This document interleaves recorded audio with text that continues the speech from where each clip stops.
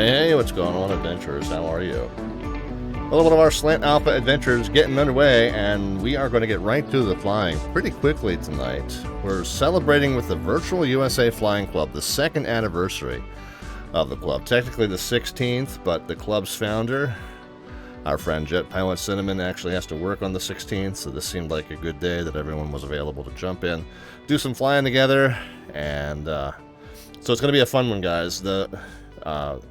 Like I said, our founder, JetPilotCinnamon, is from the New York New Jersey / Greater New York area, and happens to have done some flying at a tiny little grass strip, community grass strip in Bayport, Long Island. It's tucked up under the Class Charlie of the Islip Long Island MacArthur Airport.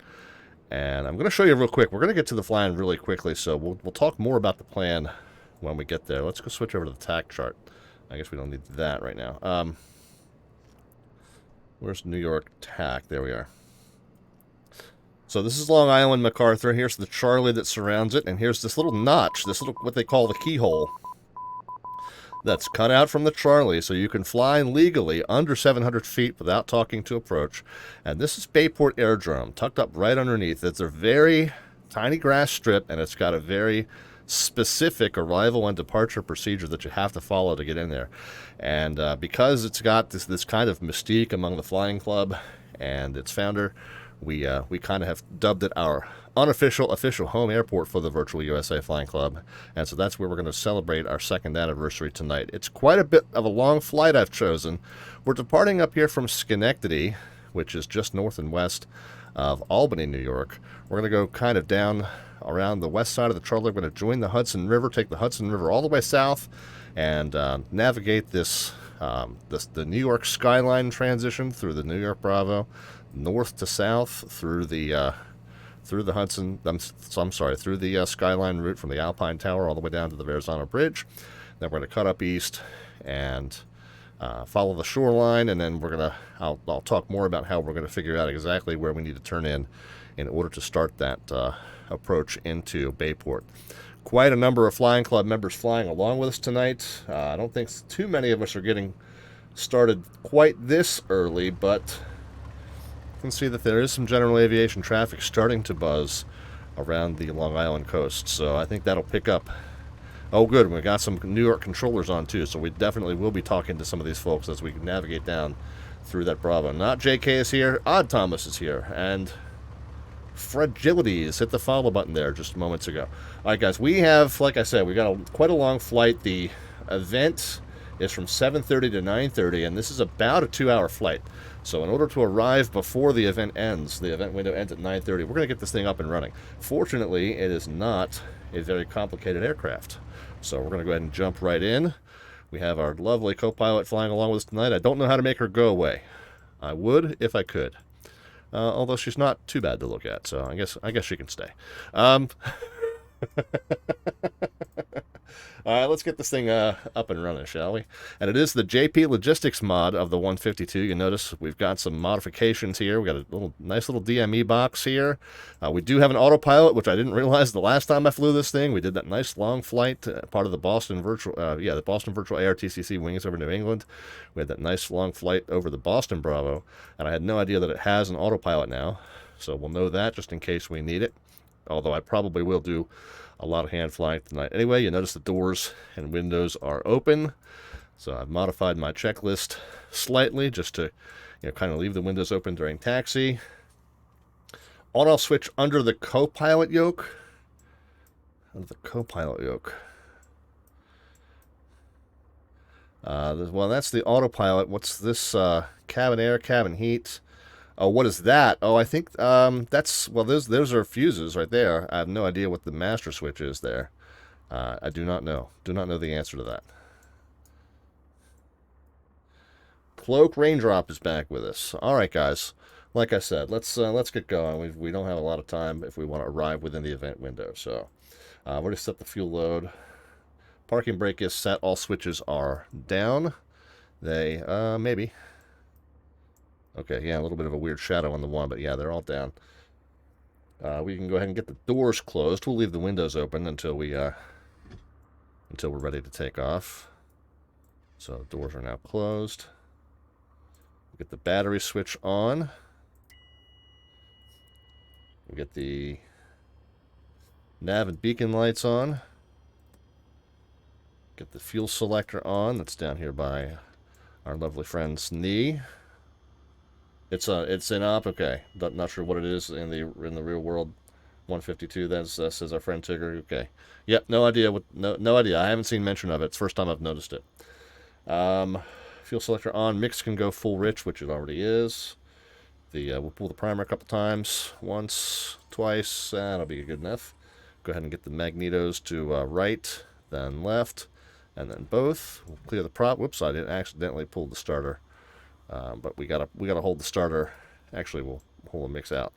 Hold the starter in, and then when it starts to catch, then we can throw in the mix. There we go. Nope.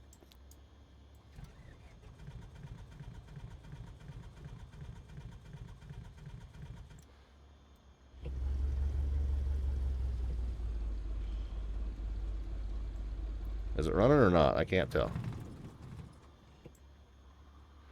Alright, we'll try it one more time here.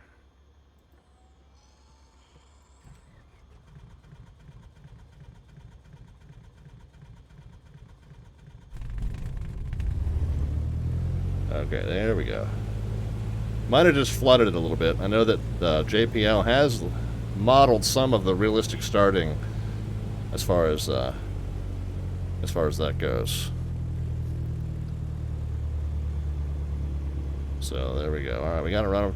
Got to run them. We got her idling at 1,000 RPMs. We can go ahead and turn the alternator on. Okay, that red light goes out over here. That's good. What else can we do? Oil pressure should come up right away, and it's a little bit below the green down here, but it'll come up as we warm up probably.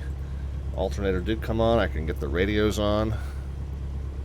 1 and 2. Watch them go through their test cycles. The transponder is already on, actually. And, yep, throttle set to 1,000, which it is. Okay, very good. Flight plan's already been sent. Let's go ahead and we will check our METAR. We're simulating VMC today, but we'll check our METAR. KSCH 190 at 3, so a very light wind coming southbound. That's good. We kind of want to do a straight out that way anyway. 2989 is the altimeter, but we're not simulating that. We'll just set it by field elevation. Field elevation here is 378, and that's pretty darn close to what's showing, so we'll just bump it up a little bit there, and we'll call that a day. All right, very good.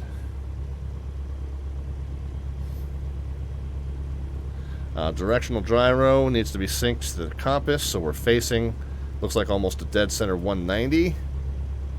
And we're not quite over to a 190. It looks like we're facing about a 183. So let's come down here and...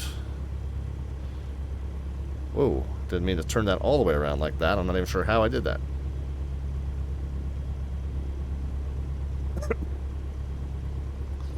But we'll get it set to about a 183. Alright, there we are. Comm radio is going to be set as needed, I guess.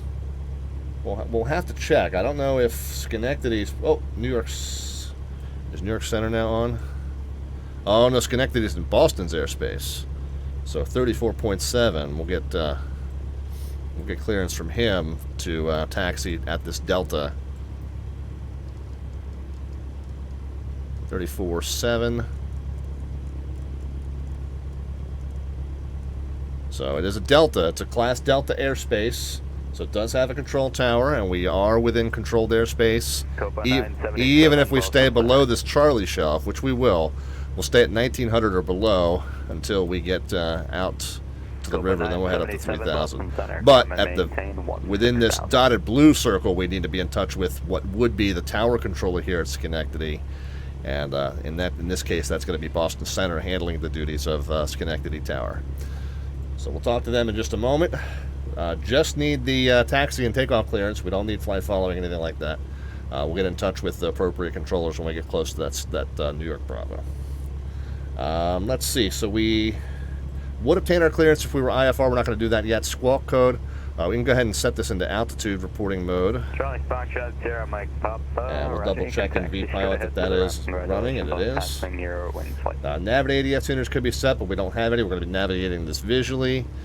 We want to check our flaps, make sure that they are operable, make sure that the interior gauge moves. And ma'am, I'm trying to see whether the flaps are moving. Can you duck your head? Never mind.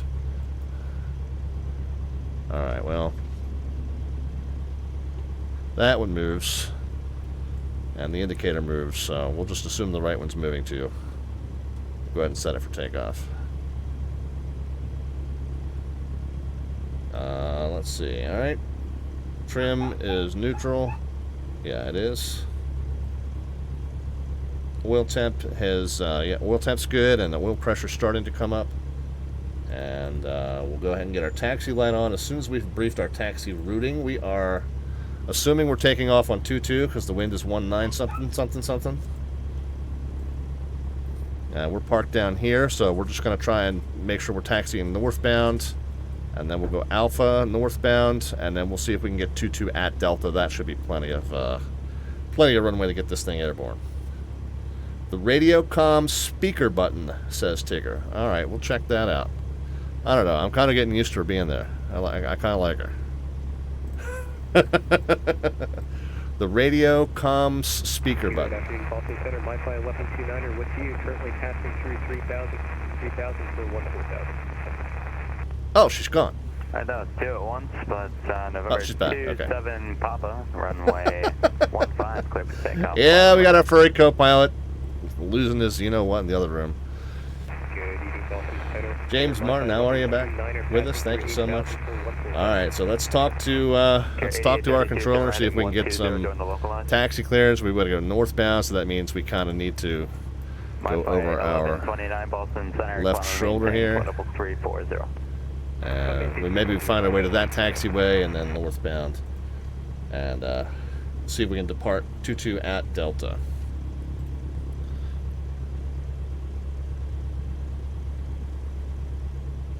Boston Center, Cessna 514 Delta Victor, VFR request.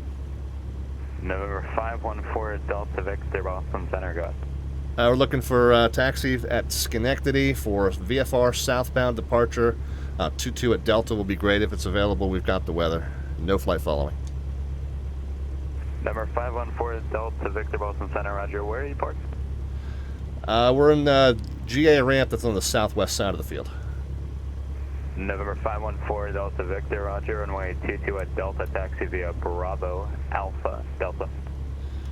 Bravo Alpha Delta, bad to 22 at Delta, 514 Delta Victor. Nice.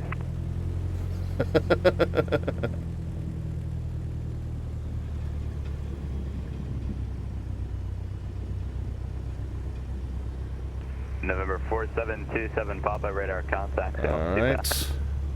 Prop texture looks a little bit weird. I know they were talking about that in the Discord for Number 4727 Papa, JPLogistics. The prop texture does still look a little bit odd, at least at this RPM it does. Just continue on runway heading for now. Climb and maintain flight level 210. So we'll let them, of course, we'll, what's that 208 doing as a tail dragger? I have no idea. Thomas, I mean, we kind of get used to seeing that on VATSIM. I don't know if you're on, you're on VATSIM with us. We kind of get used to seeing that kind of stuff where if it's another player, they might not be modeled using the exact model that they're flying. It's the software, the pilot client just picks the model that's as close as it can find, or based on what it knows about who they are and what they're flying. So it's not always an exact match, and a lot of times if it's matching them to a tail dragger, but they're a tricycle, they're parked at this really weird attitude, this really weird tail up attitudes. And then sometimes if they are a tail dragger, but they're modeled as a tricycle, you'll notice the tail of the airplane kind of just dragging on the ground randomly. So some really weird stuff happens on VATSIM like that. It's just something we get used to. I kind of don't even notice it anymore. be quite honest. That's your Waco SJ Fly. Oh, you are flying along with us tonight. Excellent, man. Excellent. Okay, 8832, about 2 miles from UMaine, cross UMaine at or above 3,000. So it says Alpha and Charlie. That might even be correct because we are northbound on what should be Alpha and passing Charlie. Okay, good. The taxiway signs might in fact be accurate here. That's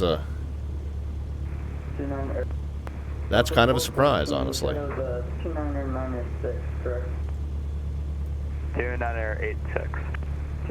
Oh no, James. I didn't pass my OTS yesterday. Brain started to fry when I was dealing with the satellite traffic. Yep, it can happen, man. It can happen. Don't worry about it. Okay, 8832, that's not a problem at all. I just can't give you any lower than that due to my MVA there, but you can descend via the glide slope. Yeah, 787 Flyer. Yeah, he's going for his S3 here in ZDC. Odd Thomas, are you seeing only other VATSIM planes, or can you do both VATSIM and Microsoft Flight Sim 2020 at the same time? You can. I don't recommend that you do. You give it a visual approach, and the controller says, you're number 2 following a Cessna 152 on a 5-mile final, and you look out and you're like, oh, yeah, I see him. Okay, follow that traffic, cleared, visual approach, whatever, or or make left close traffic, follow that, whatever. But then you realize you're following the wrong plane, and you actually cut off the guy that they thought you were going to follow. It can cause some confusion. So I always recommend that if you're on VATSIM, you should be seeing only VATSIM planes. That's just my recommendation.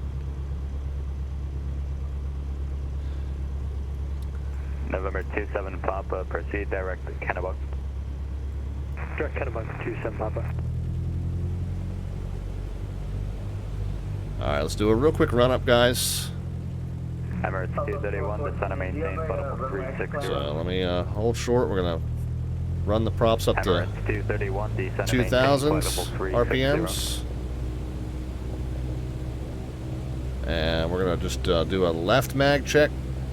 Emirates 231, Boston Center. Ooh, RPM dropped quite a bit there. Emirates 231, go ahead. Right mag check. Emirates 231, descend and maintain, flight level 360. Yeah, RPM drop was much more than I expected, maybe about 150.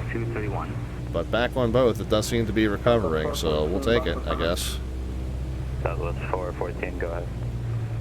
Do you have a runway I can plan on for arrival? Southwest 414, expect the ILS runway 15. Alright, we're going 1900 and no higher until we get down to that river.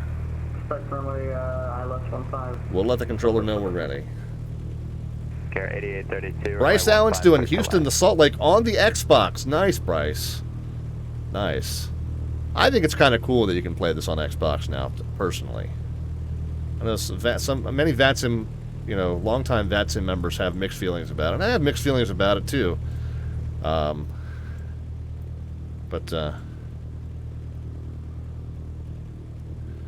Center Cessna 514 Delta Victor, short of 22 at Delta, Schenectady. We're ready.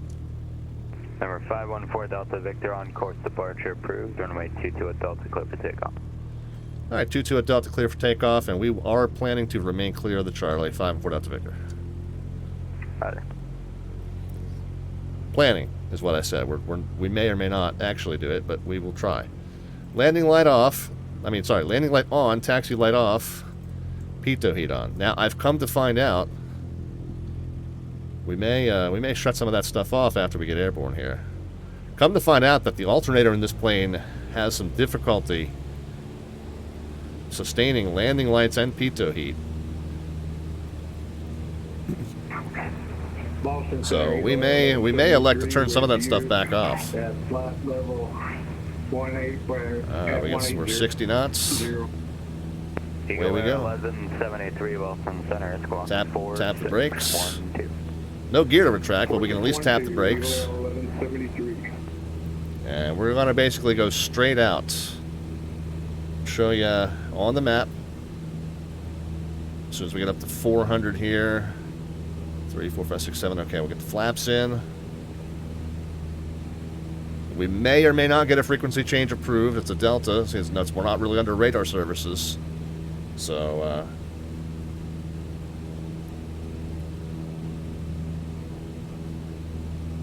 you may not even need to tell us that. We're going to 1900, and then we're going straight out for, does that say 6 miles or 8 miles? 6 miles, I think it says. And then we should pick up, Eagle Air 1173, radar should pick up a contact highway about that 60 comes miles into to the Albany. southwest of the Albany VOR. Cross the Nabi at a maintain. But then we should pick up a second highway. 2993. Cross Navi at 8,000. That will, And altimeter 2993, Eagle Air 1173. that will cut us over. We're looking actually for the Waterville Okay, Reservoir. that was 2 at once National So Cargo this is our first, does that say 6? I think that 1686, says 6 miles, yeah. Beechcraft Charlie Romeo. So in about 6 minutes, we should see that Waterville Reservoir. Waterville, Villiers, I have no idea. Water something or other. Cargo 1686, Roger. And then we'll cut to the south and east and head down towards the river. So let's just make sure we're staying under 1900 because this Charlie shelf goes, starts at 2000, so we'll stay at 1900. Charlie Romeo 116. Could you repeat that? And I'm going to turn the heading bug. National Cargo 1686, I just said to Roger. Turn the heading bug to the 22. You can taxi to the right there. And we'll via keep it at Alpha. 1800. And we can engage the autopilot. Remember, I've got an autopilot in this thing now. But Charlie Foxtrot 6204, traffic about 12 o'clock, 11 mile, southbound, aircraft type unknown, altitude indicates 4,100. Let me know when you have a plane.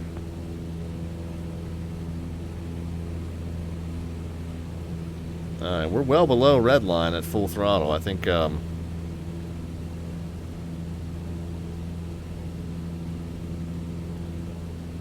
let's make sure we stay at 18.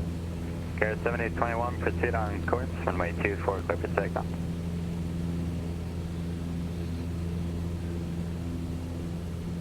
Boston Center, November 182 is with you. Good afternoon. Number 514 Delta Victor, frequency change approved. Alright, frequency change approved. We'll see you at 5 Delta Victor. Thanks. And the aircraft calling Boston Center, your call sign only, please.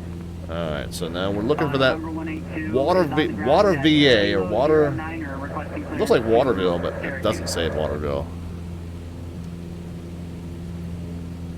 VFR clear. Now we'll pull the November pull the RPMs back just a 182 touch. Boston Center, okay. If you're going to be VFR, you don't have to talk to me if you're out of an uncontrolled airport.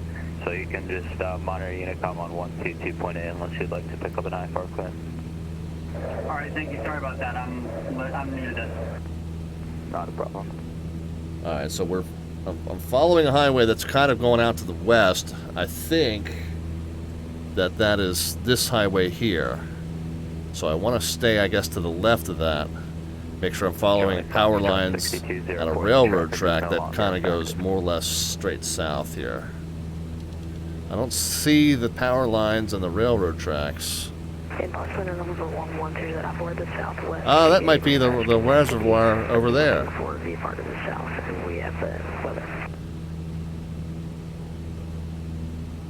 The other thing, guys.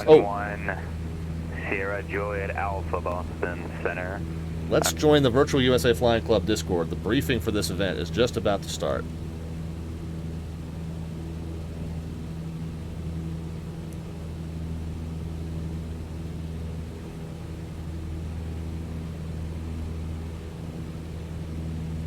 Hey, for the guys at Montauk, I think we should use 2.6, huh? Yeah, the one to the left was the 2.6. That's kind of what he has, I was thinking. Alright, before anyone else jumps in here, we're 7:30 right now on the East Coast, so we're going to get the briefing started on time, as we always do. Thank you for coming in today, everybody. Welcome to the 2-year anniversary event of the Virtual USA Flying Club. I appreciate everyone participating tonight, I really do. It's crazy that it's already been 2 years, almost. The actual day of the actual anniversary day is ironically on the event that's happening on the 16th, August 16th. 2019 was the official start day of the Virtual USA Flying Club. That's when the Discord became open to the public, and that's what we would consider our anniversary. But we're doing the anniversary event tonight because, unfortunately, I'm working on the 16th. It's just the way my job is. But we're here. We're doing it. I'm giving away $100 of my own monies. 4 different $25 gift cards. 2 of them are going to be given away randomly just for participating. You'll be entered into that random drawing.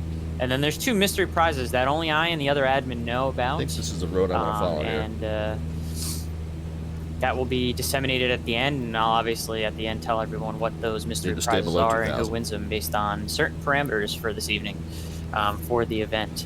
But again, welcome to it.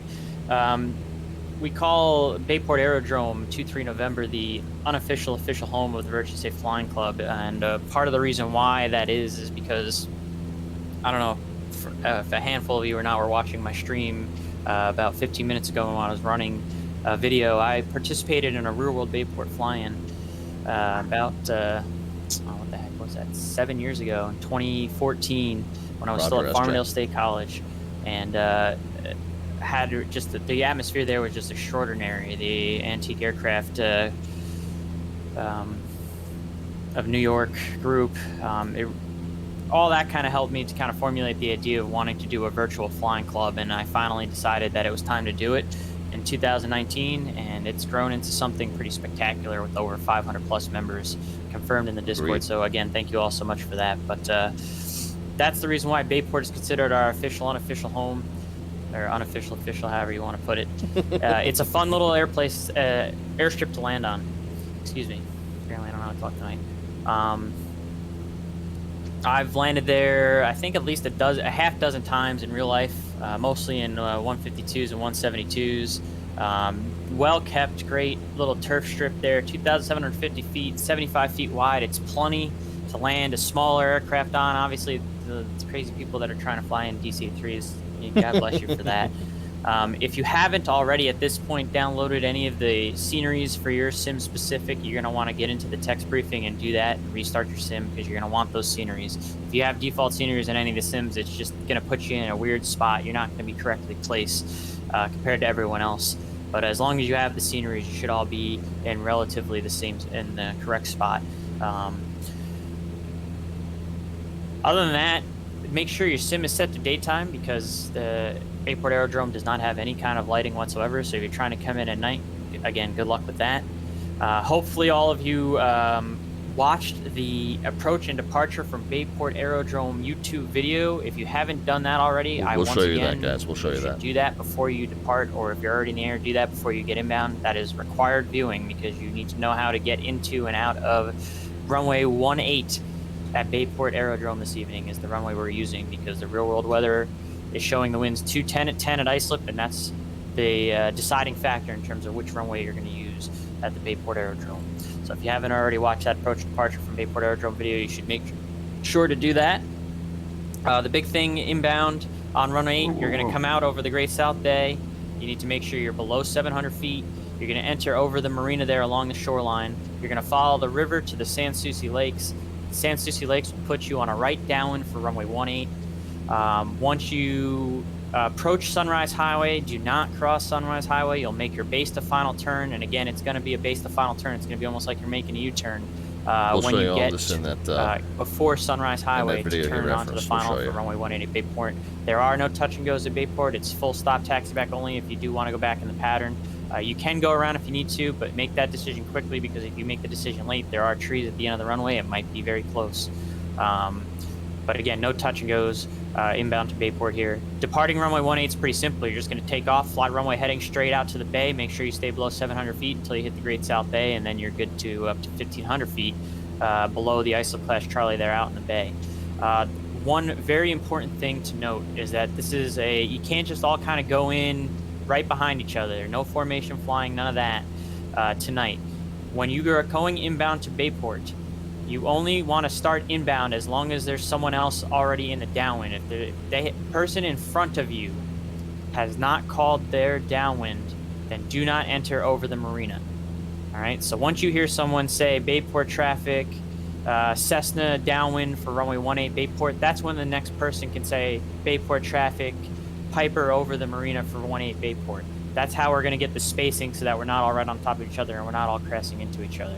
If you call out and there's nobody in the pattern at Bayport, then obviously you can shoot right in. but I can guarantee that around 8 o'clock, between 8 and 9 o'clock, there is going to be a lot of us circling around in the Great South Bay, all kind of waiting our turn to get in. And so the key word of the night is our river's patience. up here, guys. Please be patient. You know, talk to each other on the Unicom, see who's going to be the next aircraft that's going to go inbound, and then when you hear that person in front of you called downwind, then you can make your move to the marina to go inbound to the Bayport Aerodrome. And for the people that are trying to potentially depart out of Bayport, definitely give priority to the people coming inbound. That's the beauty of the flying. I know it's going to be tricky. I know it's going to be tight, but the idea is let's try not to crash into each other tonight as best we can. It's going to be tricky. I know, especially in flights in 2020, it can be very hard to see aircraft in the sim all around you, but just try and do your best. Talk to each other on the Unicom 1 to 2.8. And again, when someone calls that they're in the downwind, that's when the next person can enter over the marina. Do not stack up too tightly on top of each other. Otherwise, it's going to become a mess very quick. Otherwise, VATSIM Unicom frequency is 122.8. We're not going to use the real world frequency, which I think is 22.7. We're going to use the correct VATSIM Unicom frequency. If there's other people trying to talk on VATSIM Unicom and they're not part of our event, then that's their problem. They should have been involved in the club. They should have been a part of the event. We are going to abuse that VATSIM Unicom tonight because there is going to be a lot of us in the bay going into Bayport, and that's fine. We have the right to do that. That's the beauty of it all. Try to keep the chatter in the Discord at a minimum. There's just way too many. There's like 30 plus in the Discord, which is great to see. But if you have questions, of course, ask questions. If you want to try to talk to another person that's potentially out there in front of you, you can say, hey, this November or this Cessna that's out in front of you, you can go ahead. If you want to do that on the Discord, that's fine, but I would prefer that you would do it on the Unicom, because in the real world, that kind of communication during, one of these Bayport fly-ins would happen on the Unicom. We kind of talk to each other in the air just like that. That's, again, the beauty of the Unicom frequency. This up here. So try and keep the chatter here on Discord to a minimum, just if you have any general questions. And then the last thing I'm going to talk about is to be eligible for the prizes. That little airstrip there. You need to put your information into the that's Come this little Fly airstrip, With then Me we're channel. outside of the Charlie. All right, and everyone only gets one entry. You're going to put your call sign, so your end registration. You're going to put your departing airport, obviously going to 2-3 November, and then you're going to put the time, and you can see Brant has already, although Brant, again, you're supposed to put the time only after you arrive, not an estimated time. You put the time after you actually land at Bayport Aerodrome is when you're supposed to put the times and entry in, so do not put them in prior. Only put the times and your information in after you have firmly landed on the ground at Bayport, and that is how you will get your entry. There's only one entry per person, so don't put multiples into the Come Fly With Me. Whatever your first landing is going to count as your entry into the drawings. So that's the other thing. Other than that, does anybody have any questions about the airport, about the event, about the drawing? Yes. Okay. So I noticed that in the scenery for FS2020, it appears that there's two runways. Like there's a runway that like has an, I don't know, just it looks like they're separated. So can you explain that a little bit? Yep, in the real world, they don't use the full 150 feet length of that grass strip. They have two separate 75 feet wide strips, and they split them in half throughout the year to keep the grass fresh so that one side doesn't get more worn out than the other. So the one that's open is the one that has the more bold white line, like a threshold marking, and the other one you'll see will have a lot of cones that have like an X marks the spot that says this runway is closed. It is the west side, so the side closer towards New York City, that is the open side in Microsoft Flights in 2020. I do not remember which side it is in X-Plane 11. I think it's the same. Thank you for clarifying. X-Plane 11, I don't think that's an issue. At least it wasn't for me. Okay. But either way, and that's how they do it in real life. They actually do split it in half to keep the grass fresh on one side versus the other. So one year you're landing east, and one year you're landing on the west side of, the strip there. Perfect. That's a solid question. Does anybody else have any questions? Again, don't do what Brant did. You're supposed to put your time of arrival only after you land. It looks like Brant kind of jumped the gun. Unless you landed, Brant, in which case your time is off. Catch up with the chat here in just a moment, guys. We're listening to the Nope, it's arrival. Arrival time into... I'm going to delete your event. message then. You're going to have to put it again when you arrive. Whenever you land at Bayport, it's your arrival time that you're putting. You use my example, but only do so after you land. Don't put as an ETA or, it's got to be actual time of arrival. It's got to be that last number, and that's when you'll make your entry into the Come Fly With Me channel. Any other questions? A good rule for the club guys is never do what Brant does. Wow. Okay. I don't know about that one. Ow, harsh. My memory sucks, so if we get stacked up outside of Bayport holding, like, I might need help, like, reminding who's next On in that line. note. Yeah, and that's something that we can all work out together on the Unicom frequency as well. And we'll, again, patience and courtesy are going to be the keys tonight. But patience is the big one. Are there any other questions? Any opposition to leaving from Bayport? Sure, go. What's your question?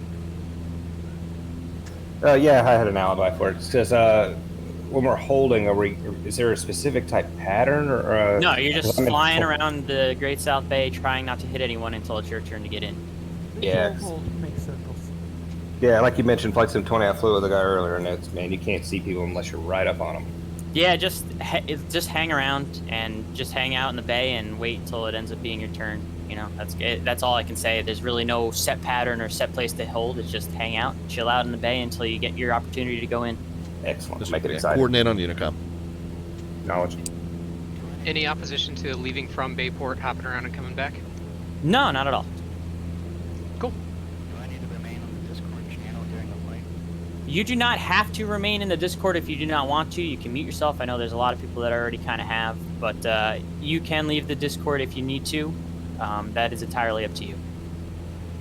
You can always come back and ask questions if you need to. I think we'll monitor the Discord on the stream here, just unless Any it other gets questions? really too cluttery. Have fun. But we'll monitor it for now. The next thing we need to be prepared for, we need to kind of let's try not to crash into each other. Kind of check on one more thing that I our do want to navigation ask plan is and if see you what land, we need to do you as far don't as have to avoiding step away from your airspace. computer or turn your computer off. Leave your sim running. Leave your plane parked so we can all line up next to each other. Take some screenshots so it looks like the real Bayport flying with all the airplanes parked next to each other. If you can. If not, I understand. But definitely, also, everyone take screenshots. Put them in the Flight Sim Picture channel. I want to see. I want to see the action tonight. Everyone have fun. Thank you so much. Let's get started. All right, there we go. That's the briefing from the Virtual USA Flying Club. I'm going to just drop the audio level on that. Wes, just are so you on that, Unicom? so we can still hear it maybe, but not necessarily in the foreground. And if it gets too chattery, then we'll just drop that out. SFRA on Unicom, okay. But now that the briefing's over with, catch up with the chat messages here. We had Titanium Druid stop in and say hi.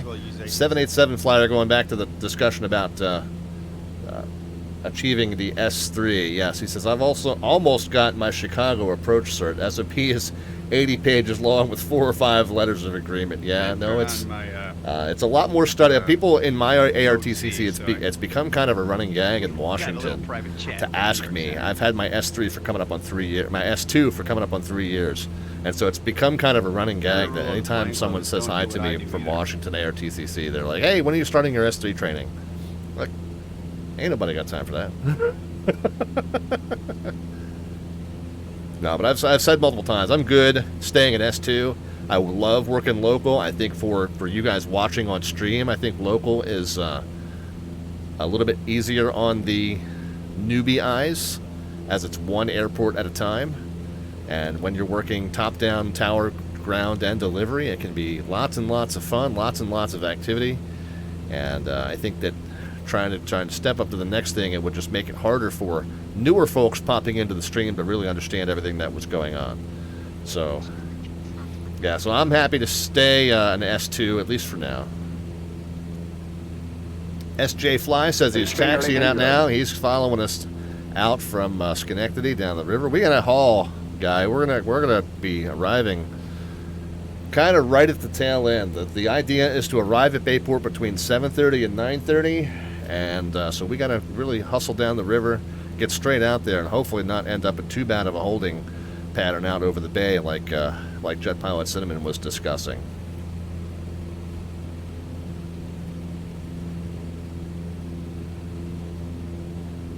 Old Fly Guy is here. He says, Block Island, I've flown there so many times. Great trip up from Farmingdale. Yeah, indeed. I love little island hops, and you've got some great opportunities inside the U.S. to do some island hopping. The Florida Keys are a ton of fun. The San Juan Islands, I never even knew were there until we did a Bush League backcountry flying event there in the San Juan Islands, which are out in the Pacific Northwest, north and west of Seattle. You think by the name they're down in the Caribbean somewhere, and you'd be wrong.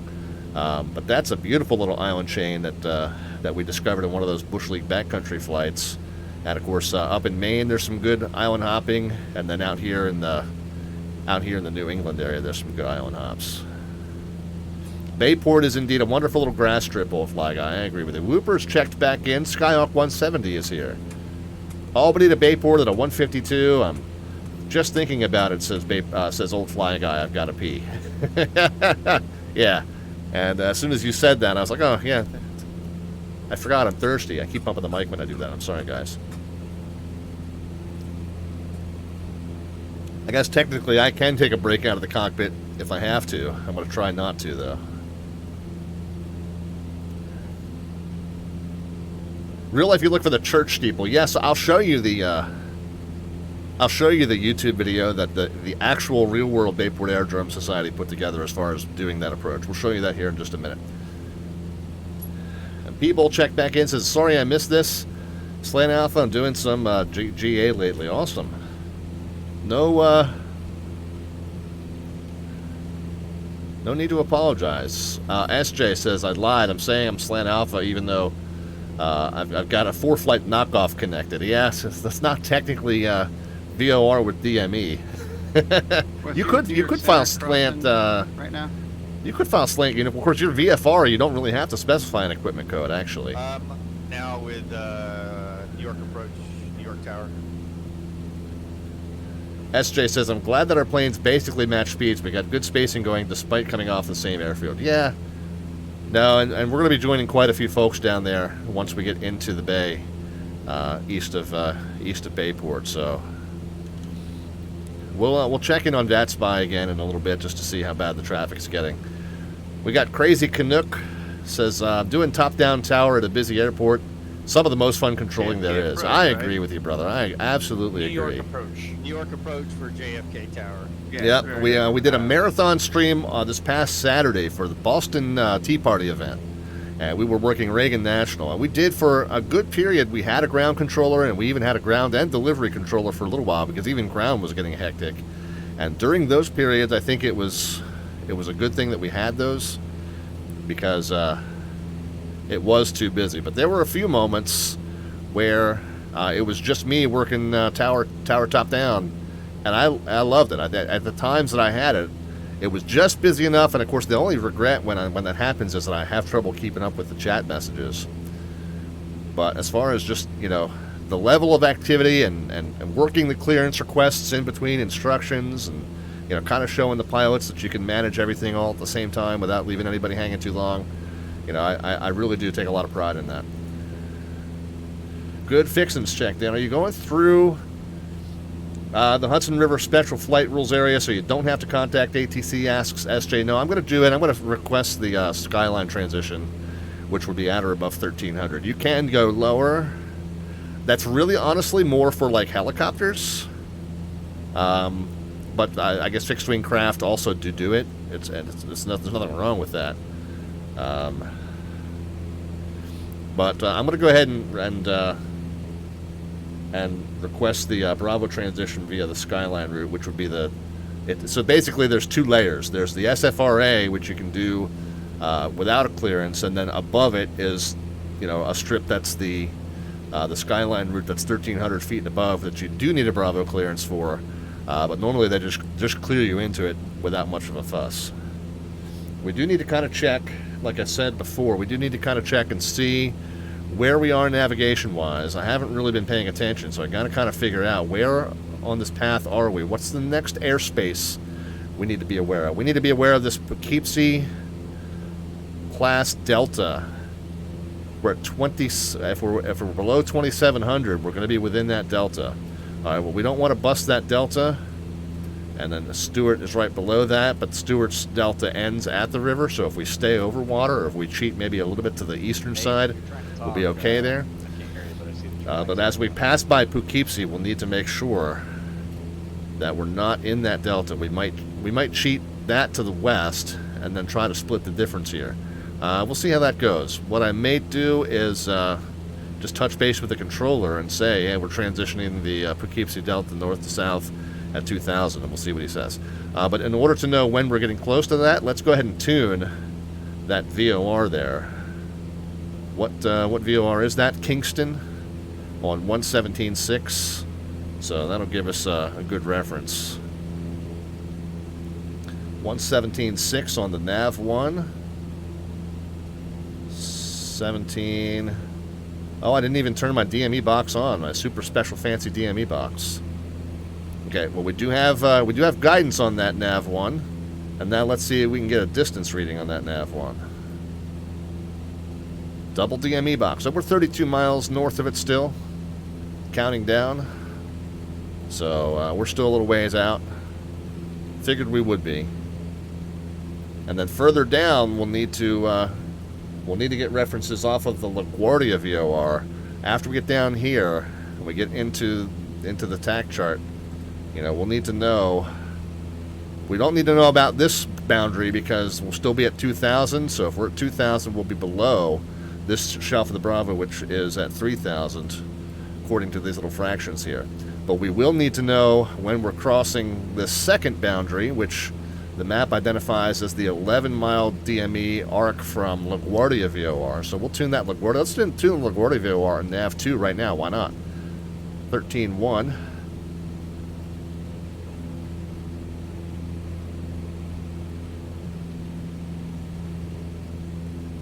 And that way we can see that counting down already. 13.1, there it is. And we're not yet receiving that. Okay. That's fine. That's too distant. So, no worries there. What altitude you at, Grant?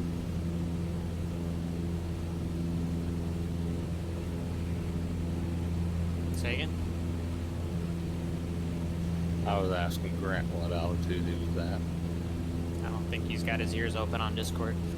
Love that Hudson River tour. Old Fly Guy says, yeah, and in Flight Sim 2020, man, the New York skyline, I mean, obviously it's one of the signature places in the sim, right? That's one of the places that they've spent a lot of time making sure just looks absolutely up to par. So, should be a good show for you as we get down over there. Now, in X-Plane, I don't think we've seen the Alpine Tower. I don't think we have a model of the Alpine Tower installed. Oh, actually, that might have been one of the ones that Ski Jeffrey added. I don't think we've done that on stream. Ski Jeffrey, our friend Jeffrey, from the Virtual USA Flying Club. We also know him from PosCon. We know him from a few places. He did models of a few of those objects. The Colgate clock, the USS Intrepid, and I think the Alpine Tower was one of them now that I think about it. And I installed and tested those models, but I don't think I've done a stream down the Hudson. You did that on the 4th of July, says XX Eric. Does that say Eric? I'm sorry. It's coming up in a real dark font. I can't quite make out the Twitch call sign. Welcome to the stream, by the way.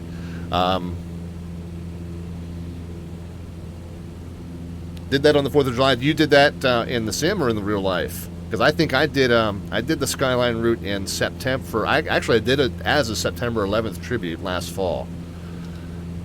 Real life. Awesome.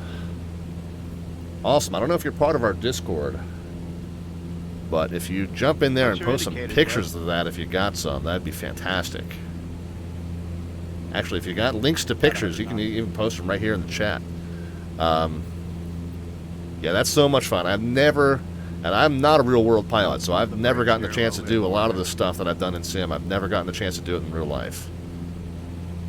But I'm not blazing either. But yeah, so since Ski Jeffrey put in those extra models in X-Plane, I don't think we've done an X-Plane stream down the Hudson. But I think he does, and now that I think about it, I think he did. I think he did do a model of that Alpine Tower. SJ says, so the Skyline Route is essentially just transitioning the New York Bravo over the Hudson. Yeah, essentially. I mean, if you really want to look, come over here to Sky Vector, and these tabs up at the top that most people overlook. If you touch New York Skyline, it tells you specifically pretty much what the procedure is. Above the Hudson River, between the Verrazano and the Alpine Tower, Class B clearance based on traffic and runway flow at LaGuardia. Northbound aircraft, again, we should, if you're northbound, you hug to the right shore. If you're southbound, you hug to the right shore going southbound, so it's kind of like a road. Which frequencies we contact will actually depend on what is actually staffed on VATSIM. Obviously, it may not be all of these various tower frequencies. Altitudes between 1,300 and 2,000 as assigned. And remain clear of the Bravo until receiving specific approval to enter. So yeah, after you pass this boundary, you're in the Bravo if you're at 1,300 or higher. West, you're at the Bravo in 1,500 or higher. Once you get down here, east of, or kind of down near the George Washington, you're in the Bravo if you're at all east of the river, because the LaGuardia space goes from the surface to 7,000. So in order to stay in this specific shelf, 13 to 70, you stay right over the river, and then you take that all the way down, and then when you pass the Verrazano, we're going to cut out to the east, and I'll show you what the plan is after that. Yeah, you want to contact them before you get to Alpine Tower. About 10 miles, like you said, that's probably a good bet.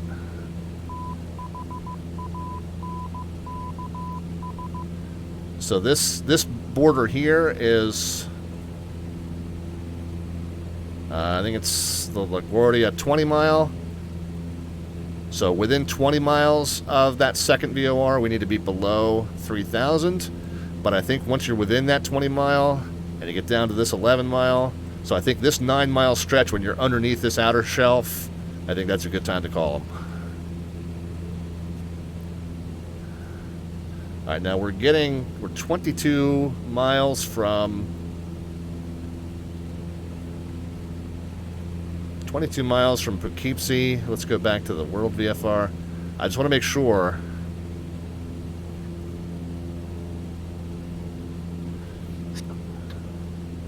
Yeah, what we'll do is when we get to about 10, we'll go ahead and ring up the controller. And I guess we're still in Boston's airspace, I think. Yeah, Poughkeepsie looks like it's still Boston. Oh man, see, you can see the swarm starting to happen here, guys. Bunch of us coming down the river.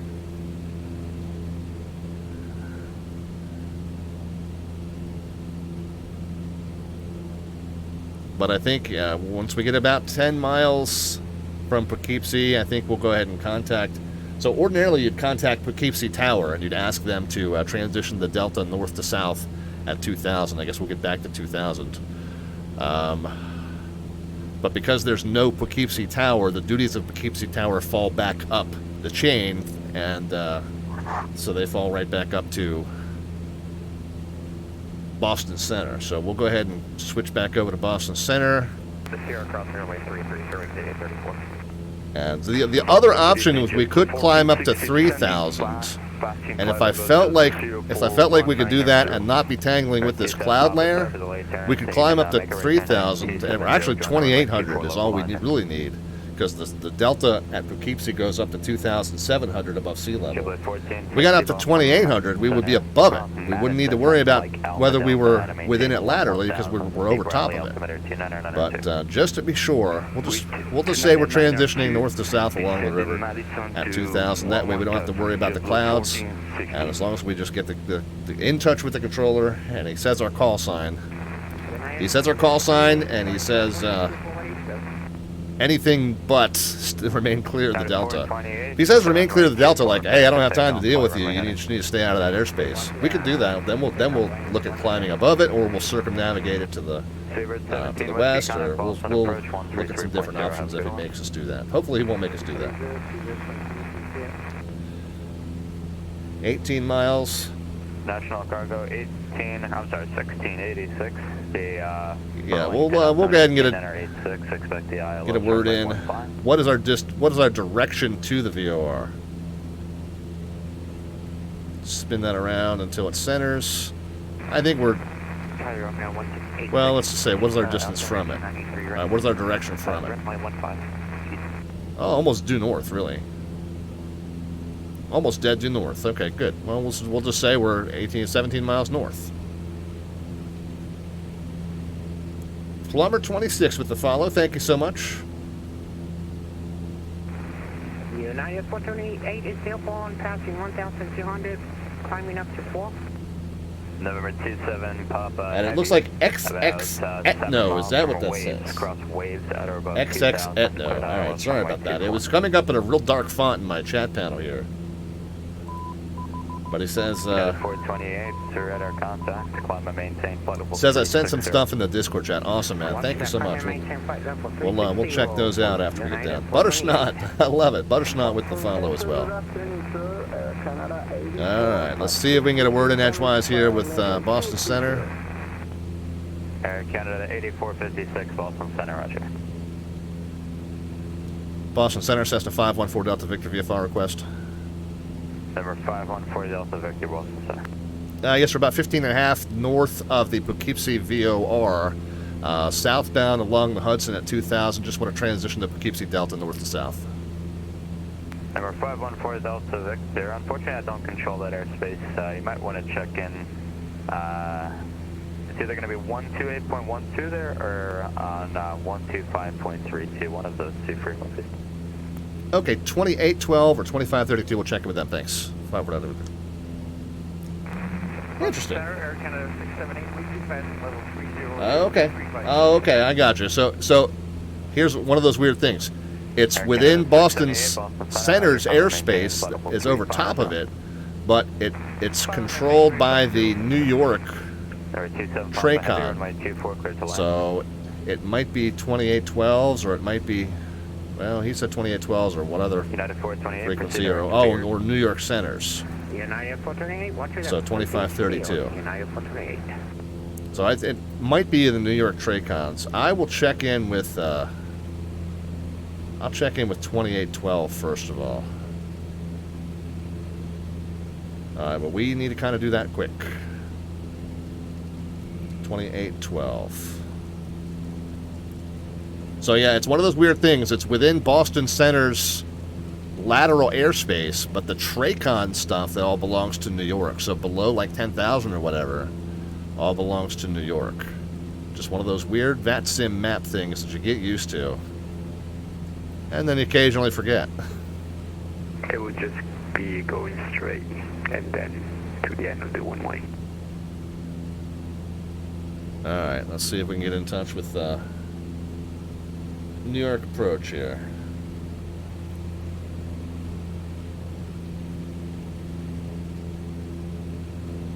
New York approach, Cessna 514 Delta Victor. 504 Delta Victor, New York approach. I guess, sir. Cessna 514 Delta Victor.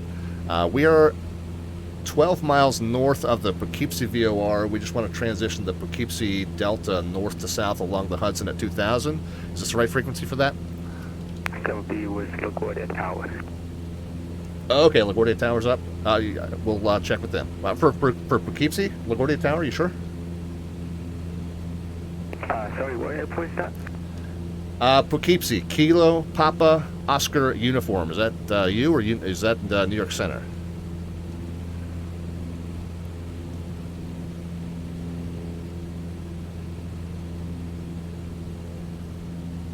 Yeah, that would be New York Center. I will check with them, thanks. You're probably right, Wes. I was a little premature in my call, but only by a couple miles. And that is third time's a charm, right? No worries, yeah. So 2532. Miles to the west, so you've got plenty of time if you want to scoot. So I think he assumed he heard Hudson River, and he assumed I meant the Skyline Route. That's why he said LaGuardia Tower. And then I was, oh, okay, sure. And then I was like, wait a minute, no, you misheard me, dude. I just can't keep it that slow. I'm like, the ground speed's like 140, so I'll go ahead and head in. All right. Yeah, I chose this plane 2532. just because it's Yeah, we'll give him a ring. Scenic flyer. I can go nice and slow. Was that? New York Center, Cessna 514 Delta Victor. It's funny because you smoked me on the Hudson. You were gaining on me, so I kind of figured you were. Yes, sir. 10 miles north and west of the Poughkeepsie VOR, north to south along the Hudson River 2000, looking to transition to Poughkeepsie Class Delta. Right around 2,300 RPM, so must have a little tailwind or something. For 514 Delta Victor, New York Center, roger. And Okay. the Poughkeepsie altimeter is 2993. All right, 2993, 54 Delta Victor, thanks. All right, and he does not need to say cleared into the Delta. He doesn't need to say anything else. He answered me by call sign, and he said, Roger. He knew where I was and what I was doing, and that is it. The only requirement for Class Delta entry is that you be in touch with the controller that covers that airspace. Now, finding the right controller that covers that airspace is a little tricky on VATSIM, as we just found out. But once you do that, that's all you got to do. Is you got to hear the right controller who handles that airspace say your call sign and anything except remain outside of the Class Delta. That's the only thing he can say after he says your call sign. Now, if he says aircraft calling, stand by. If he doesn't answer you by call sign, that is not two-way communication. But if you are within two-way communication, he has answered you by call sign, and he has said anything except remain outside the Class Delta, then that's all you need. You're good. All he did was he said Roger, and it gave me the altimeter setting. Of course, we know we're not simulating real-world weather conditions right now, so we're going to leave the altimeter right like it is. VATSIM and asked if I was the flight lead for the flight from Montauk. But now we are absolutely 100% permitted to do exactly what we told him we were going to do. All he had to say was 514 Delta Victor, Roger.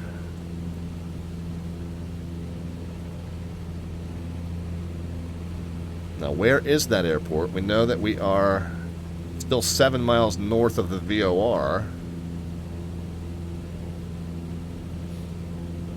And the VOR is, like, I guess, north and east of the airport by a bit. So by about 4. Well, we know the deltas go out about 4 miles. So the VOR is about 4 miles north and east of the airport, probably to set up an approach to that runway there. It looks like it's almost a straight into that northeast and southwest runway, so that probably sets up some sort of a instrument approach, non-precision approach. Runway 22 right approach. But as we come down the river, we are very clearly within that boundary there, and that's why I say if we're going to be at 2,000, which is below that 2,700-foot shelf ceiling, or airspace ceiling, we are definitely tracking along or inside that Delta airspace there, that western edge of that Delta airspace. So, got to be talking to that controller. Just have to figure out which controller that is. 3000, 3000. Major lightning. 3000, man. We picked up a little bit of extra altitude. 2590. I completely forgot about the Class Deltas, and I'm on the South Shore Heli route. Players 2590, New York Center, Roger. Are you southeast of Kennedy? Big Thunder. No, I think I just passed East Hampton, and oh, so Kitty Monster's coming in from the east. He's coming in from, I guess, kind of from so it's 2590. The direction of Block Island. Area is 120.05 New York approach. Give him a call and he'll let you know what he wants. 120.05 it was. Yep. Yeah, he is. Yeah, he is. Well, okay. Yeah, it's 20.05. It's ISP approach. He's definitely there. Yep. 120.05. Thanks. Where's 2590? Yeah, so Kenny was saying it wasn't in his 1370 contact. pilot client, but probably is. It's an approach controller, not a center controller. But who knows? Weird stuff like that happens sometimes. JetBlue 5660 New York Center, LaGuardia altimeter 299. All right, let's see if we can see our Poughkeepsie Airport. Is that it over there? Yeah, so we're definitely within 4 miles of that airport, so that's why we need to be kind of in touch with the person handling tower duties there. And of course, now on VATSIM, there's really not that much traffic in and out of Poughkeepsie. So, but just to do things the right way, we're in that airspace, we need to be talking to that controller. November 609 Foxtrot Juliet is about 5 miles altitude slipping just a little bit. We'll trim it back up and get it back on 2,000. 3500 requesting flight following to 23. Now, as we get a little bit further down, we want to kind of cheat to the left side of this of the bank here, the eastern bank, the left bank as we proceed southbound, because we don't want to need to talk to the Stewart controller as well, also probably the same controller. But just for purposes of the exercise, we'll say let's stay out of the Stewart Delta. We'll hug the left bank near where the prison is. And we're also going to maintain, you know, as close to the left bank as we can as we pass by West Point Military Academy, because there's a restricted airspace there.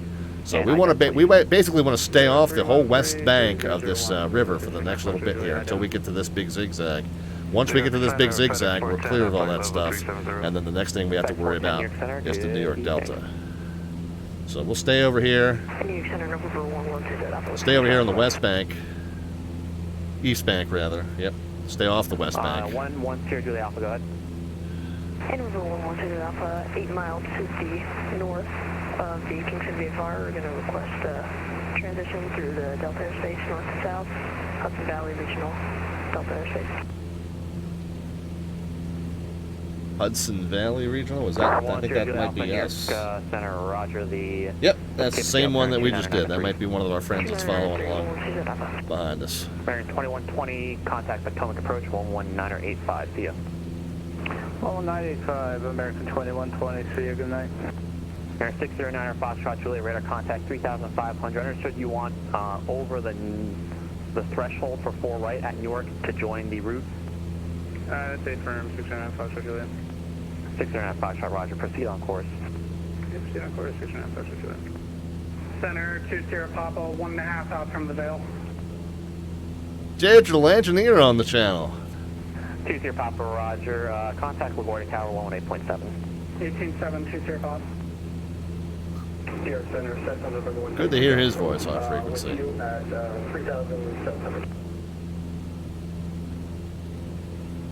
Oh, SJ, that was me. I kind of messed up the radio call. That sounded good. Your radio call sounded fine to me. Seek direct downtown VOR.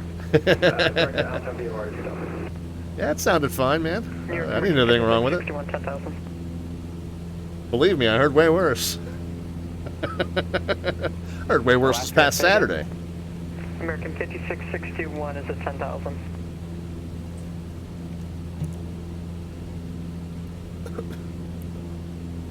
That's JetBlue 5661. American 5661 20 south of Syracuse VOR 10,000. Ah, okay. American 5661, thank you. Right on. New York Center, climb and maintain fall 180. 180, American 5661. Oh, I see him. He's way out there. New York Center, Mooney, correction, Sirius 823. I don't know if... Sirius 823 Delta, go ahead.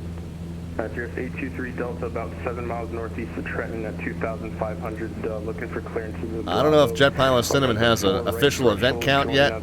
He might not know what the official event count. But if you look at all the GA call signs that are kind of swarming around the south shore of Long Island, I would say there are a few of them. 0314 and ident 23 Delta. And then November 609 Fox, Julia would also need Bravo clearance. 609 Foxtrot Bravo cleared, enter Bravo airspace via directly New York Airport. Maintain VFR at 3,500. You maintain VFR 3,500. Good fix it says my call sign doesn't highlight. Yeah, I ought to fix that.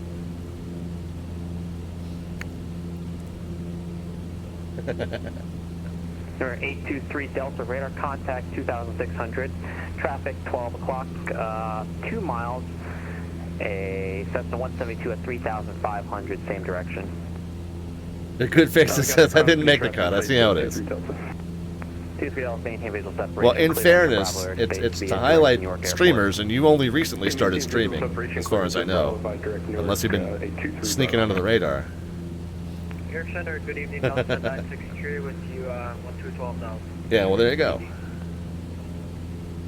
Delta 963, New York Center, radar contact, climb, maintain, fall with 230. Up to flight level 230, Delta 963. And Etno says, are you going to cut over Central Park and then over LaGuardia, or are you going to continue tracking the Hudson southbound? Nobody wants to see my poor piloting skills, says Good Fixins. Yeah, so, no, my plan is to take the Skyline Route all the way south to the Verrazano, and then we'll do the transition eastbound under the Kennedy Shelf. So we'll go down to 400 feet over the Long Island shore to get under that lowest Kennedy Shelf, and then we'll take this Long Island shore straight out to the east up to Bayport. I thought Good Fixins, or no, I'm thinking of Lee Meadow Line, I think. That was streaming, that started streaming Tower at one of those small deltas, but I think that's Lee Meadow Line. He was doing that one that's got that little C lane built into it, so that might be who I was thinking of. But yeah, no, that 514 Delta Victor, and you're Sean, this frequency change approved. Alright, frequency change approved, 514 Delta Victor, we'll see it. So that means that we are clear of that Poughkeepsie Delta. So we will go ahead and go back to 22.8. The next exercise will then be to touch back in with whoever we need to touch back in with. And what you call it might indeed be LaGuardia Tower. I know the chart says it's LaGuardia Tower, but we have to check on VATSIM to see if LaGuardia Tower is indeed staffed. Yeah, so Good Fixin says that bay is starting to get clogged up. Yeah, I kind of felt like maybe getting there a little bit later would be better as far as the traffic goes. If JetPilotCinnamon said the window to arrive and be eligible for the prizes, it was 7:30 to 9:30, so I figured 8:30 would be like prime time for Madness. And of course, I always start the stream at 7, and I would start the stream at 7, and I wanted to come in from a nice distant place. I didn't want to just do a short hop, so I was like, all right, well, we'll really stretch the boundaries of the event timing. We'll start from all the way up by Albany. I actually was going to start from Poughkeepsie, but I was like, that's too close. That would have given us an hour head start. we would be at Bayport by now had we done that. Yeah. I don't know. I like to do a little bit longer flights. A long GA haul is akin to a short airliner haul. So that's kind of like that hour and a half is kind of like that butter zone for me. SJ Flash says, I don't know why my mind works this way, but I think holding for an hour would be fun. I don't know about an hour. I mean, it is. We've done some big events, some big fly-ins to Bayport before, and it is fun to get out over that bay and just be like trying to coordinate and communicate and figure out who's going next. Try and figure out who got here first. It's not like we can all stand in line, We gotta keep moving. None of us are in helicopters. All right, so this is again where we want to hug that west bank. Make sure we stay off of. East bank. Left-hand bank as we fly southbound, east bank. Want to stay on the east bank of the river so that we're off of the Stewart class Delta, and then a little bit further down we want to make sure that we're off of the West Point restricted airspace. And there's our young lady friend, Freckles I like to call her. Cessna, November 8033 Foxtrot at the main ramp, taxiing to runway 22, Ellenville. Got some Unicom traffic there. Yes, and I've lost a little bit of altitude too. We'll get it back up to 2. We could hop over this ridge. If you want to hang around. About the moon and the June and the Springer. Meredith says hello from herself and from the baby. Guys, if you haven't checked out Meredith's stream, she's known as the ATC mom, and she's ATC mom now of one more than even she was a couple of months ago. So ATC mom of 3 now.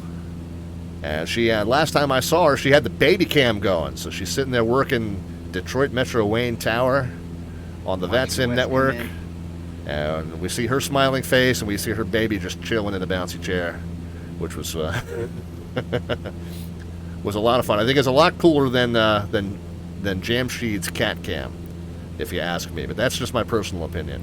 But good to see her back on to Twitch after her little time away. She was busy. She had a little business to take care of. There's a bunch of y'all there already. But check her out, guys. Twitch.tv/Merides, MERIDES, just like you see it spelled there in the chat panel.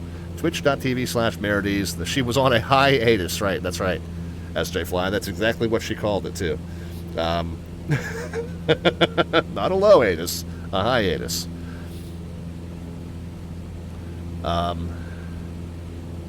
But yeah, guys, check her out. A lot of fun. If you enjoy the stuff that we do here on this channel, working tower on the VATSIM network, she does that very same kind of thing up in the Cleveland ARTCC area, most often at Detroit Metro Wayne, and definitely lots of fun to hang out with. So go check her out. Because I can't go slow enough.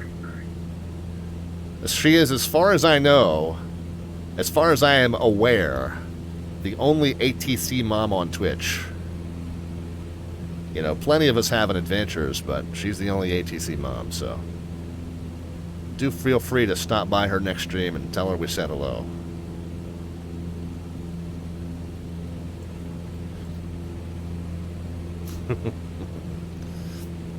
Alright, so we're kind of at this zigzaggy bend here. I picked up a little bit of altitude so I could jump that ridge. That's right, there are some other female streamers. We actually know quite a few female flight sim streamers. Some of our favorite ones are Starflies and Agent Bravo 7. Just off the top of my head, we know of Katie Pilot as well. A handful of others that are feeling neglected right now just because I'm not thinking of them. I'm drawing a blank. But I'd say Starflies and Agent Bravo 7 are the two that we're most friends with. But yep, Merides is the only ATC mom, as far as we're aware.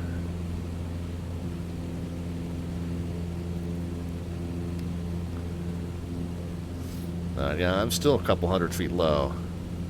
Want to keep kind of keep that 2,000 foot altitude, and we're over this kind of zigzaggy part. Let's just make sure. I don't think there's any airspace considerations here if we kind of clip this this corner. Yeah, so West Point Military Academy is all off to our right. Don't know how much. Yeah, our young lady friend is kind of blocking the view, so some of that might be West Point there. I'm not sure. Might be, actually, I think West Point's really kind of more tucked in behind that hill, so I don't think we're going to really see much of it unless we go violate that airspace.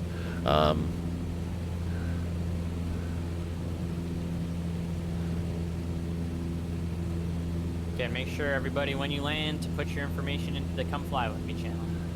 Alright, but we're kind of picking up the zigzag here over the top end. We are just about entering the area where we're going to need to start talking to New York approach. So again, we're going to stay underneath this shelf, which starts at 3,000 feet. We're about at 2,000 feet.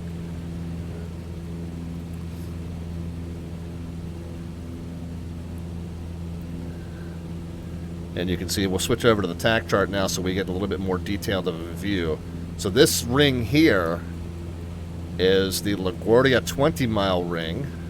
We'll check on that DME here in just a moment. But we don't really need to worry about the 20-mile ring. We'll see the Tappan Zee Bridge, hopefully. What we really need to worry about is this 11-mile LaGuardia ring that defines the top end of the Skyline Route, and that's where, once we cross that, if we're at 2,000, we're within this shelf, because this shelf goes from 1,500 to 7,000, 1,300 to 7,000 if we're over the river.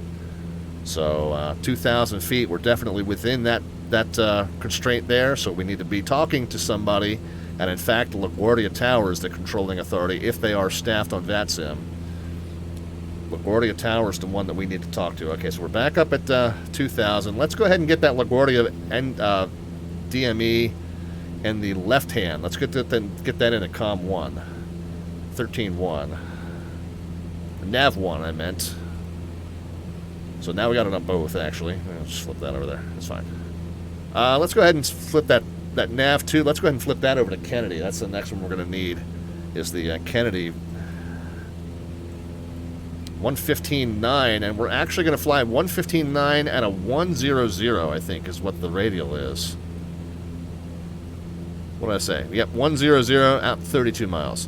So we'll get that tuned in. Kennedy, we'll talk about that in just a moment. 115.9 and 100. So we'll get that tuned in to nav 2.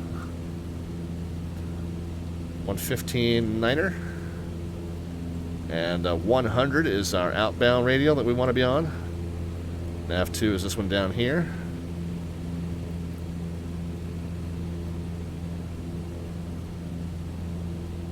Kind of watching the attitude indicator to make sure I'm not like rolling the plane over right now. Okay, so there's a 100 on nav 2. Don't really care the direction from LaGuardia. We know the direction based on the fact that we can see that we're over the river.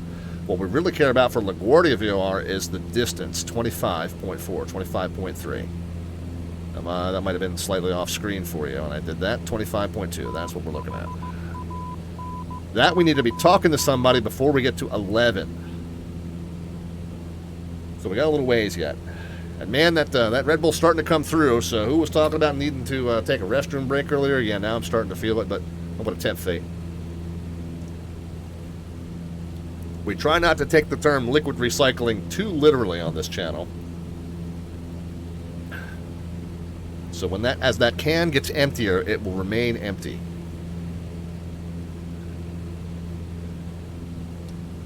Gots Funk is with us.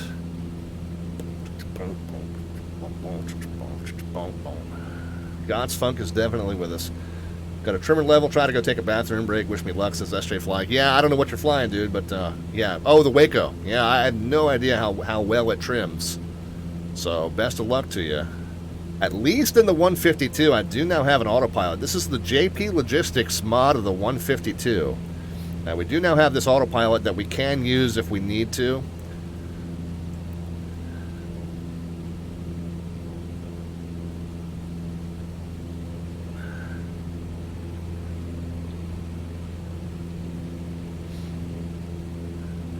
Gots Funk, I'm going to tell you a quick story. I have no idea if you're going to find this funny or not.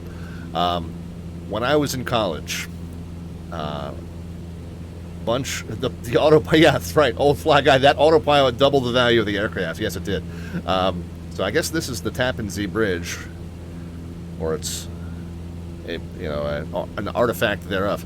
So Gots Funk, when I was in college, and I first started learning how to play bass guitar, and I was very much into, hair bands and like progressive metal, Rush, and all that kind of stuff.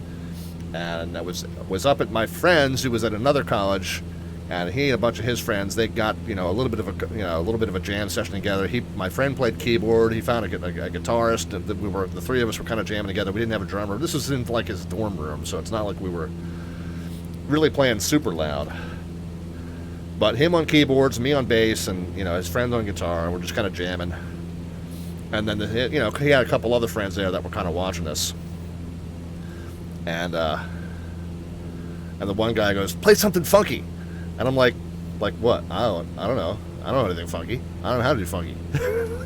I'm like the whitest white dude you're ever gonna know. I don't know how to do anything funky. So for years I could never live that down. The deer in the headlights stare that I gave him when he said play something funky. So I deliberately went out and learned some Red Hot Chili Pepper songs, just so the next time he asked me to play something funky, I would have something to play. Alright, SJ Fly says the trim must work really well in that Waco because he went to the bathroom and survived. Alright, good to know, good to know. Low clouds to the east, but I got over to Hampton. They cleared up, says good fixings. Yeah, there were some thunderstorms rolling through. I wonder what SkyVector shows as far as the weather. Let's go back to the World VFR and layers, and let's bring back the. Yeah, so I didn't feel like messing with that. JetPilotCinnamon said we were going to be VMC tonight, and I saw this and I was like, I don't believe you. So yeah, that's why I went ahead and said, well, we'll just simulate VMC. We'll cheat for tonight. No big deal. Yeah, it looks like it is getting kind of rough Out there, good fixings. Not wild cherry, no, not wild cherry.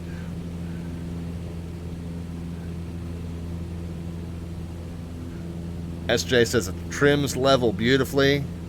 Rex says, "Oh look, it's my favorite plane." Wreck the Red is Merides.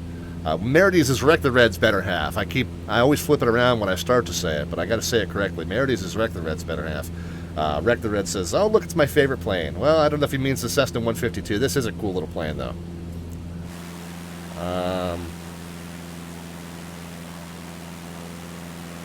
I guess it's cooler when you look at it upright.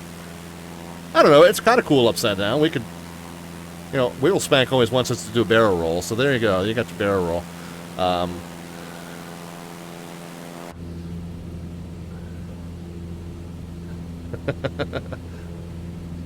Alright, 16 miles, and we need to be in touch with controller by 11 miles. It's too bad it's not a tail dragger. True.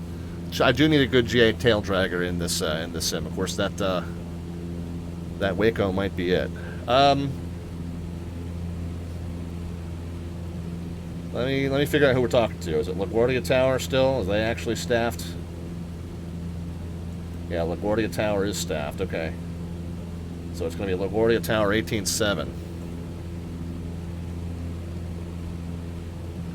Let's go ahead and get over there quickly.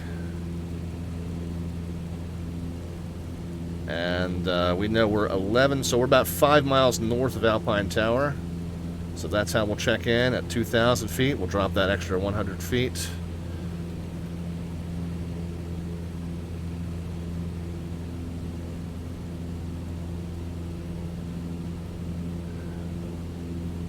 Alright, so we're over Tappan Zee. We passed Tappan Zee, but we're inbound to Alpine. Let's, whoops. Come on, quickly. Tack chart. Yeah, so we're probably about 4 miles north of Alpine. That might be it up there. LaGuardia Tower, Cessna 514 Delta Victor, VFR request.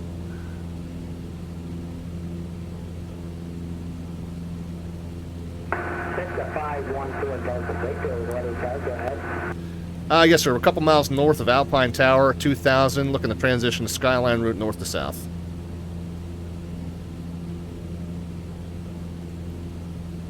Tremendous. Can you squawk 0204 for me, please? Alright, 0204, 5-4 Delta Victor.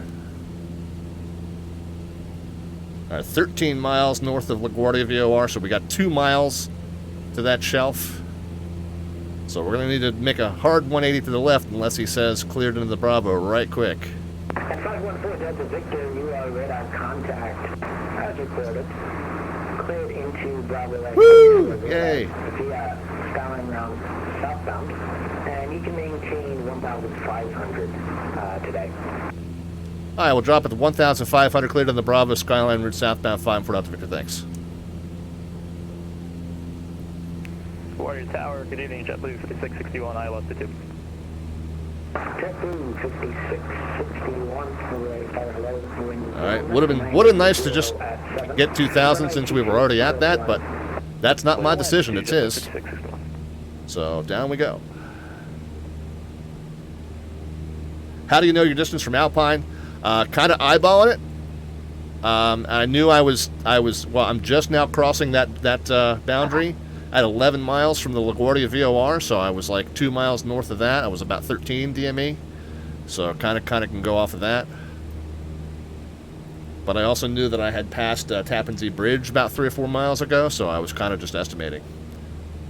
Finds the Lost is here. Finds the Lost. Hello. Appreciate you being here. I will level it out at 1,500 now. LaGuardia Tower, you're going 1174. There we are. Alright, so now the drill is we hug the right side shoreline and maintain 1,500 and take her all the way south. Do you use dead space with the yokes? No, I don't. I don't like dead space in the yokes because even though my yokes do kind of shake and shimmy and report jittery, and they're kind of old and dusty, But the problem with dead space is there's a section as you're trying to make these very fine adjustments, especially like on landing. Then there's this whole section of the middle of your yoke in which the plane has no response, and I don't like that at all. Don't like that at all. So I'll just put up with the jitters. The only thing is sometimes the jitters can kick your autopilot off, depending on if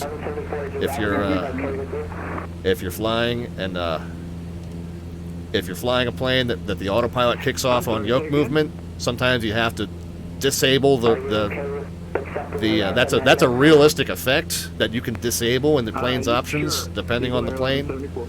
Like the PMDG airliners have the option to disable autopilot disengage on yoke movement. And that's exactly what that's for, is for folks that have older yokes that are kind of jittery. So yeah, he says, I'm new to flying and it seems jittery. I think it's better to put up with that, and it's not affecting my flight that much. I mean, really, you can see, like, it's going a little bit shaky, right? You can see that? But it's not affecting the flight that much, but a dead zone does affect the flight. And so I just rather put up with the jitters.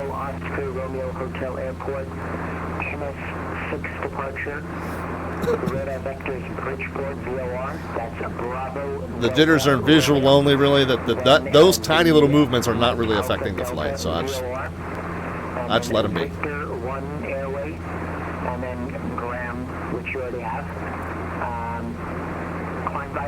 407 Simmer. You clearly haven't met me, dude. 407 Simmer, he brings up a good point. He says it wouldn't be hardly any effort to put a capacitor on each axis that would smooth that out. It wouldn't be for you. Tools and I don't get along. My wife will be the first to tell you that I am the most effective tool in the house. Okay, I wrote down those. Maybe she's actually handier than I am. Maybe I'll get her to do it. Then I filed. Finds the loss says, I got the new Logitech. During training, I find that the plane drifts. I'm not sure if that's wind or calibration. Yeah, it could be either. Finds the lost. The other thing is, and I don't know what type of planes you're flying, Finds, but there are planes, especially single-engine piston planes. When you put them at high power and high angle of attack, they're going to have a natural left-turning tendency. That's why during a takeoff roll, you're going to need to put in some right rudder input. That's normal. It's realistic. It actually happens in the real world too. You got this right-turning prop, this clockwise spinning prop, clockwise from the pilot's vantage point at least, and it turns to the right, so the torque wants to turn the plane to the left. So when you increase power suddenly, there's a torque effect. There's also the fact that the downward spinning blade on one side and the upward spinning blade on the other side have different effects on the wings and on the tail that kind of push the plane over to the right.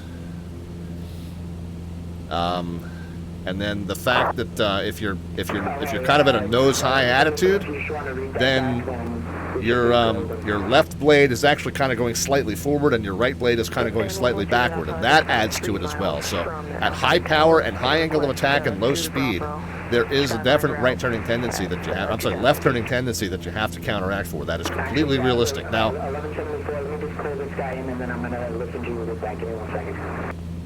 how realistically it's modeled is a question, but the fact that it is present is definitely really true. That does happen. Yeah, what a great view, says Merritt. Is this indeed, guys? This is and Finds the Lost went ahead and hit the follow as well. I think that's LaGuardia Airport right there to our west. And we might have passed Yankee Stadium. Oh, Yankees. Yeah, we might have passed Yankee Stadium. Guess I should be given a better tour. I'm sorry. Yeah, Yankee Stadium was before.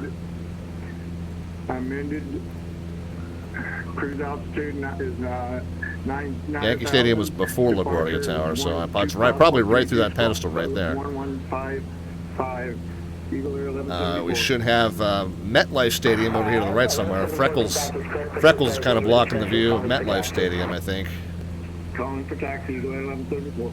We could maybe kick her out of the plane, get a better view of that. And we'll consider that the squawk 0205. JetPilotCinnamon, I know you're busy. We're just holding short of Bravo off of 22 right for taxi to gate. Yeah, so I'm having trouble spotting the stadiums, but beautiful view. There's Central Park for sure. Whatever's easiest for you. It doesn't have The to be Manhattan 1 hour. Skyline, the VFR. We love VFR package. Has added some of these smokestacks in, which is nice. I'm holding short of Bravo. I think we from can just Charlie barely see the Statue of Liberty. We'll get a better view of her in just a little bit. We got the Intrepid and the cruise port up here on the left-hand side. Copy. We'll take Bravo to the ramp and have a good night. We got Joyzy over here. And good evening, LaGuardia Tower. Just after Delta VG on final for runway. Is that Jersey? Sure. Charlie Sierra Alpha Hotel Delta, wind 190 at 7, runway 22, clear to land. Roger, clear to land, runway 22, just after that. 11 Sierra Juliet Alpha, radar contact as reported, cleared into the Bravo airspace. Bacon Boy with us. Bacon Boy, how are you? We're doing well, sir. And clear to New York Bravo via Skyline Route southbound and 151 1,500, 106 and outside of that. No, you're doing really good. Yeah, SJ, don't beat yourself up over tiny little stutters like that. God, I make those all the time. Have a good one. Your calls are fine. Don't worry about sounding perfect, dude. You're showing them how it's done, brother. Don't worry about it. 363 IFR, Washington Reagan Information Uniform. 514 Delta Victor, contact Newark Tower 18.3. That's sorry, 18.3, is that what you said? Correct, have a good one. At 18.3, 514 Delta Victor, you too. And Clipper 363, clearance is going to be on request. Was it Kennedy Tower? I think I couldn't, or was it New York Approach? Maybe I couldn't hear. I know he said 18.3, but I didn't hear who he said that was. Oh, Newark. Newark.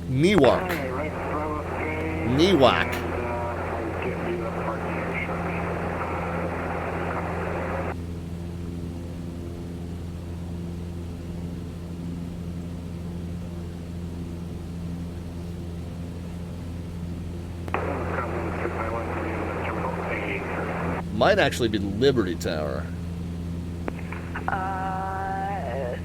Wisconsin 691 and Roger. I'm gonna call him. I'm gonna go out on a limb and call him Liberty Tower.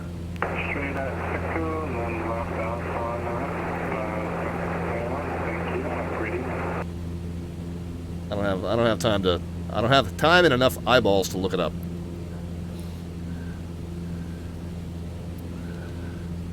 Liberty Tower, Cessna 514 Delta Victor, 1,400 over Liberty southbound on the Skyline Route.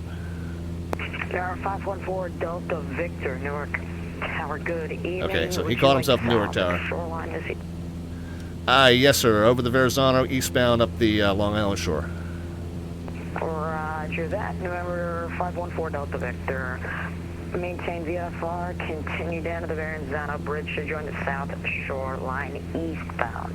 Maintain VFR 1,500.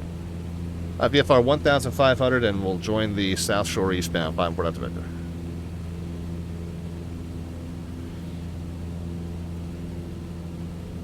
Alright, and then to get us under that Bravo shelf, as soon as we're clear of the Verrazano, he's going to have us drop down. I'll show you guys. This Bravo shelf that goes outside, south of the shore, is 500 feet and above, or 501 feet and above. So he's going to have us drop to 500 as soon as we get out past the bridge here.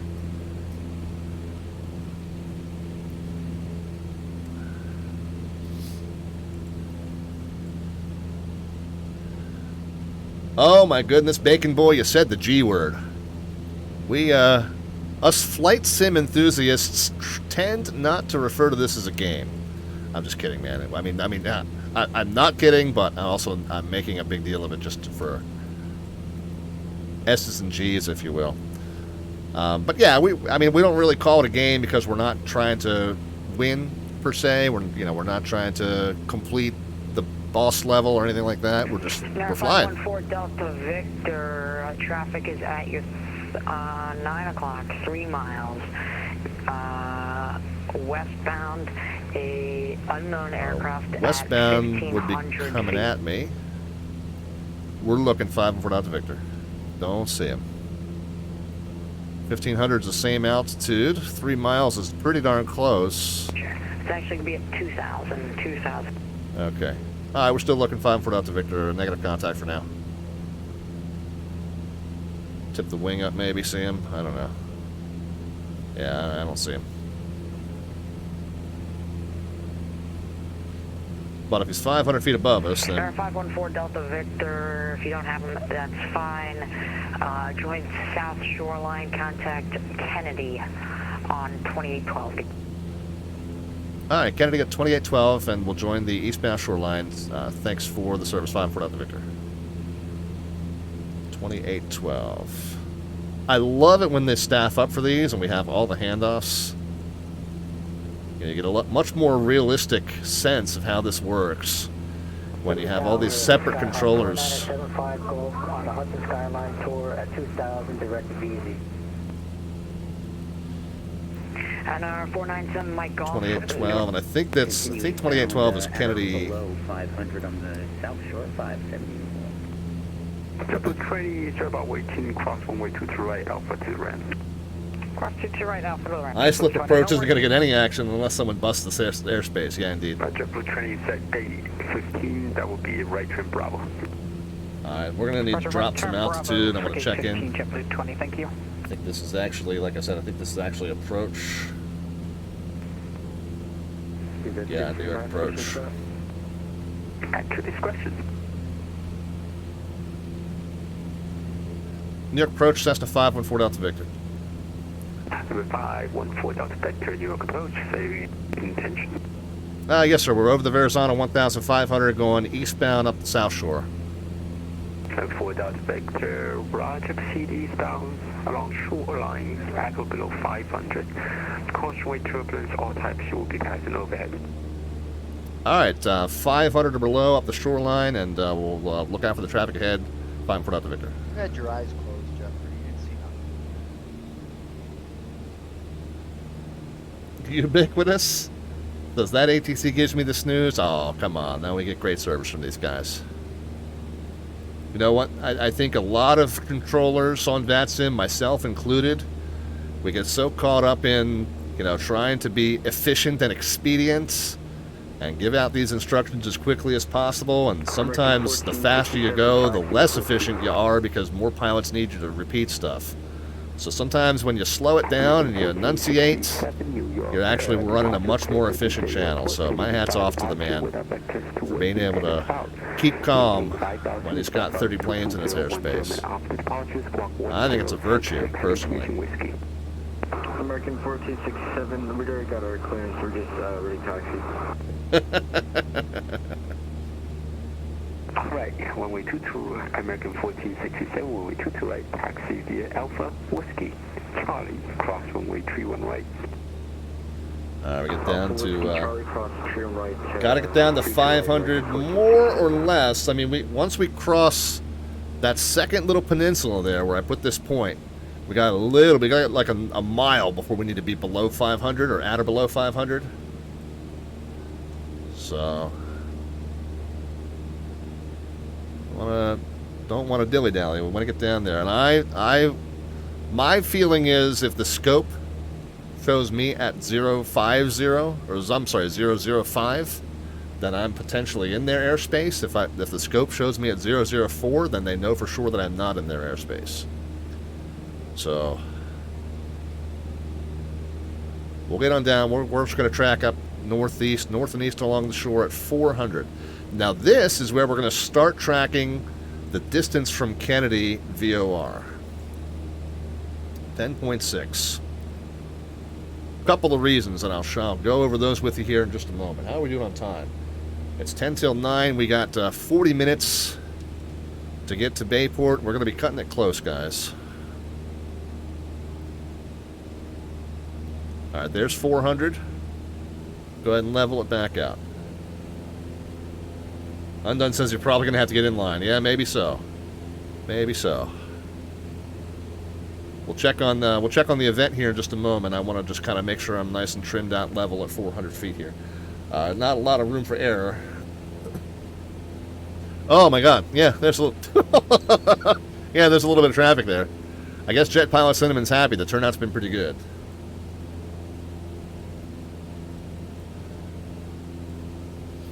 We'll see how it goes, guys. We'll see how it goes.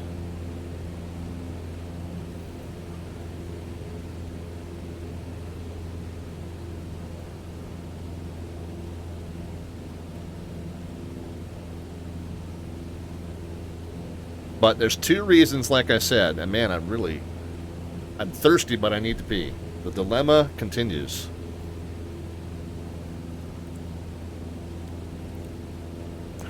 New York approach, Illusion 240, we are ready for taxi.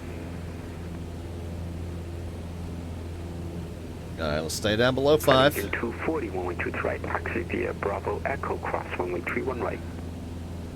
Lee says, should I lock my tail wheel for landing or not? I generally recommend that it just helps you track straight and avoid ground looping on that rollout.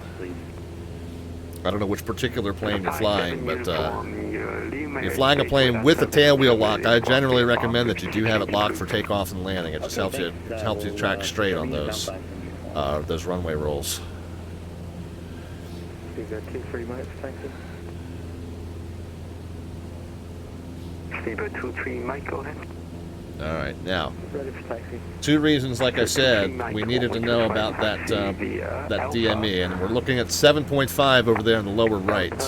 The right-hand DME, it might be off the screen or it might be behind my head when I'm looking straight forward. So I'll see if I can swap that into the the nav 115 9er. New York approach, hello, it's Citation Charlie, Lima Golf 2 with you, just past the Dewar at flight level 190. Okay, 115 9er, and I'll go ahead and tune. Golf 2, New York approach, expect RS runway 22 left. We'll expect 22 left, ILS, Lima Golf 2. Tune that VOR, that radial out to the 100. Yeah. Okay, so now you should be able to see that 6.3 right here where I'm circling the mouse. I think that should be visible to you guys now. 6.1. If we are within 8, we are underneath that shelf. Here, see where it says 8 miles? We're underneath this shelf that starts at 500 feet. Once we get beyond 8 DME, now we're out past it, and then now we can pick up a little altitude. But right now we're at 5.5 and decreasing.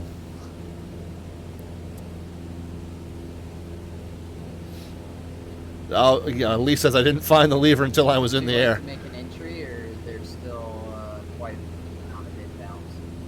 Nice. Till 9:30, you're good to go. Okay. We're at 520 feet, so we're technically clipped the airspace just there. Because I'm central and y'all are eastern. I just got from the airport. We'll get down. We'll keep it down below 500. I like to, like I said, I like to. Lima Golf 2, descend maintain 16,000, Kennedy altimeter 2999. 2999er, and we'll descend to 16,000, Lima Golf 2.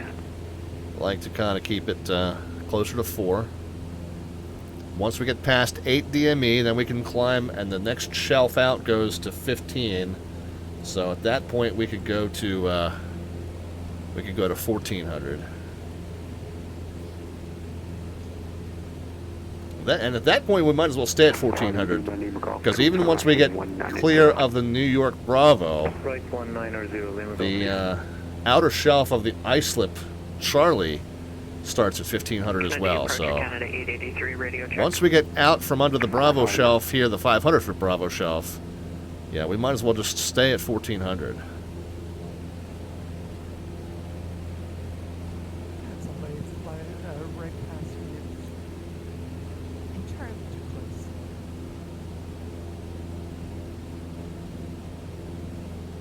New York approach, November Tango 1301.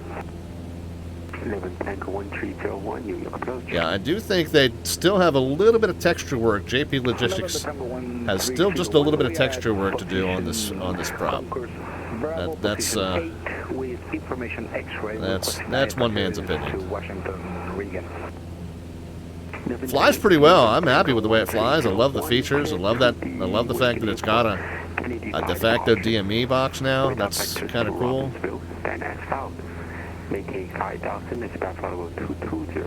Freckles is growing on me. I wasn't sure how happy I was that she was snuggled up against me like that. I don't know how my wife feels about it. Actually, I do know how my wife feels about it. But Freckles is growing on me.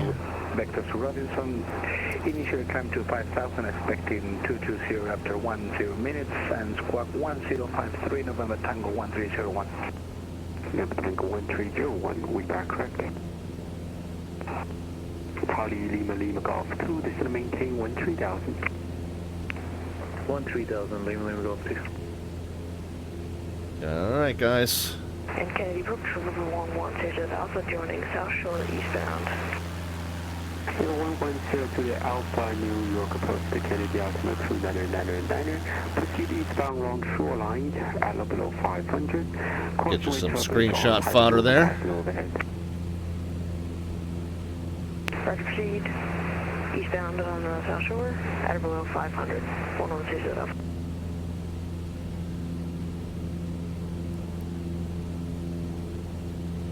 And let's see, we're at 3.7, 3.8, so DME's slightly increasing now. Kennedy Airport's dead off to our left-hand side, more or less. I'm not sure how much we're going to see of it here at this low altitude. I feel like we should have like a banner attached to the plane.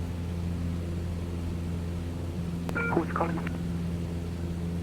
American 1467, Eat at Hooters. 5 o'clock happy hour, wing specials. Take off 22, American 1467.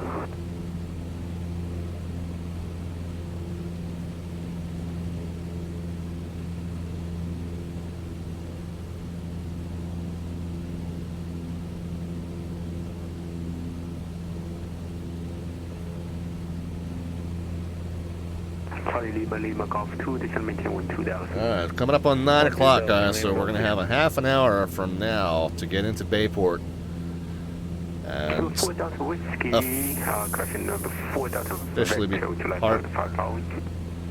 5 4 Delta Victor negative, we don't need it. 4 Delta Victor, when I service terminated, squawk for your power frequency change proof. Alright, frequency change proof, 5 4 Delta Victor, we'll see it. Alright, now 1200, 1200. Pass over LaGuardia, proceeding direct to Farmdale, 2,000 feet. Number 4975 Golf, New York. 22-8. 2998. 2998, 497 And we are still within that 8-mile shelf. So even though he's dropped this, we're right at 500 too. Got to get back down to 499 or lower. Well, at or below 500 is okay. But I don't like to cut it that close. But we're still within 8 miles of that Kennedy to VOR, so we technically are still below the eastern part of this shelf here. It's right there by the little gap, Jones Beach Monument Gap, that we can go up to 1400, and that is right what we're looking at just ahead. So once we are clear of that, and we're around that point, that's the point where we can go ahead up to 1400 and still be okay. And that should, like I said, that should coincide with the point where we're 8 miles from the VOR, and it looks like that is indeed lining up.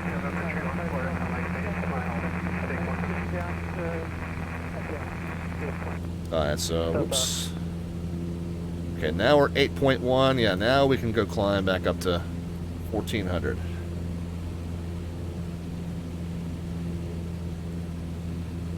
SJ says, I'm really going to want to hug the shore. 500 in a single engine. Yeah, exactly. You need to be in glide distance of the beach. Now, I mean, we've done some overwater streams in this plane. You know, we did some Caribbean island hopping in this plane. It's not unheard of. But, you know, you do have to have some extra safety precautions on board the plane just in case you need to ditch.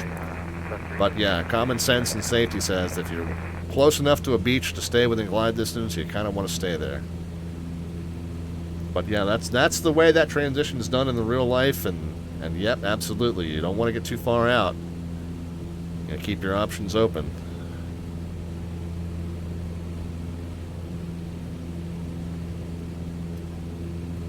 I'm just putting a gentle climb in. Now this is where the second reason we're watching the DME here is because at 32 is what I said. I think 32 miles out is kind of our turning point. We're looking for a marina, an inlet. I mean, we can kind of watch along the tack chart. We can look for this river here. Should be pretty distinctive.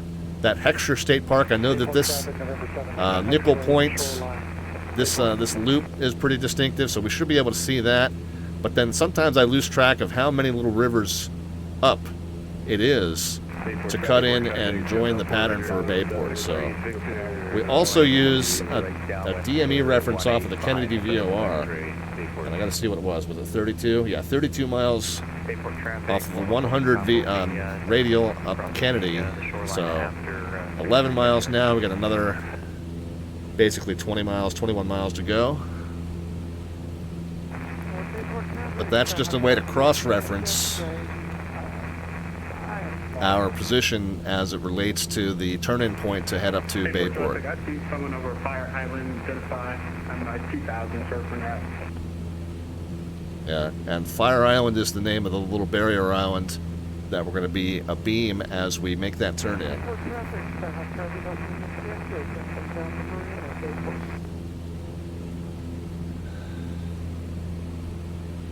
Bayport traffic here, 823 Delta, turning right base inbound runway 18 Bayport. We got free co-pilots aboard. They want to see Daddy crash. Go for 9, trace your position. We're entering the right base now for runway 18. One more time, you step. You were stepped on one more time.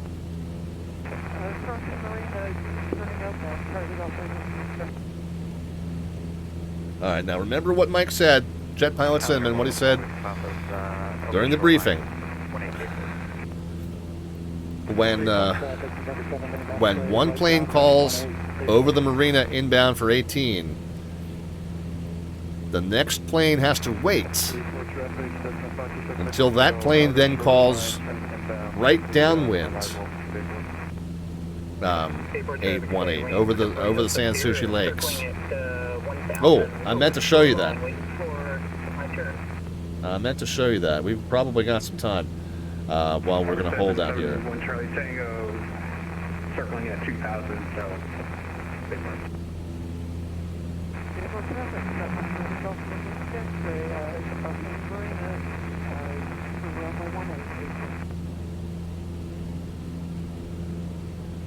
Alright, where is it? Where is it? Where is it?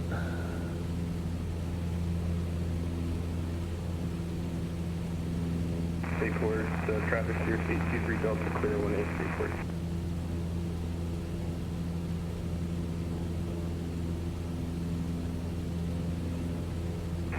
Bayport traffic, Cessna 4063. Alright, I'm gonna drop the audio out, guys, and let you listen in to this presentation on how to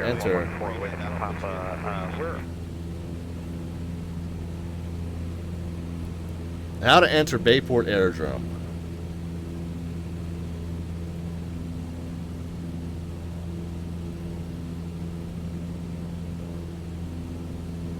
The purpose of this video is to acquaint pilots who are unfamiliar with the Bayport Aerodrome to the procedures in approaching and departing the aerodrome safely and without conflict with the isolate Class C airspace.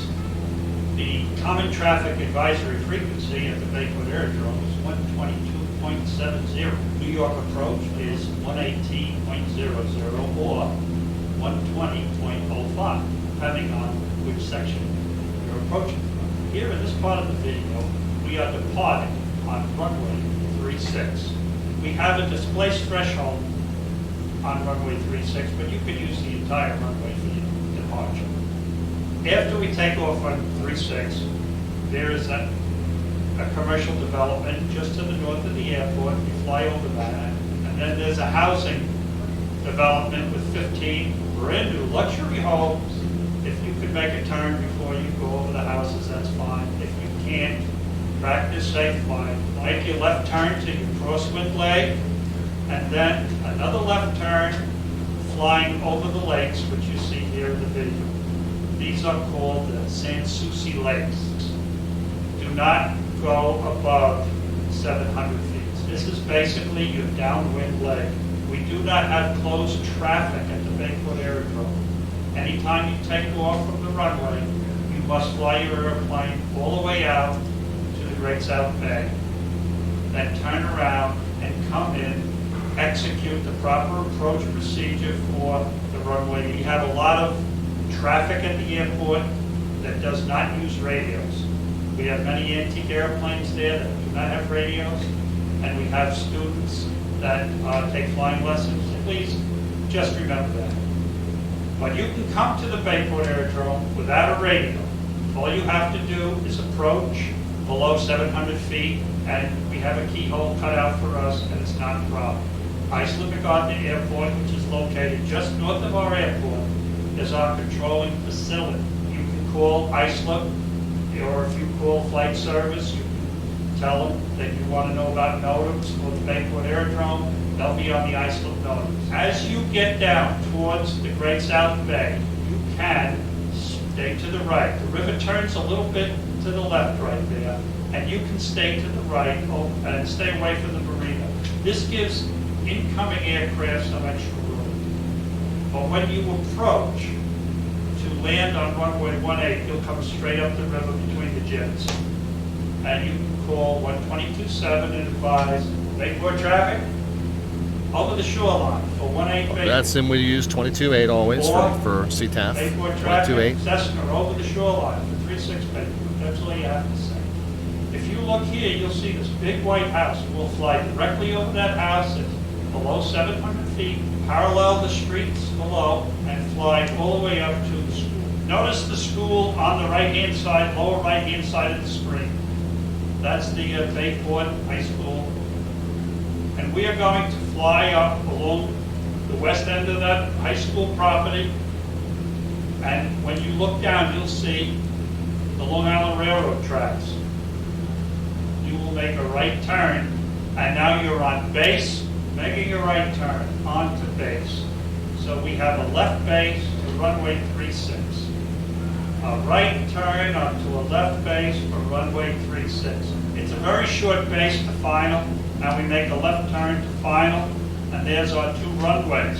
One runway will be closed, and the other runway will be used. They're generally marked with an X, whichever is closed, and the open one is the one with the white threshold markings, and generally where the other airplanes are landing. Don't hit the facets, please. The elevation of our airport is 42 feet. Okay, here we are. We're taking off on runway 18. Finally got off the ground. And all you got to do is climb up to about 600 to 650 feet and go straight ahead. But anyway, if you look down, there's the nice houses down there. And again, once you get down to and cross the shoreline and you're over the water of the Great South Bay, you can go up to any altitude except above 1,500 feet. You must stay below 1,500 feet unless you call New York Approach and get clearance into the Class C airspace. Now, you can keep on going straight out to Fire Island, which doesn't really show up too well in the video, but it's only about 3 miles offshore, straight ahead. And once you get to Fire Island and cross the Barrier Island, then you go up to any altitude you want. You're in uncontrolled airspace out there. Knock yourself out. Down there on the right, Kind of where we are center now. of the screen, you'll see the jetties. Now he's going to show the approach to 18. This is what we're doing tonight. Where the ferry boats go in and out, and we're going to fly directly up that river. HHB Gamer, thanks for the follow. I'll talk to you in just a couple seconds to fill you in on what we're doing. Approach for runway 18. When you're about here, you'll Yeah, call this is Bayport it. Aerodrome Come at in over this 122.7, river, say Bayport. over the lakes, Traffic, hard right turn to 1A. A, This is what he's yeah, about to show. Over the shore, for 1AP. Notice we're banking slightly to the right because the river does split. Up ahead, you'll see what they call the Sans Souci Lakes, and we're staying above those lakes. Just to the right of the screen, you'll notice now that the Bayport Aerodrome is in sight. You'll notice that when we start to parallel the runway, we should call Bayport traffic negative, downwind, runway. There he goes. It's over those Sans Souci Lakes. That's a right downwind. You're going to basically make a 180-degree right turn, not going over Sunrise Island. He's about to show you. Digital engineer, thanks for the raid, man. We'll talk to you in just a second. Route 27 on your road map. We don't want to cross Sunrise Highway because that puts us in Iceland McGovern's airspace from the surface to 50. Watch this. He's going to just bang this basically 180-degree right turn. He goes downwind to base to final with one motion, We are basically. turning base, and we're going to be turning final. You'll notice that your base to final is very short. It's almost a U-turn, especially if you have a We're wind going to see tailwind exactly from the that, west. guys. We're going to see exactly that. All right, that's about the gist of it. I wanted you to see. Runways for runway 1A. Wanted you to see that turn. Go ahead and shut that off. Get back down to 1400. Once we get up to 32 miles, we are going to over the bay. 1400 is okay. That's a Long Island ice slip that we're seeing out there. The flashing lights. Digital engineer, thank you very much for the raid. Appreciate it. Doing this fly in into Bayport Aerodrome. I don't know if you were just doing the same one. Bayport, wake up to Echo. We're right downwind over the lakes, Route 28. And then further up ahead, that might be Brookhaven, possibly. Bayport does not have lighting, so we're not going to see lighting there. And we are going to be... Yeah, that base to final turn is no joke. Aircraft over the marina, stay exact position. Indeed. All right, so we are 29, coming up on 30 miles, so 2 more miles, and then our turn in. We got to be looking for traffic out here. We know there's a ton of it. We're hearing the Unicom calls. I think I turned that back on for you guys. Yeah, you're hearing that traffic on the radio. So we'll wait to see if there's anybody else that's about to call in for... All right, so there's that bendy river there that we were talking about on the sectional earlier. So one of the... I think it's this one here. I think this is the Browns River, I'm pretty sure. This might be the high school, and then the airport's like right around here somewhere. Over the marina.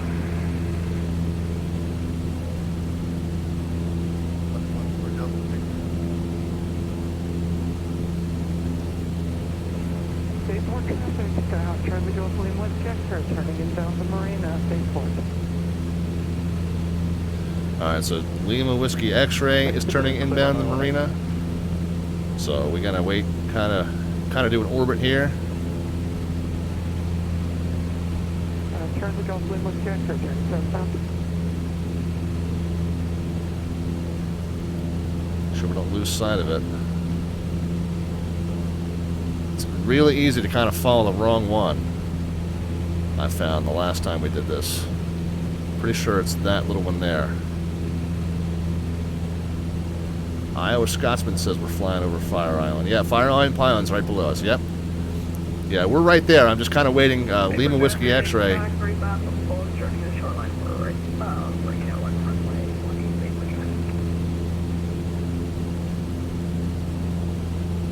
Alright, so I don't know who that was that just said they're over the shoreline. For traffic, everyone 150 downwind of runway 1A. Okay, Lima Whiskey X-Ray should be the next one, and then that other voice that we just heard that called over the shoreline, when he calls, that's Brookhaven traffic there.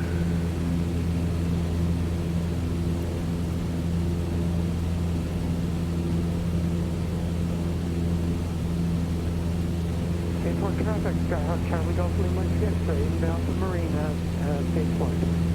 Okay, so Lima Whiskey X-Ray is just called in the marina. Bayport traffic, Skyline Route on the phone, on the field down. Okay, right there at the same time as the midfield downwind, so if we hear nobody else call... Cessna, November 145, 70 to 4, turning left base, runway 15. Brookhaven, yeah, so we got Brookhaven traffic we're going to listen out for as well. Bayport traffic, Cessna 514 Delta Victor's over the bay, turning inbound toward the marina at Bayport. In Bayport traffic, Skyhawk 11816 is over Fire Island, and we'll be following the 152. Alright, so right at the moment we hear Find a spot along Lima the Whiskey side. X-ray call right midfield downwind. We should be ourselves. Turning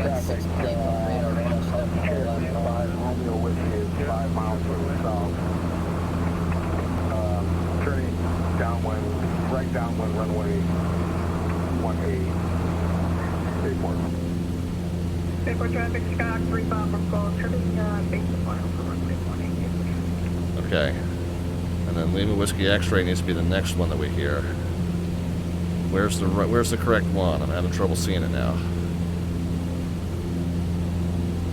Brookhaven traffic, Cessna, turning final runway 15. Anchor Jam is here. I think it might be the one we're headed straight toward here. And I think that might be the school.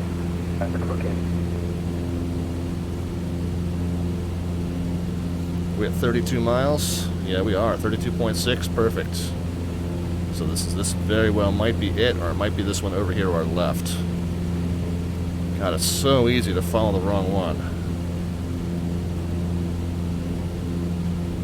Bayport traffic, Skyhawk Charlie Golf Lima Whiskey X-ray, right downwind, runway 18, Bayport. Okay, so we should be okay to call over the marina inbound now. Bayport traffic, Skyhawk 35,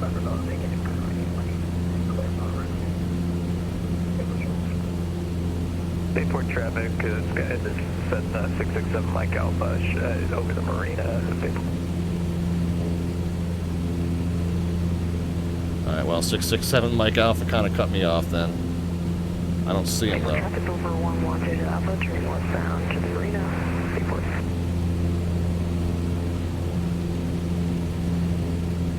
Alright, I think this is the correct one. I do not see that guy who just called. 514 Delta Victor, Cessna 152, over the marina. We just heard the aircraft ahead call in. We're going to do 1360 for spacing. Bayport traffic 5, Romeo Whiskey is downwind, runway 18, Bayport. Okay, well, if he's downwind. Traffic, Skyhawk Charlie Golf Lima Whiskey X-ray on final, runway 18. If he's downwind, we'll go. Brookhaven traffic, Cessna clear, runway 15. Hey guys.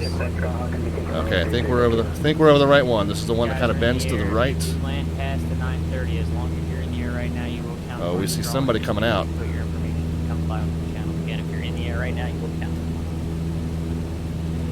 Somebody coming out, although he's high. Roger that, 'cause I didn't think this was going to take that long.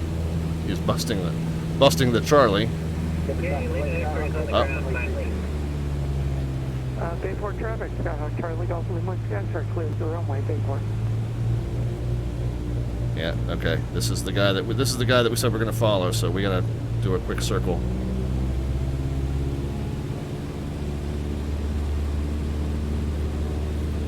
Bayport Unicom, sorry to clog the air, but if you're on the frequency, if you're in the air, even if you land past 930 Eastern, put your information in the Come Fly With Me channel. You will count towards the drawing as long as you're in the air.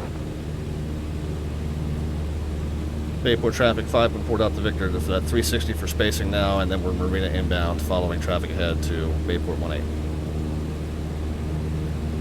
Bayport traffic, Cessna 667 Mike Alpha, downwind. Mike Alpha. Okay, that was the guy that we were following, was Mike Alpha. Okay, let's stay at 600. Alpha doing some left 360s over the bag and be behind 4 Delta Victor.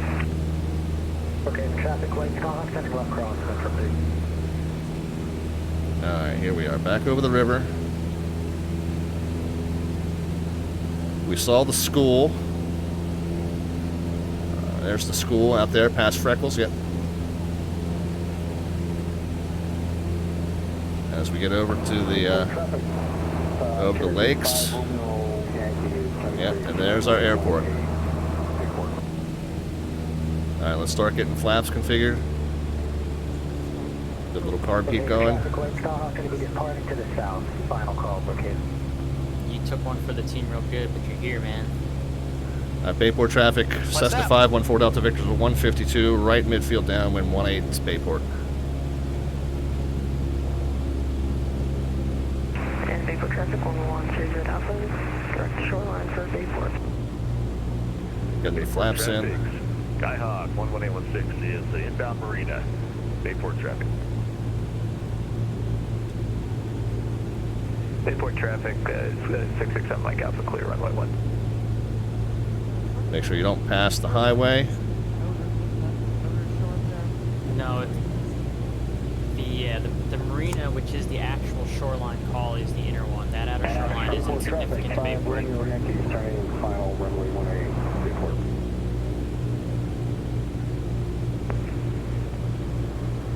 Bayport, Cessna 514 Delta Victor space to final 18, Bayport. Bayport traffic 113 Alpha over the shoreline for 18. We turned it too wide, I think. We still got it.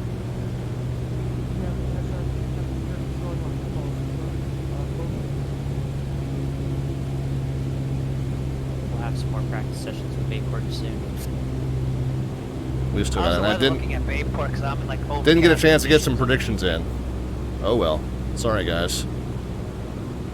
We'll get some. We'll get an entrant in for the Block Island landing. Clear, though. That's why I'm concerned. I need to find a hole. Yeah, so if you're out on Eastern Long Island, it's like hard overcast all the way until you get to like Islip, and then at Islip it breaks. Roger that. Then that's what I was hoping for.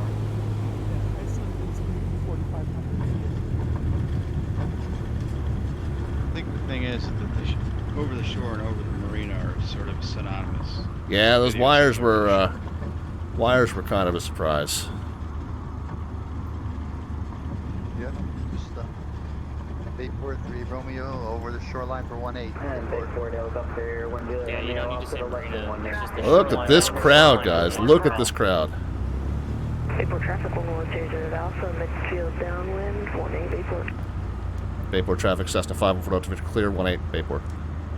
Bayport traffic helicopter 1 dealer. Romeo, still maneuvering off to the left of 18, no back clear. Yeah, no one goes here anymore. It's too crowded. Bayport traffic, Skyhawk 8. That's right, Yogi. That's what they say. Oh, really? What'd you think of that landing, Freckles? I didn't get time to get some predictions in. I completely forgot to get landing rate predictions. It's okay. We'll get landing rate predictions for our arrival at Block Island. But that was the chaos that we expected it would be. This is a really good turnout, though, guys. We can stow the flaps, get the landing lights off, taxi lights off, I don't know if we're gonna get the heat off. But we're gonna be close. And I'll show you, I was happy with the land. Now, I kind of floated it a little bit long just because I blew that turn and had to realign. But all things considered, If you have landed already, make sure you get your information. Happy with that. Channel. That's how I'm getting my count. Happy with that. That's the only Yeah, way let's I go can ahead and get count that. The scenery is very accurate, says Iowa. Says low voltage tech. Yeah, we'll do a. Let's hop out of the plane and. Bayport traffic heading out of the 18 Bayport.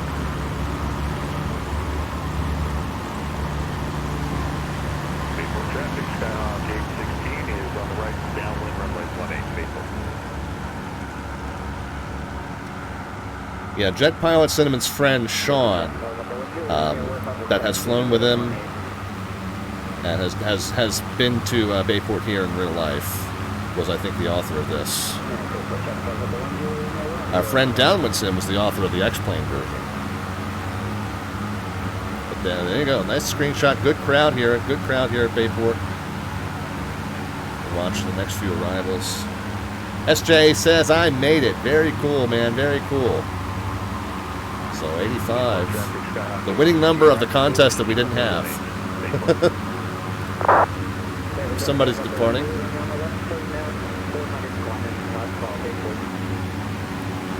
Amazing model matching, like 5 airliners in here. Yeah, so I set my default to the Caravan. So anything that it didn't know what to match to, it matched to a Caravan. I definitely recommend that if you do a lot of GA route flights.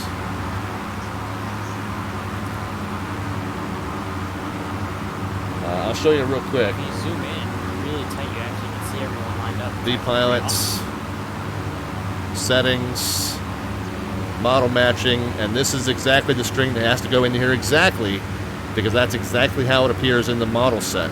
Cessna space 208 capital Bravo space Grand with a capital G space Caravan with a capital C space capital X. Yeah, I'm sorry, capital Echo capital X-ray. Has to appear exactly like that.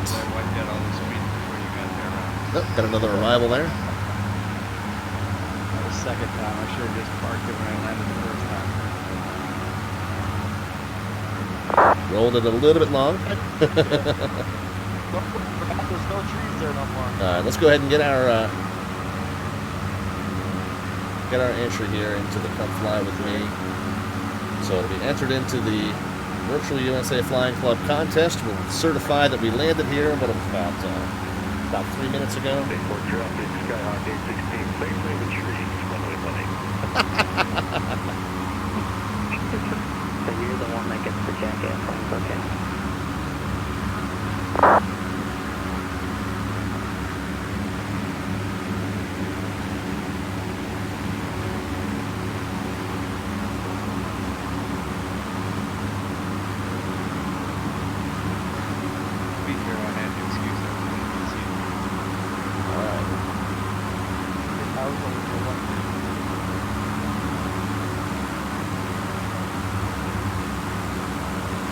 We are officially entered, guys.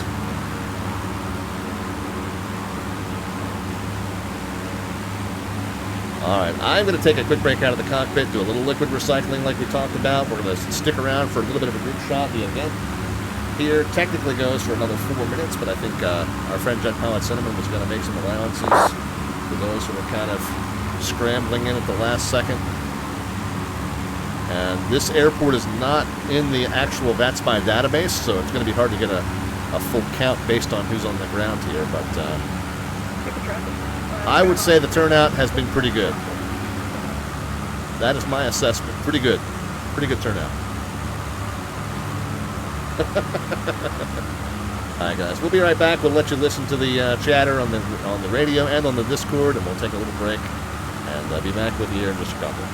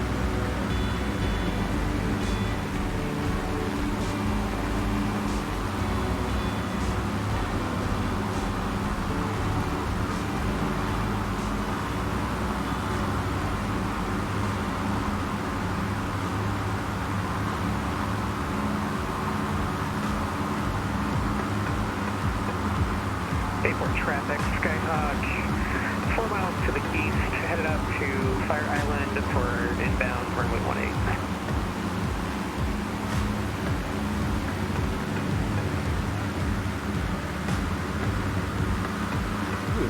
Alright, guys. Desperately needed liquid recycling run there.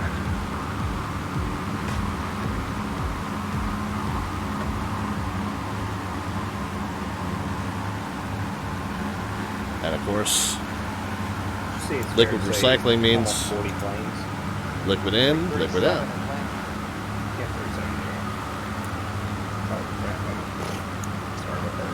Yeah, good turnout for the event, guys. Good turnout.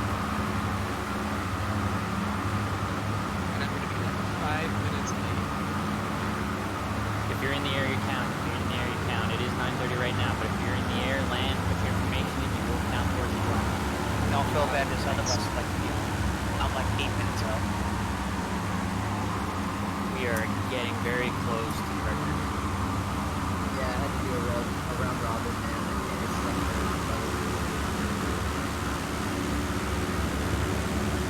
like Just trying to manipulate the view and get a nice screenshot. You got your information into the compile account, right?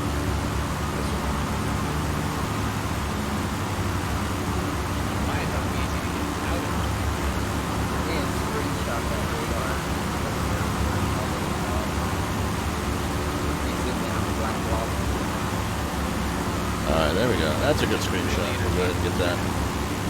Oh yeah,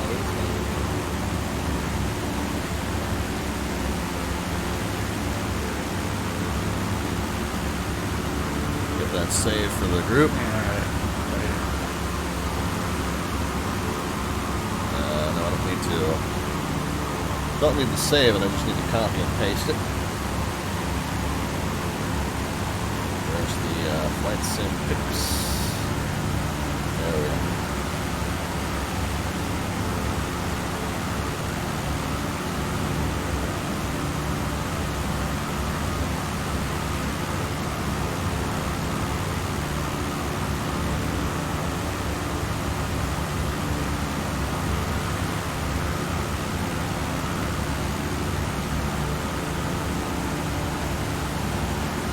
Bayport traffic, west and south for the Skyhawk, over Fire Island, turning toward the shoreline. Bayport.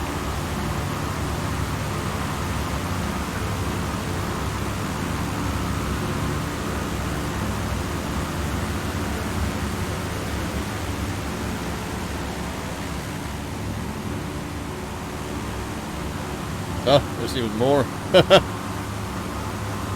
Even more that I didn't even see.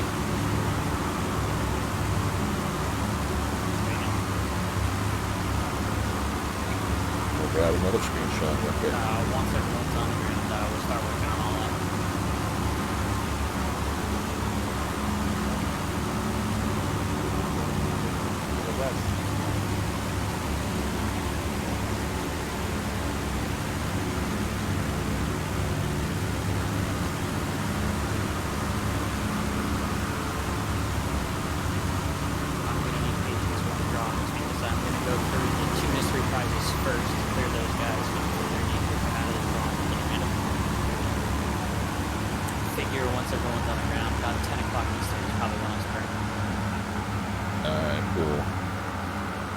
Very cool, guys. We're going to just back out.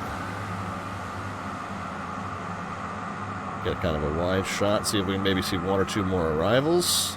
Bayport traffic, white and blue Skyhawk over the shore for runway 18. Bayport. Sir, you can't park that here.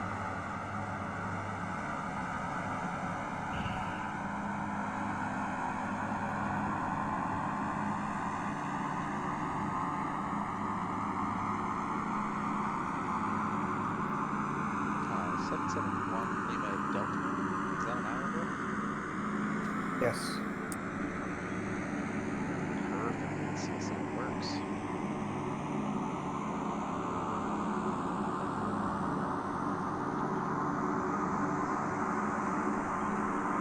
Undun's asking whether his leg's up. I'm not sure. Let's go look. Let's go look, guys. Yeah, he is. Microsoft or Flight 720. I'm on X-Plane. I'm in an Islander too. The traffic just keeps on going. Crunch. Hold on, I'm going to see if I can get a good shot of the traffic just like driving through them. See if I can get another one coming up the northbound road here. A bunch of King Airs around. For the ones that I don't have. Bayport traffic, Skyhawk, midfield downwind, runway 18, Bayport.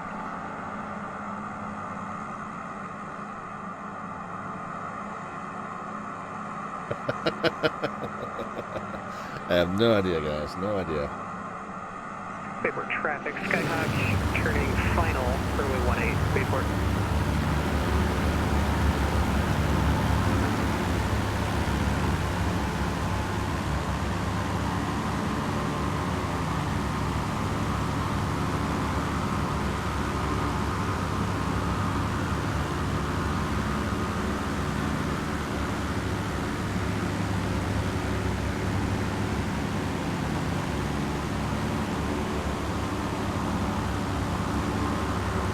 I got some screenshots in this channel. Oh, wow.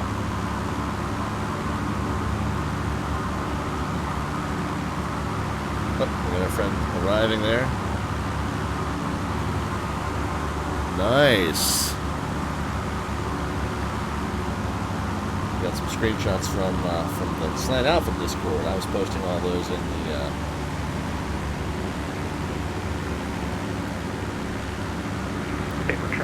Virtual USA Flying Club. This is really good one too. I like this. Bayport traffic, Cessna Foxtrot, 3 miles to the That's beautiful. and transition to the south. Love this. I love those wheel fairings. That's just, it just gives that, it's just such that vintage look with those wheel fairings.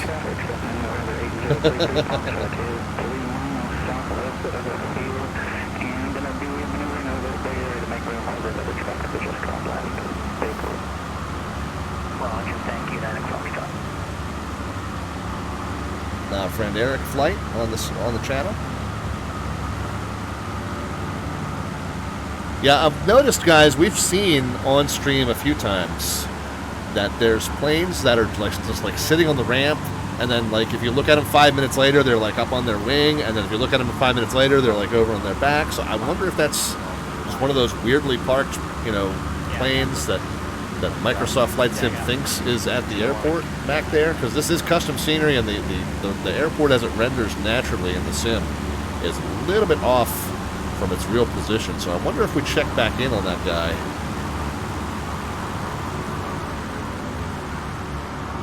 We'll find him again. If we check back in on that guy, is he still there, or is he turning?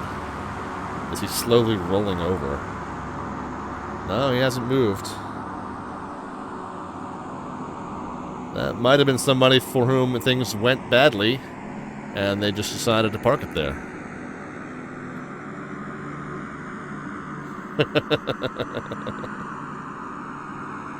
Yeah, who knows, guys? Who knows? Don't know. Don't want to ask any questions. I don't want to embarrass whoever it was, if it was indeed one of ours that for whom it didn't go well. We'll let them stay safely anonymous. But yeah, you can see the approach here. The Browns River and then the Sans Souci Lakes are the ones there that have the little footbridges over them. And then there's the Sunrise Highway out there. And you saw that I didn't quite make that turn tight enough, which is, I've done this approach a few times, but not in a while. And I certainly was just not cranking that turn. I think I was carrying too much speed too. I was getting the flaps out really late, and I was trying to space myself between the guy ahead and the guy behind, which was, anytime you pressure yourself, you're going to make a mistake. So I was carrying too much speed, and that's why I went too wide in that turn.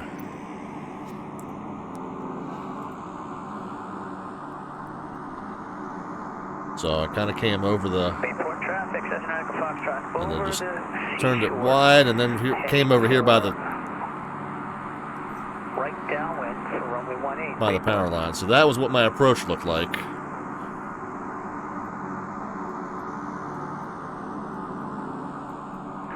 Bayport traffic, Cessna, November 8033 Foxtrot will be number 2 behind the other Foxtrot.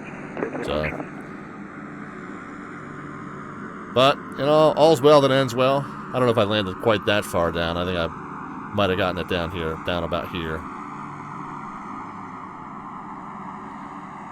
Because I turned off right after the threshold marking. I can't remember which exact one I am, but I'm right up here by the windsock.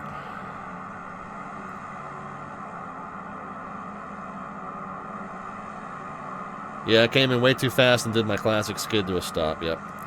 Excited for that upcoming seaplane event, sea lane event now, says SJ Fly. Yeah, I've never done any playing around with seaplanes. That's one thing maybe that'll be the next thing I branch out into. There's 2 ATC that count 2 club members that were on LaGuardia Tower and also Bayport traffic, Cessna, Foxtrot, right downwind, runway 18, Bayport.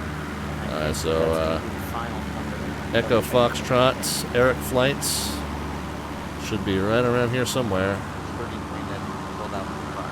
And there should be one more coming in from the shore now. Of course, we know in Microsoft Flight Sim we tend... Oh, there's Eric.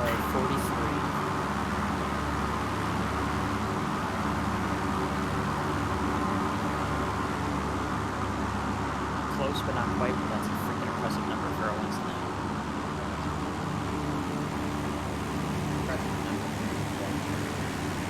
This goes to show what kind of turnout you can get when you bribe us, Mike. Yeah, $100 for a drink.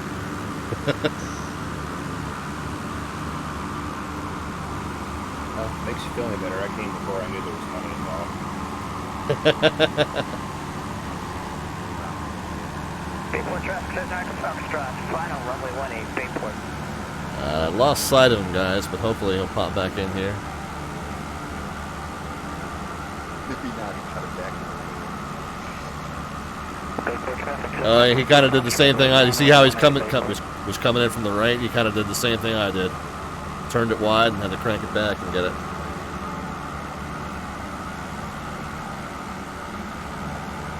Almost identical to my approach, it looks like. I don't feel so bad now. He does it for real.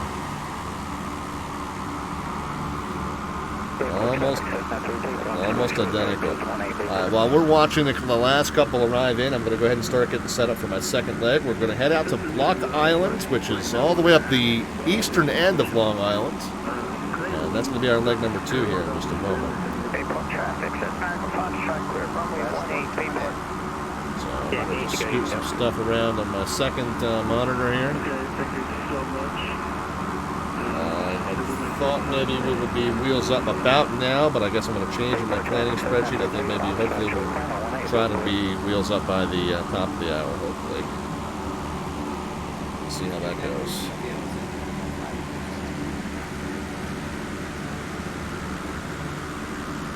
Another friend making an arrival there. We're going to stay in the Waco or another plane. I might join you for the next leg. Yeah, bring the biplane, man. Why not? Unless you want to change. It's up to you, man. Yeah, thank you everyone for coming in today.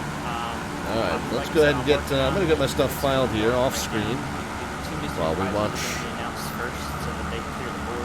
Yeah, I'm going to go ahead. I'm going to turn the sim volume down so you can hear JetPilotCinnamon with his wrap up here. I will announce it on the GA chat. I will add the winners, and I will also private message the winners so you will not miss if you won the contest. And everyone who put in screenshots in the flight sim pics, thank you. I'm going to get a whole compilation of these pictures, put it together. I'm going to make a big post on the VATSIM Facebook page with these pictures. Show off general aviation for the network. It was huge tonight. It may not have been the record, but it was damn close. To get 43 on a Wednesday night is nothing short of impressive.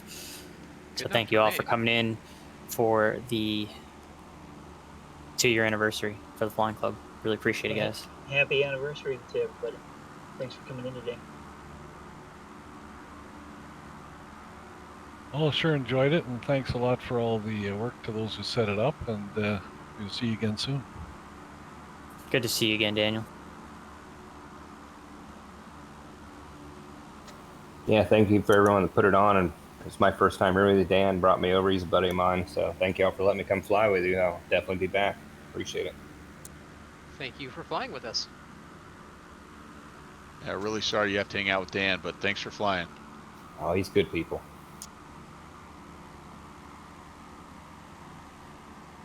Well, we are an exclusive club, those of us who are kind of the riffraff. Well, the good news you is know I love you, 1-8 man. has been 1-8 has been extended by Yeah. my partner in crime. Yep, Other I did. thing- I bought us an extra couple 40, 50 feet for the next one, guys. So we're good. We're in good shape. People cleared out before you, Brant. There were The no other thing trees we'll left do- when you got there. So we teamed up. Oops, Is that that's what not you what tell I me? need to look at. Jeffrey, I think This is the Jeffrey one I did need it, to and look I at. did I need to it. look at I my did the flight same time exact and thing. fuel estimates I for love the it. end of leg I one. love it. I might have to make version 2 of the Need scenery to that see. says Jeffrey Robbins. We thought we were going to be down at 9:15 Leave a on the couple blocks of at busted up 9:20. We were pretty airframes close to down that. there. We were within That'd be 3 minutes of that. So that's pretty good. Let's see how close we have to 67 pounds left in the tank. Appreciate every minute of it. You guys are awesome.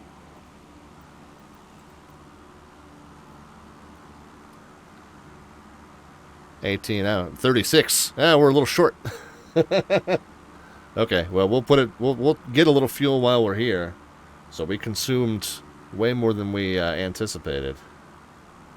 So let's put it back up to where we thought we were going to end, 67. So that would be... I got an early morning tomorrow, gentlemen, so I'm going to head out. I will yeah, 30. catch up with you on the next one, though, fellas. Have a great night. Night, Brant. Yeah, there we go. Okay. So I might just need to, of course, JPLogistics has made some tweaks to the engine modeling, so it might just burn more than we thought it does. So maybe I'll up those numbers.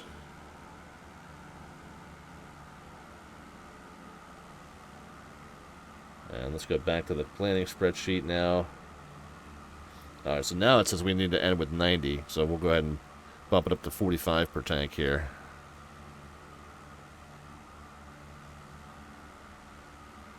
All right, that's good. All right, so we'll see how close we get on leg 2. We'll keep tweaking those numbers. Again, so JPLogistics did make some tweaks to the engine performance, and that may have affected my fuel estimates. Timing estimate, though, was pretty good. I was happy with that. Let's get this out of the way, bring this checklist back over here, and I think we're going to go ahead and get ready to... the two mystery prizes were going to the pilots who flew into Bayport from the longest distance Yeah, Melvin says we still had the Block Island. We are definitely going to go ahead and do that. Line. Now, John Smith actually flew the longest distance straight line, but he doesn't count because he was admin and he was privy to that information. So the winner of the longest distance goes to... Oh, hold on. Why is this messed up? Give me 1 second. Goes to Corey Twyman. He had 208.1 nautical mile straight line distance from Kilo Charlie Golf Sierra, so he wins the first gift card. Oh, very cool.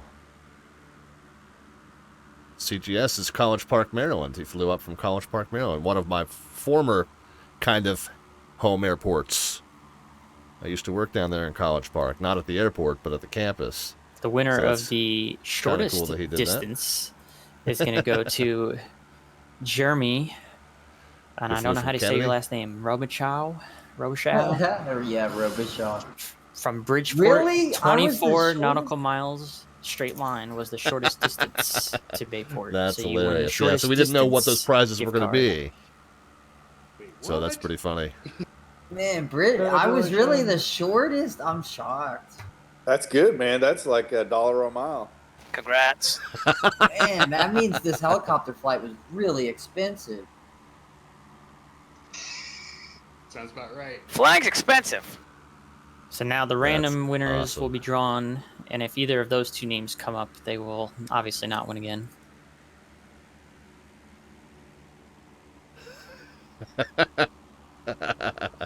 That's hilarious. Let me work on that. Yeah, so we didn't know ahead of time what the criteria for the mystery prizes. A lot of them, so in the past, I think he did one for, he picked a random time during the event and said whoever landed closest to that time is the winner. Yep.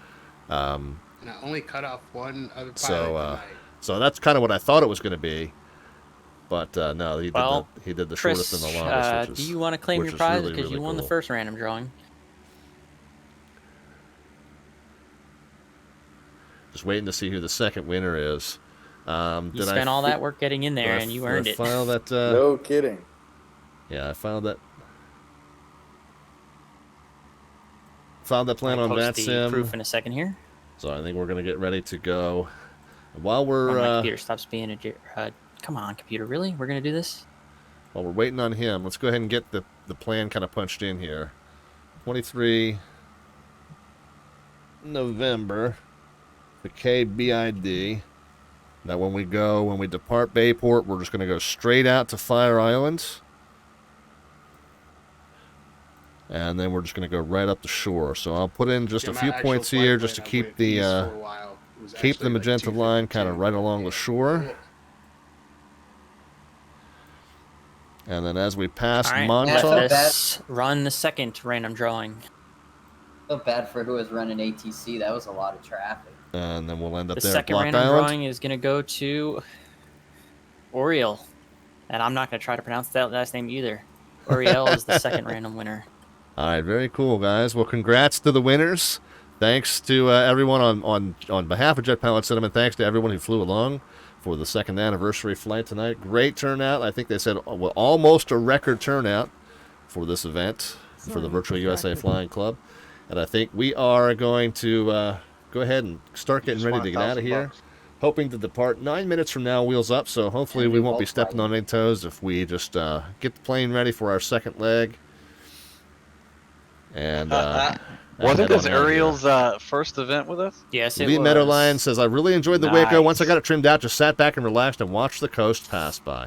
If you're awesome, still in man. here, I may have to and, partake in that little thing, man. I've heard nothing any but of the good things drawings, about so it. Corey, Jeremy, Chris, Uriel, message me privately on Discord and let me know if you want either an xplane.org store gift card or if you want an Amazon.com gift card. And either way, Daniel says we did a flight out of Memphis a couple weeks ago. Message me, let me know what you guys want. I wasn't out of Memphis. I don't think it was. Was it McGee Tyson?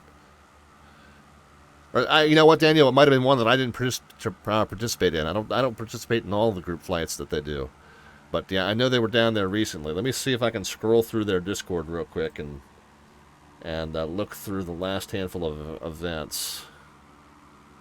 If I get over there on the Virtual USA Club. Man, I can't believe we fit all those planes in there.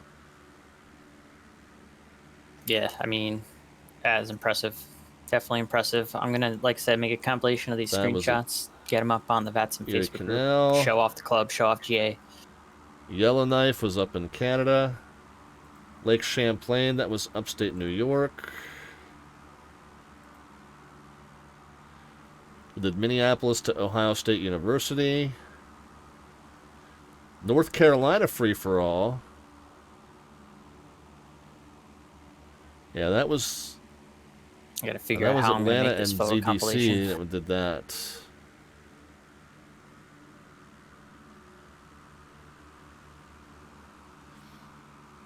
No, that one was West Coast. I can't find it. I can't find it, Daniel. I don't remember it off the top of my head.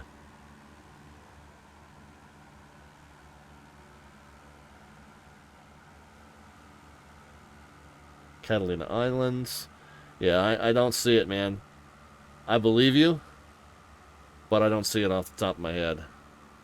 They do, so there's the official sanctioned events, Daniel, and then there's always, you know, the group's got 500 members in it, so there's subgroups of 5-10 people that will just randomly organize a flight sometimes.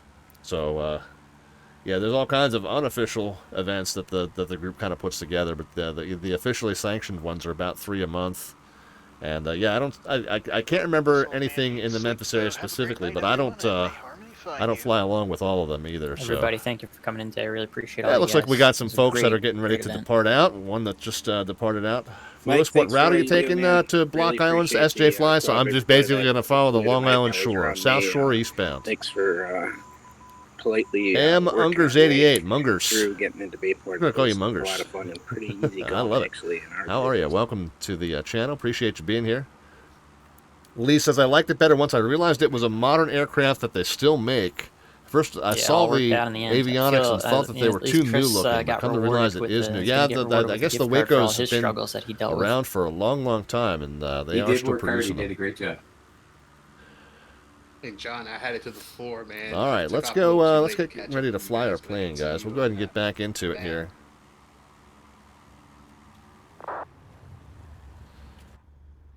Yeah, man, it's tough. Most of y'all are Eastern, like right when I get off work. Yeah, we know the field elevation here is 42 feet, so we'll set our altimeter accordingly. Of course, we're simulating VMC, so...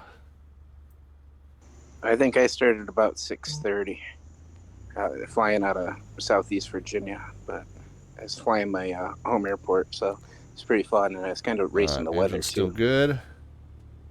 Yeah, I'm seeing a Got band of weather 1,000 coming in on RPM, so we got flight. good charge on the alternator. All right, starting to get to be sunset, guys, so we need to get moving. Lightning, but high clouds, so I surfed underneath until I got out into the open. Let's get back into the... Jeremy, would you prefer Amazon gift card or xplane.org store? Oh, man, random. Well, oh, shoot, xplane. Yeah, I don't have xplane. So we set the flight plan. We So know Amazon it is. Meets our altimeter. Just you have your Field IAC elevation your email. set. Corey, Let's just see, the directional gyro is card or a Amazon? couple degrees right of east. I'm flying my Microsoft right now. And that's a couple I degrees really left of... Oh, man, why does it flip around like that? Let's do That the is X-Plane bizarre. card, yeah. All right, just I'm gonna need your email. If you can private message me your email, please. Right on, thanks. So we'll just set it a couple degrees right of east, and we'll just go with... Oops. That band of weather's over LaGuardia right now, and Couple it's degrees just right now touching Bridgeport. So it's a pretty long band. All right. And then Uriel, I'm also gonna just need your email and then what you would prefer. Whether Don't you have want the a Amazon clearance gift to card or the obtain. I xplane.org think store we were gift card. already squawking VFR and mode altitude, so we are. Yeah, we're good there. No nav and ADF tuners It'd to be set. nice We'll when go they ahead and get implement flaps instant set for... replay on FS2020. And Chris, are you still here? I'm still here. Flaps set for I'm departure. gonna also need. Would you prefer xplane.org store or Amazon gift card? Let's say Yeah, to get our trim. All right, just send me your email. I don't even go to Amazon. Get our trim sets. You are one in a million, apparently, Oil in that temp. respect. But just PM me your email, Pressure's please. good. We'll get the taxi light on. And I think we are ready, guys. Woo. How many of us were on FS2020 going into that field? I'm curious. Get the seats scooted in. I was. Yeah, I was tonight. That's a pretty good portion. There's our friend Freckles. I feel like it accurately displayed it pretty well, too, so where everyone was parked off was probably pretty good.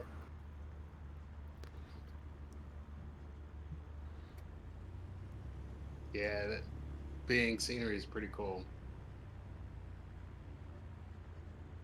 I gotta work on Bayport my traffic, model Cessna matching. 514 Delta Victor, Cessna 152 taxi, and the 18 for It kills it for departure. me. I saw about Bayport. 30 A320s coming in there. I know what you're talking about. Yeah, It you will gotta with change time. your default one at least. I know FSX was like that for a while. Shoot, even FS2020, you would have. I remember when that F-16 came out, and you'd see a Cessna 172 doing like 600 knots. You know, so in time, you know, it'll eventually catch up with the traffic modeling. So we got one in the pattern now. It says he's landing, so we're not. We're definitely not going to I take was the runway impressed just with yet. him. I didn't have any airliners. You change your default modeling? Is that what you said? Yeah, and then I have a bunch of like custom model matching rules too that I've added. Yeah, just I didn't do switch it to anything with Cessna? custom rules, but I did put in the Caravan as my default.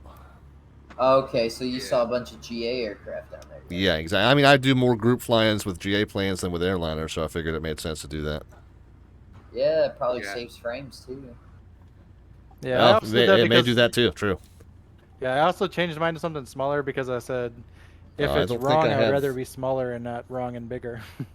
Yeah, I don't think got don't the think you Caravan guys with were hearing the radio diesel calls. Default single piston from the Sobo. All right, Daniel says, Chris, does you the should have C-52 have yours the in your grass email. wheel simulated? I don't think it does. Yeah, I think my default is the Sobo multi. I haven't seen any mention of that in JPLogistics. Will there be some barrel rolls? Well, we did one for you earlier, Wheel Spank. Yeah, it's funny when you have a 320 as a helicopter. There you go. Oh yeah, I've got custom helicopter yeah, rules. All my that's gotta helicopters suck. look like helicopters at least. Yeah, so good fixings. I did. Okay, I'm going to shut down. This was a put ton the of fun. Thanks everyone who ATC flew, feed and back thanks, into Mike, the for stream putting it just together. now. Absolutely. Have a great night. You too. Thanks again, everybody, for coming out. But thanks to especially administration here and all the members. It's been 2 years, which is How we amazing. looking, Freckles? And I've had nothing but great experiences. So thank you, and I'm glad I could make it out tonight. Cheers. All right, landing All right, lights have a on, good night. taxi light Smooth off, landing pizza there, heat flight. on. See ya. Bayport traffic, Cessna 152, departing runway 18 Bayport, straight out. I only heard that one inbound, and we saw him Corey, land. you should have yours in the email here. Oh, SJ Fly has to bail on us. That's cool, man. It was really awesome that you flew along with us. I appreciate it. That Waco is gorgeous. Thank you. All right, I'm gonna work And, on you Germany's know, Amazon. don't and then I'm nitpick just waiting yourself for if Ariel to decide you which stutter one on a call or first. two, man. God, I do that all the time.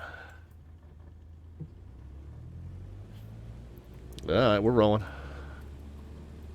Long Island traffic, Cessna 152, left downwind 24, Long Island.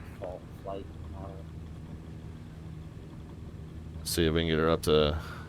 Jeremy, check your email. You should have your Amazon gift card. Oh, cool. Thanks, man. See if we get up to 60 knots. I'm Away we surprised go. I made it to the event in time. And remember, we're going to keep it under 700 And then, like I said, I'm until just we gonna clear wait the for Ariel to shoreline. decide what he wants to do. Bayport traffic, Cessna 514 Delta Victor, clear 18 straight out to the shore, Bayport.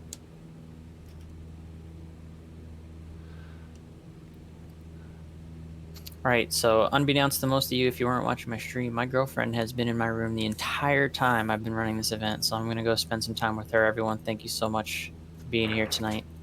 Really appreciate all of you. Happy anniversary to the Flying Club. I look forward to a lot more great events with you guys. Have a good night.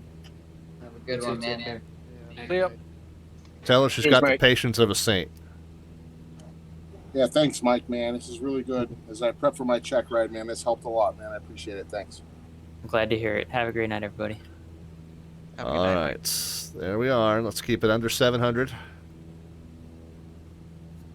Get the flaps in. Long Island traffic, Cessna left base to final turn, Long Island runway 24.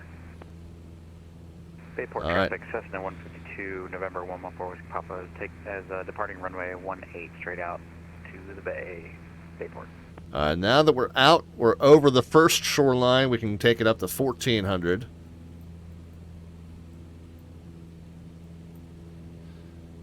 Show you on Sky Vector.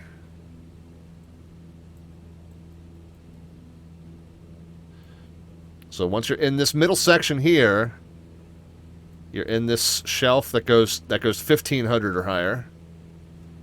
So we'll keep it at 14. And then once you're beyond the barrier island, you're out here in Class Echo airspace. You can do whatever the heck you want.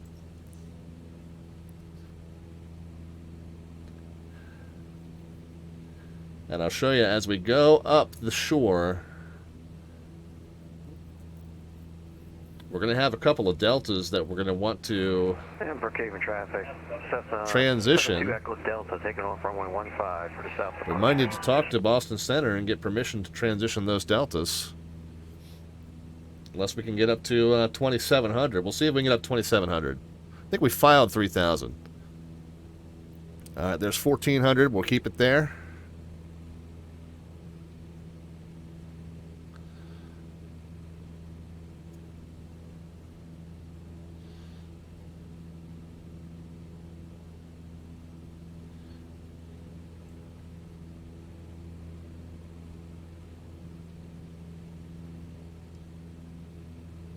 So we get out over the past the shoreline of the, Well, I of the think I'm barrier gonna link up island. with some other choppers and work our way northeast. What do you think, man. It's Freckles? fun. See y'all later. She's not a talker. Have a great night. Not a talker, that Freckles.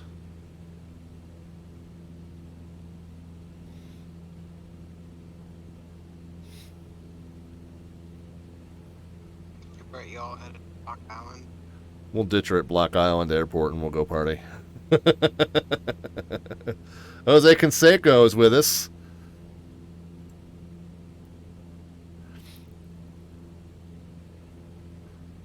Appreciate you stopping in, sir. See y'all Monday. I've watched you smack many a home run against the Orioles.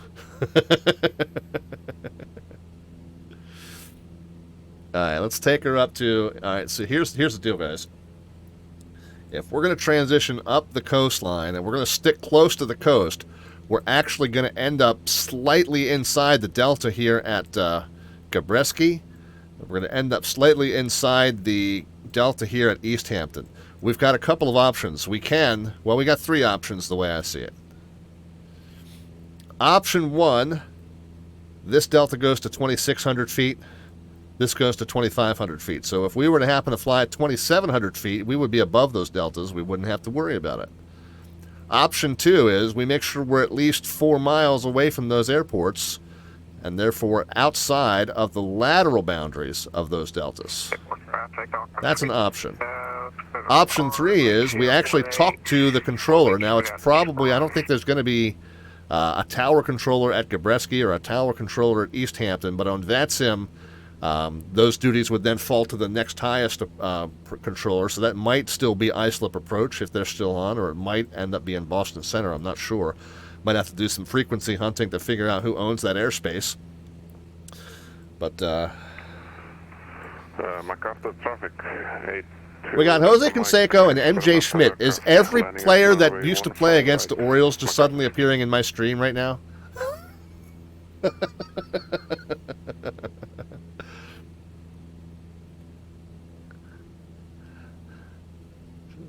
Schmidt, we beat you guys in the 83 World Series. Don't forget it.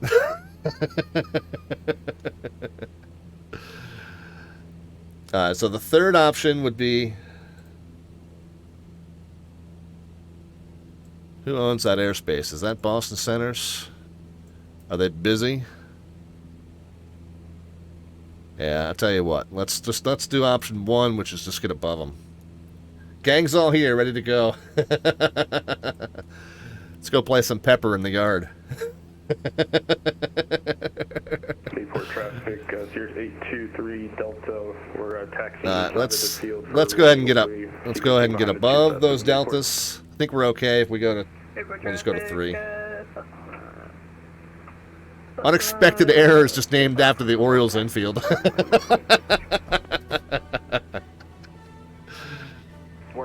They still have fielding in baseball? I thought you either just hit a home run or you were out. I didn't even realize they still had fielders on the field in baseball. Fielders? There's no fielders in baseball. The big show with the raid. Thank you so much. And Unexpected just got home from another rained out Mets game. Oh, I'm sorry, man. We were flying in your area. Scotty Too Hottie re-upping the subscription. Sim Caesar is here, and he does have Spewitt, that little wascal. Spewitt? Yes, he did, sir. Hello. Spewitt, Bovado, a touch of we gotta get up to about 11, sir. 27 is what we need to get up to. We got 300 more to go. We may, in fact, be clipping that delta. Hopefully we're not. Have a great night. So we're kind of a beam, that little squiggly inlet there.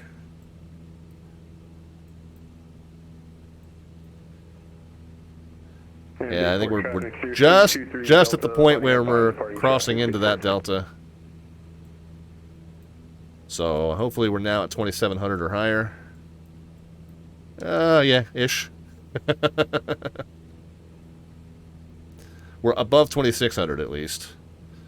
So I guess we might have brushed it. We might have brushed a wingtip in, as we say about our P-56 encounters on the as we work tower. We might have brushed a wingtip in. But we'll park it here at 3,000. We'll be plenty high to get over the East Hampton Delta. Raiders have joined. Christopher Owen stopped in. Kilo Zebra back with us. Readability is here. Context Switch is back on stream with us. Thank you guys for stopping back in. All right, there's 3,000. We'll go ahead and level it out. Bayport traffic disregard. Just did a massive fly-in with the Virtual USA Flying Club into Bayport Aerodrome. Always a good time. Getting in and out of that Bayport Aerodrome, that little grass strip tucked up under the iSlip class, Charlie. And we had a group of about 40 general aviation pilots into that event, so it was an awesome turnout, lots and lots of fun. Man, I'm going to have to watch these cloud decks here. We might need to go ahead and talk to Boston and get clearance to transition that East Hampton Delta.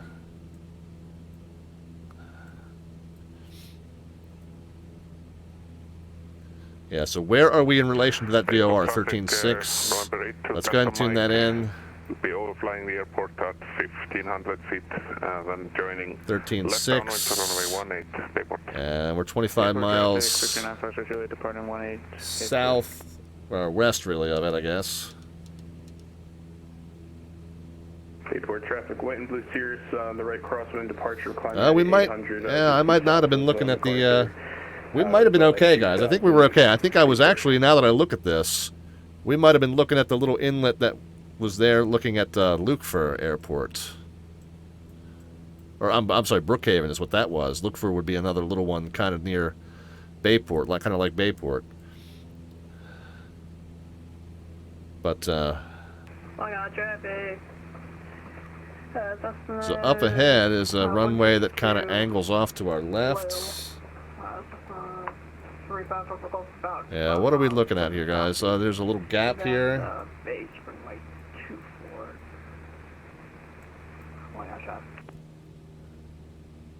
For traffic, white and blue, insurance 8029 Bravo, lining up runway 19, departure 1. Yeah, I'm not sure which is which here, guys. I'm not doing a good job of keeping track. Well, that might be Lukefur there.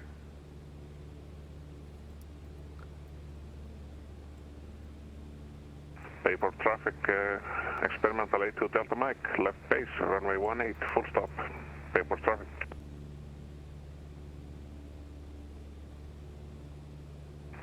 Traffic, Cessna 35 from above, now turning base final for runway 24 along the track. So that behind us is Calverton, probably. No, Calverton's from the far end of the island. What is this here?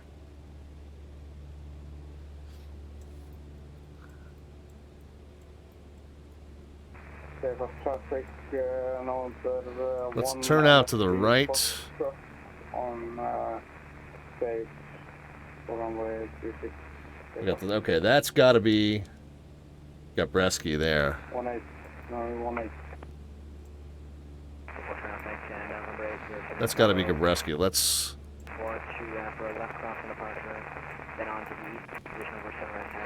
If we're going to be at 2,000, then let's just make sure we're far enough off the shore to be outside of that delta.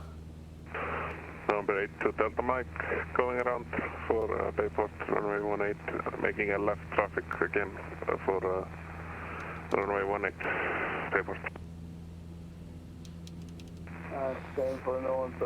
Zytam says, so with less new aircraft like that, would you normally just carry a physical map in the cockpit?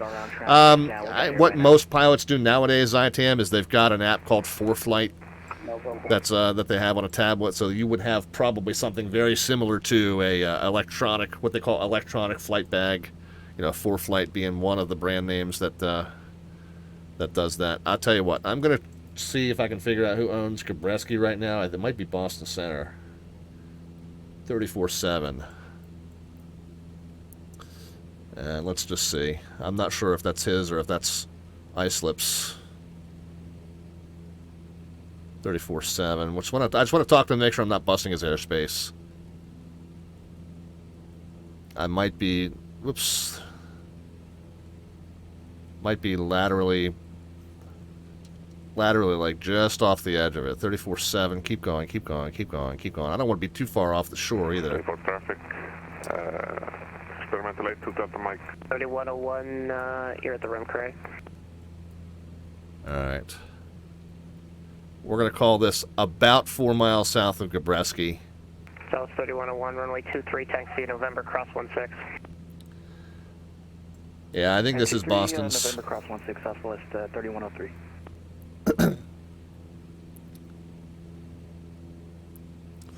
Alright, 272 Kilo Charlie, depart the Nantucket Airport, heading 080, descend and maintain 4,000. Yeah, I can't quite tell. I feel like I'm more than 4 miles away. Down to 4,000. But just to be sure, I'll give him a call.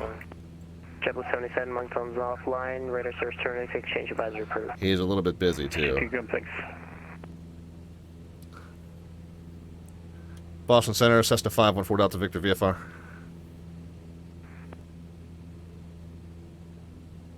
Cessna 514 Delta Victor, Boston, good afternoon. Yes, sir, about 4 miles south of Gabreski. Is that your airspace or is that New York's? That's New York's. All right, roger.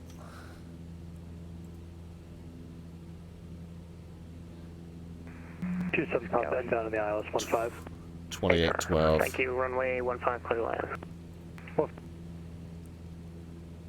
New York Center's offline. I'll check with Kennedy approach to see if it's his. I doubt that it is.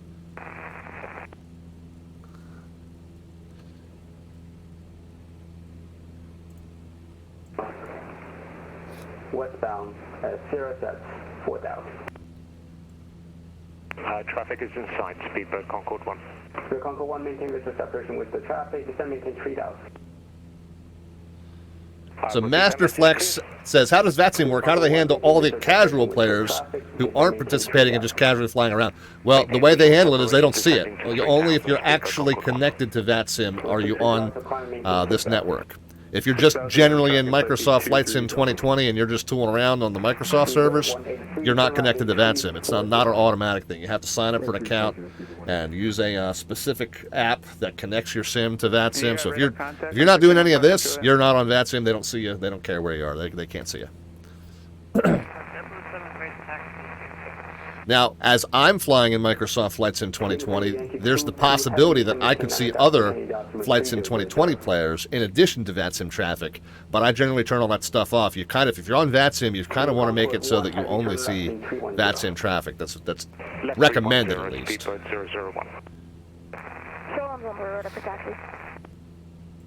Yeah, you don't want to see all those goofy people just goofing off. The other thing, Masterflex, is if you're on a visual approach and they say, yeah, you're number 2 following the A320 on a 2-mile final, and you're like, oh, yep, I see him.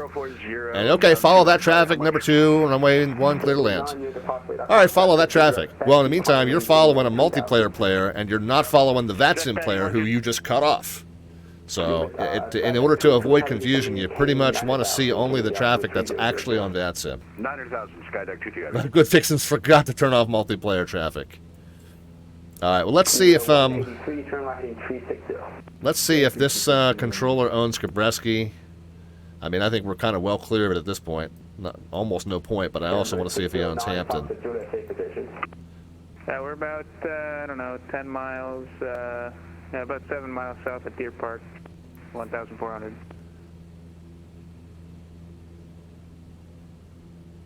Yeah, so.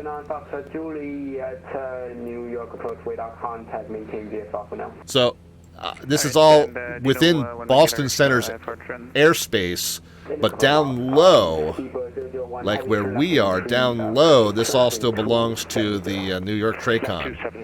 Owns all this. So that's why there's a little bit of confusion over who has the airspace. I don't know if this particular approach controller controls this sector of New York TRACON, so we'll ask him. But there's a good chance that he doesn't. In which case, since New York Center would be the next one to inherit that, but New York Center is not staffed at the moment. So if that's the case, then we're just on 22.8 anyway. 234, heavy turn up in 360. Yeah, Good Fixins just climbed to 3,500. Well, I've got clouds at about 3,000, so I couldn't do that. I tried to do that, and it didn't work out too well for me. Skydive 22 Heavy, 7,000. 7,000, Skydive 22 Heavy. I forgot to turn my sim sounds back up for you guys.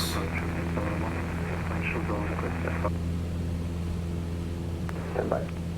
I honestly think this guy's a little bit too busy to even bother. M609, Foxtrot Juliet, reception from the squawk 1060. 1060. Yeah, so I set the weather to a few clouds, Good Fixins.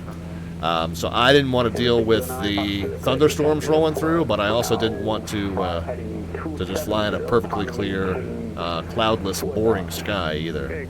So I kind of set the middle ground. But what that's meaning for me right now is that I can't climb up above those deltas.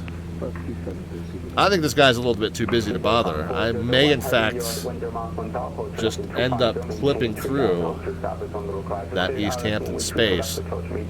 I wonder if it says in his controller information block. Let's see if we can JFK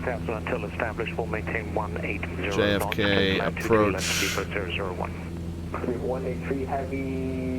JFK, Farmingdale, and Islip. Okay, so he might actually own out this far. He owns Islip, so he might actually own out this far. Alright, we'll check in with him if we get a chance. Zytam says it seems like a really good way to learn. Where to start airport-wise? No, Zytam, here's what I recommend. I recommend that you get this app called VATSPY, and just pick a place where there's air traffic control but not too much traffic. Like if you look at Jacksonville Center right now, all this airspace is Jacksonville Centers, and they've got like 1, maybe 2 planes in it. 3 planes. 4 planes. Great place to start right now if you're on VATSIM and you want to get into a place where there's not too much going on. Albuquerque, they've got 8, 12 planes. That's a little busier. Kansas City doesn't look too bad. Looks like 1, 2, 3, 4 planes in their airspace and 1 on the ground here. So maybe 5, 6 planes in their airspace. That's probably not too bad. So yeah, use this app or something like it. Map.vatsim.net's another one. Figure out where there's a controller and not too much going on that would upset them if you needed stuff explained or repeated. Yeah, when controllers aren't stressed to the gills and they don't have like 25 planes trying to call them at once, they're much less, they're much more tolerant of having to explain and repeat stuff. So, but yeah, it's a great network. It's a lot of fun. Don't, I mean, I've been flight simming for 35 years. I've been on VATSIM for 11 of those. So, you know, don't get intimidated by seeing me kind of really confident and calm and cool and really at ease with this stuff. It didn't come overnight for sure. Wish the Mets could have set weather settings this evening.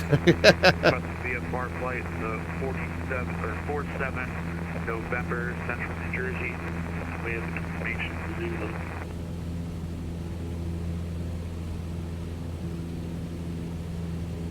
Alright, I'm going to try and check in with him just to make sure.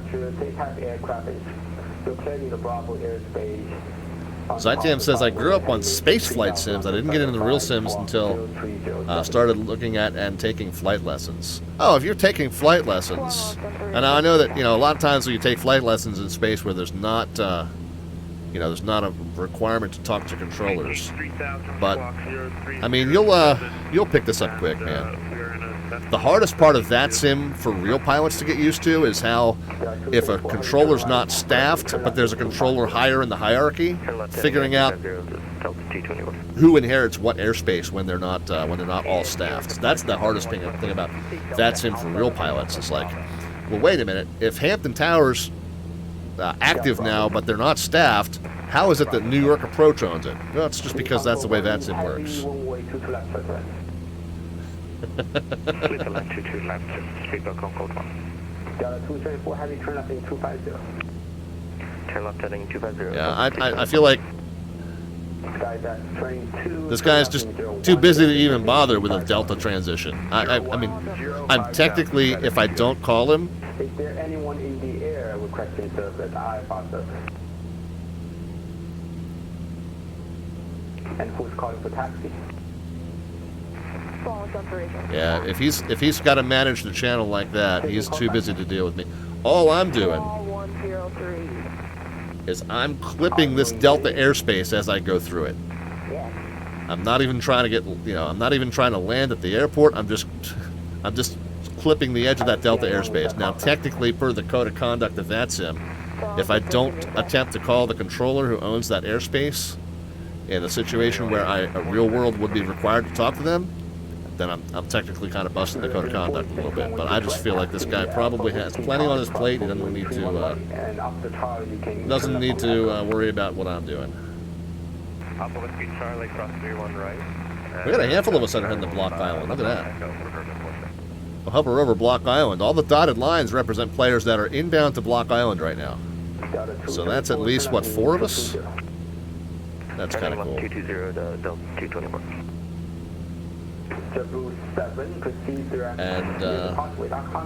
And Block Island is non-towered, so will be nobody but us on our Unicom channel up there for Block Island. Any chance we can get direct to JFK? All right, I'm going to just assume that that New York Center has this. I don't think the iSlip approach controller would cover all the way out here. I could be wrong, but I'm assuming that Hampton would fall to New York Approach if they were online, and since New York Approach is not online, pilot deviation, I'm going to have a number for you. Yeah, something like that. To good fix. I'm so sorry. Let me know when you can copy a phone number. But since New York Center is not online, I'll be back in a couple I'm going to assume that this I'll airport call you then. is non-staffed at the moment. So we're okay then. We're okay then to just kind of cruise on through this Delta without saying anything. That's the way I'm approaching it. If we want a distance countdown to Block Island, we can tune this VOR 117.8 Sandy Point. That's co-located with the airport, so we'll do that. 117.8. Don't care about the direction, but the distance. We're 35 miles out from it. Delta Concord. What? Yeah. Yeah, at this point, we're past Hampton, I think. Oh, nope, there's Hampton right there. So we're definitely within this Delta airspace. But like he's got his hands full, I'm not going to bother him.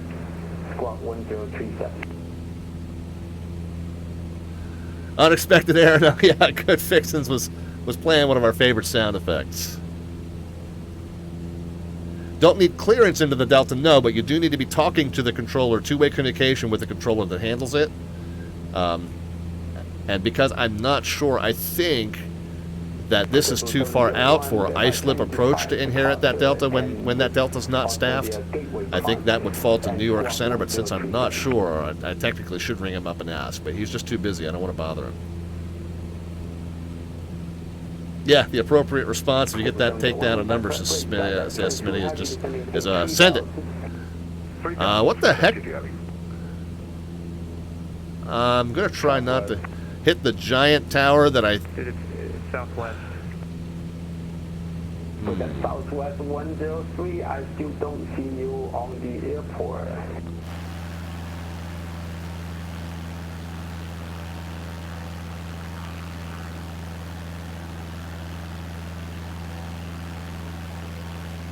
Well, that's unusual. And the 502 Romeo Juliet, one-way 22 taxi here to back Bravo Echo cross That's Elon Musk's new obelisk? Wow, that's pretty impressive. 280, Skydeck 2 Heavy. You're at the Boeing 9, American 571. It's going to be at the... It makes Freedom Tower look like a speck of sand, man. Inbound Seagull at 1000. American 571, you're proposed 5040, can maintain 90,000, can need altimeter 3000. People says it's the 2001 monolith. Yeah, you're going to try and get me to sing the Spark of Zarathustra again? You don't need to hear that. Somebody clipped it, I'm sure. Heading 230, any chance we can get Yardley and get out of here? Somebody else trying to go yard on us. Robin for 823 Delta, my apologies, direct Robbinsville. 23 Delta 5220 for a couple miles, and then I'll expect that. Okay, no problem. Left heading 220, 823 Delta. All right, well. Delta 883, control standby. Number 9 Fox Juliet, depart Kennedy heading 0. Correct, depart Kennedy heading 220. Okay, we'll depart Kennedy heading 220, November 69 Fox. All right, guys. Bear with me one sec. 12 miles from Dalpo, turn left in 250, maintain 3000 on 3000 from the localizer, clear RS runway 22 left approach. We're definitely north of that delta now, so at this point I'm not going to worry about whether we cross through it without permission or not. Again, I mean, a good fixin' says I've got the same thing in mind, just flying next to it now. Apes would be less rude than your average Hamptons vacationer. The plights of the entitled.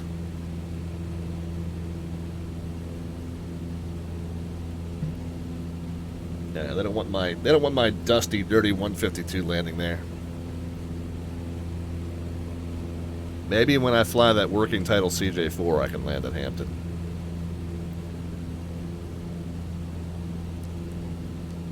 Drop off my limo passengers and get back to where I belong.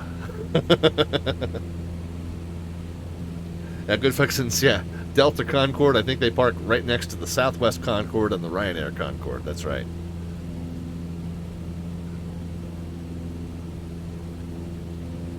27 miles now from Block Island, or from the Sandy Point VOR, really, but that's right there at the Block Island Airport. So we're on 22.8, back down to 2,000.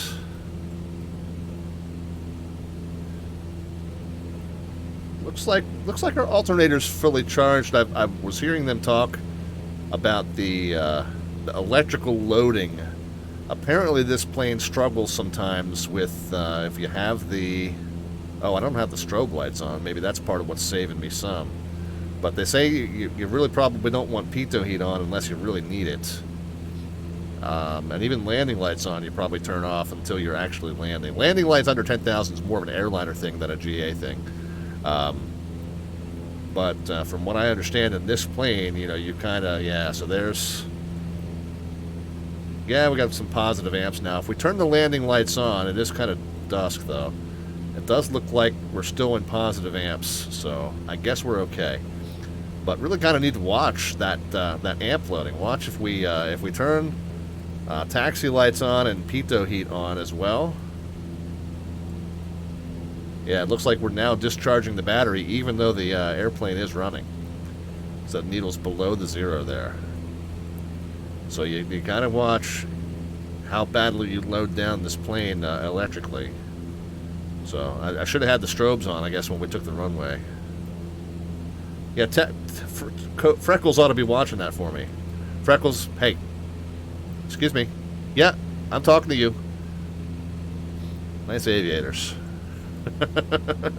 Very stylish. Okay.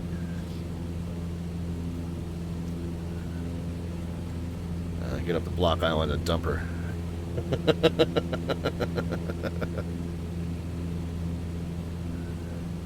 So somebody told me it's this button here, this speaker button, that throws her out of the plane. I kind of, it's you know what? This is going to sound stupid.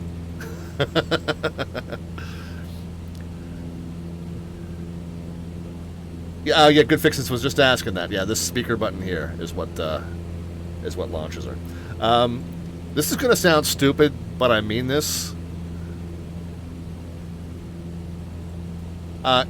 It's been kind of an interesting challenge to have to like see around with her sitting there.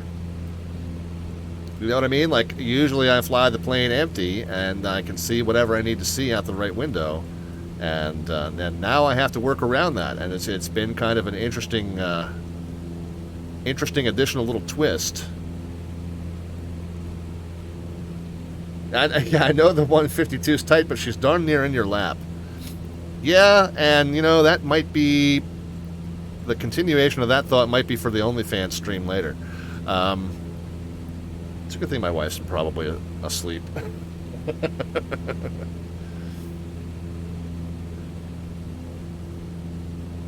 Yeah, in real life you're able to lean forward. That's true too.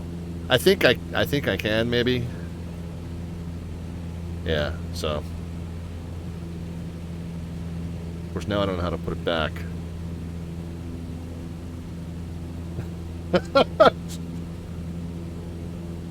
All right. Enough of that. Enough of that. I'm gonna fall out of the plane if I'm not careful.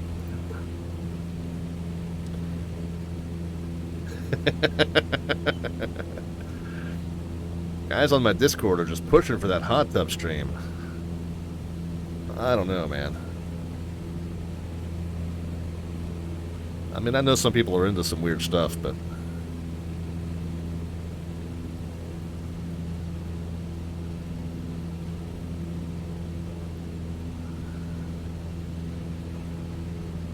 That is a nicely worn-in, broken-in aviator jacket, too.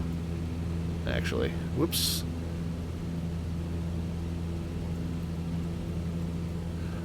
Is Freckles on crutches? Oh, man.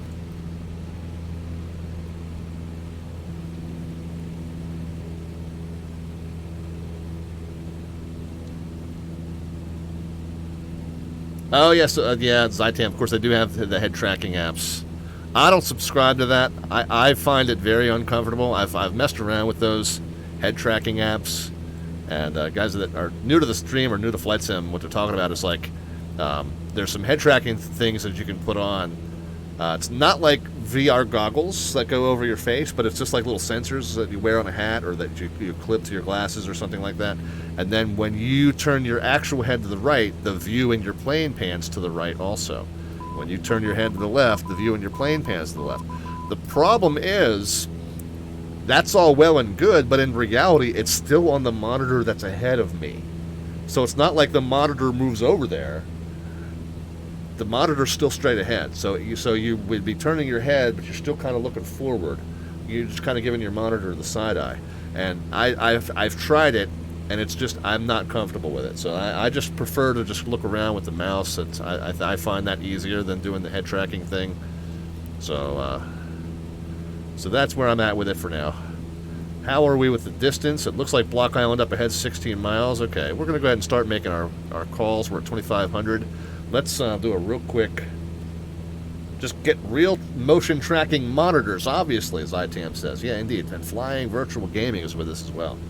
Thank you very much for the follow. We are just about ready to descend and land at Block Island Airport. We need to figure out what runway we're using there, I guess.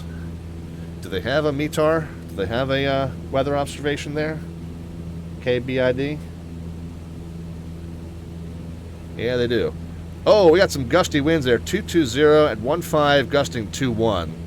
Overcast at 300 feet. Yeah, so obviously we're not simulating real-world conditions. We're simulating VMC. So we're not going to have that gusty. It almost might be fun to switch it back to real weather and try a 300-foot minimum into Block Island. But yeah, so we're not simulating that, but that's going to inform on our runway choice, 220. So we'll figure out what runways we have at Block Island. Looks like east and west.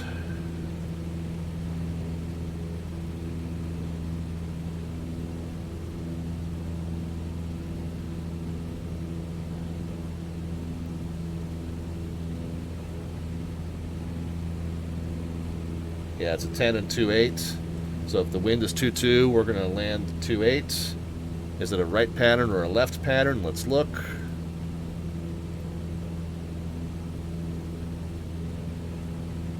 Doesn't say anything about a right pattern. If it was a right-hand traffic pattern to 2.8, it would say right here, like, you know, like this.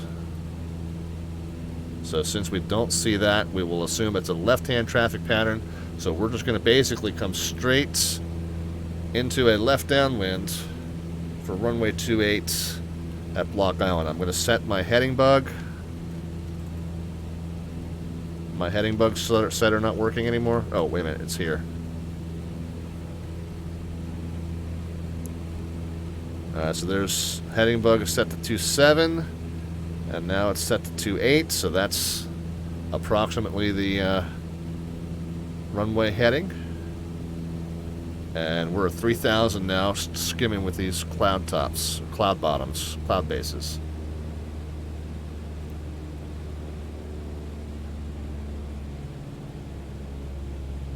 Alright, so as we cut power, we're going to go ahead and get the carb heat in just a little bit. We're 11 miles west. Block Island traffic, Cessna 514 Delta Victor's 11 miles west, 2,800 descending. Going to enter a left downwind, runway 28, Block Island.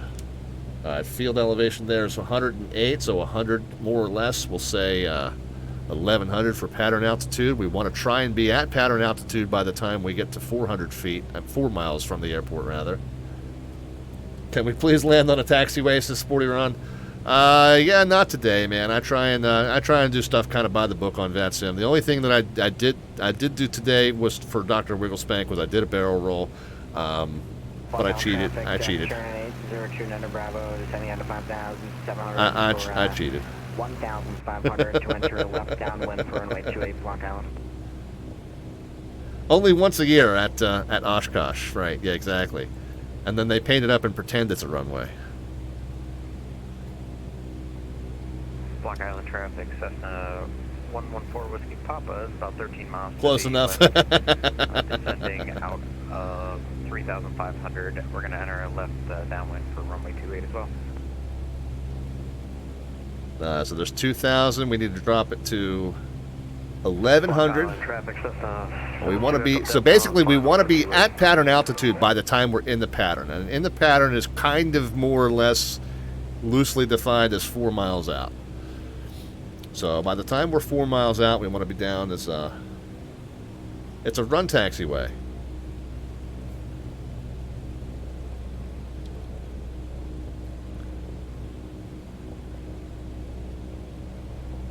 So 1,100 by the time we're 4 miles out. We're at 1,700 now. We really don't need to Ruxiway, there we go. Well, we've done enough of those Bush League fly-ins where the line between runway and taxiway gets really blurred when it's all just dirt.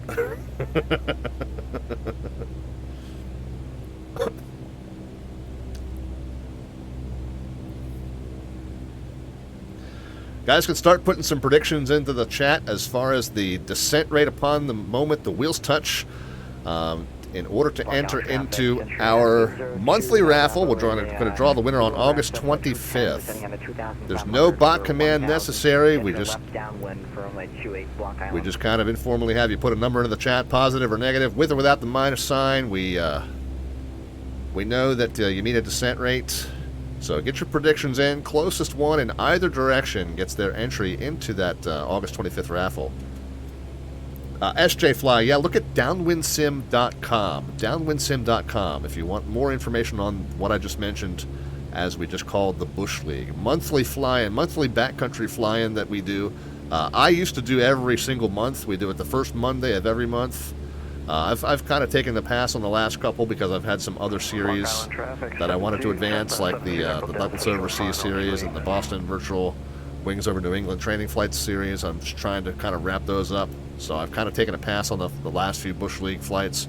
But yeah, first Monday of every month over at downwindsim.com. Check those out. Lots of fun. Melvin Leroy, Downwind Sim, the two kind of major architects of that. Let's see, we're 6 miles out now. Pretty much 1,100, okay. Almost kind of like on a 45 to... Let's come a little bit further east, and then we'll join the 45.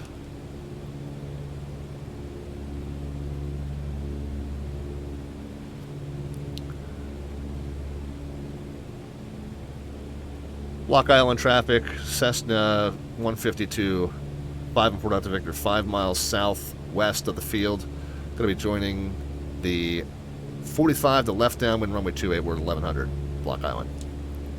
Block Island traffic, Sierra 802, Nata Bravo, we're midfield, runway 28. We'll be entering a left base, runway 28 within the next 5 miles. We'll report it. Okay, so he's up ahead of us. He said he's left downwind midfield, so we'll have traffic, Cessna 114, Papa 6.5 miles to the west. Maybe 6.5 miles. He's a couple miles behind us. Block Island. Okay, very good. So we're good. We're turning about 90 knots here.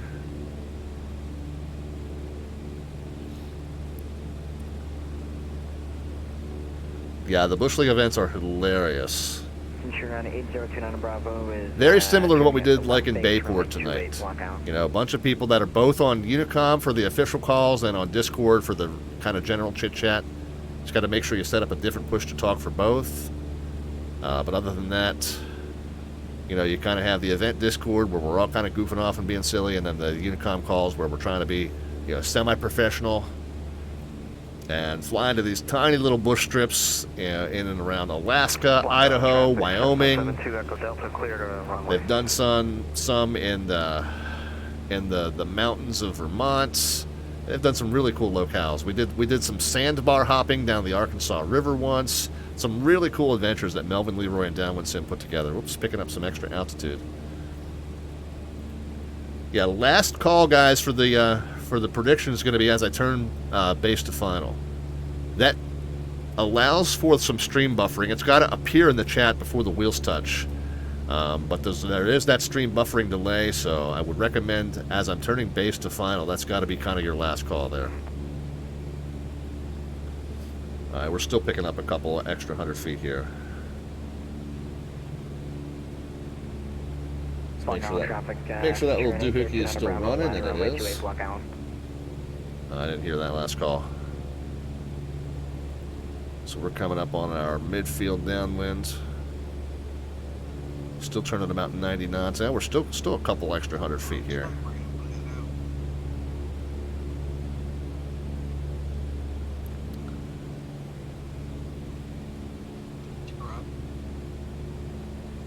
We're getting ready to make our midfield downwind call here. Keep those predictions coming, guys. And if we have a tie, we'll give 2 entries. It's not a problem. Okay, if you end up on the same number as everybody, the only other rule is make sure that each person only gets 1 guess.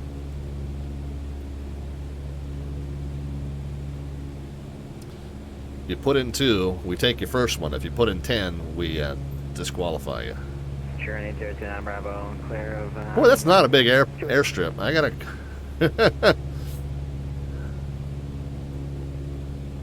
Block Island traffic, Cessna 5 and 4 out to Victor left, downwind midfield runway 28, Block Island. Alright, let's go ahead and just put a little carb heat in as we already had some in. First notch of flaps coming in. We'll make the turn pretty much over the shoreline. November 97.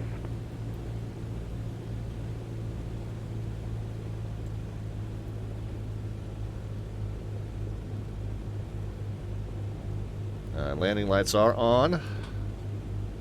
Lights are on, no one's home. We're set flaps 2 now.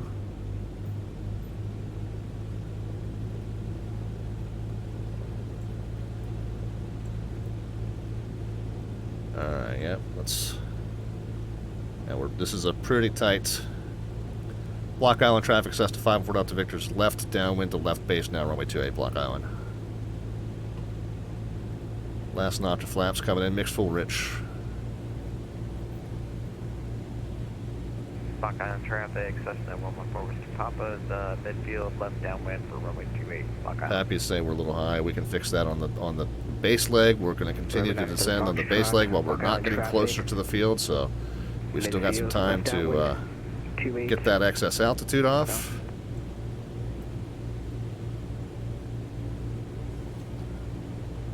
Alright, last call for the predictions, guys. Block Island traffic, Cessna 514 out to Victor's left base to final now, runway 28, Block Island. Psi Nox Chaos. We're still a little high. I think we can fix it, though. I don't, like, visually, I don't see that we're that high. Okay, now we got one red. Makes me feel a little bit better. Are we going to have to back taxi for the exit? Block Island traffic, Cessna 114 Whiskey Papa. We're going to extend our downwind a little bit and let the landing traffic give some space. Block Island. Yeah, if we got a back taxi, then we're going to need an extra minute or two. I only see the one taxiway here. Alright.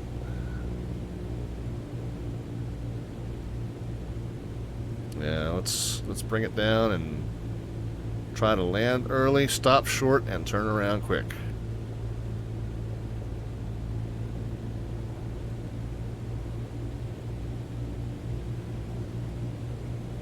There is one down at the end? Okay, I don't see any blue lights for it.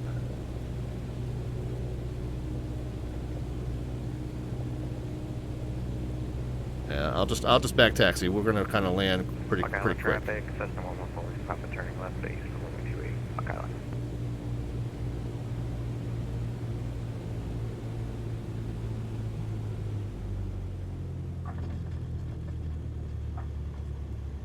Alright, yeah, that's pretty good. Oh, there's a turn off here. Good. Well, we made the middle turn off. That's good. November accent Foxtrot. Turning Alright, happy with that. Base. Black on. Landing lights off, taxi light on. Pitot heat was off, strobes off. Block Island traffic, Cessna 114 Whiskey Papa's on final for about a 2-mile final for runway 28, Block Island.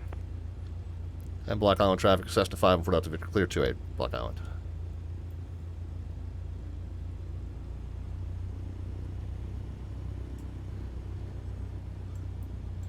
And we got our we got our interior flashlight. Where's the knob for the interior lights here?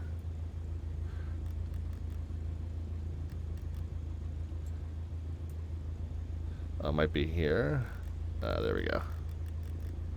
There we go. New York Jailhouse was wondering about the approach speed. Yeah, so I was toward the bottom end of the green arc. But I think if I was that close to the bottom end of the green arc, I probably was a little slow. I don't know this plane that well either, honestly. But you very well could be right.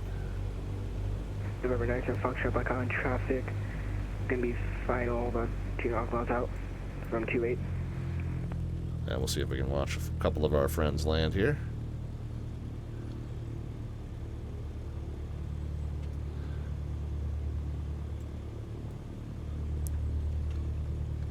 Alright, parking brake is on. Let's get the external lights off. The taxi lights. And we'll leave that stuff on since the engine's still running. What'd you think of it, Freckles? Were you happy? No, she was unimpressed. Yeah, she seemed pretty unimpressed by it, but just about everything. Let's make sure we got at least 1,000 RPMs in so we don't kill the battery last thing before we end the plane. Don't worry, guys. I'm going to go ahead and talk about the winning number here in just a second. I do want to kind of pop out and see if we can watch a few of our friends make their arrivals. I know Good Fixins is flying along with us. I'm not sure who the other ones are. Yeah, that looked pretty good.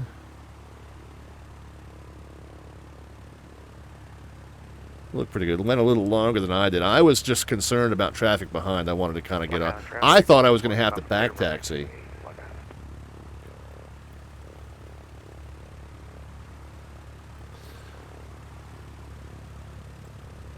So I thought I was going to have to land and then turn around and then come off. So I was really kind of concerned with the traffic behind.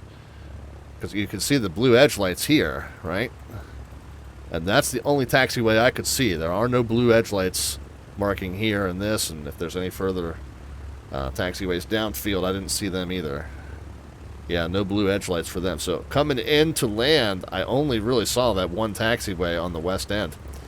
Or east end, rather. And I was like, oh, God, if I'm going to have to land and turn around and back taxi and take that exit, man, I'm going to need a minute to do that. And there's traffic, like, turning base behind me. I'm going to need to really roll it roll it nice and short and get off. But there's a couple more exits down here, so that's good to know. Island traffic, clear runway 28.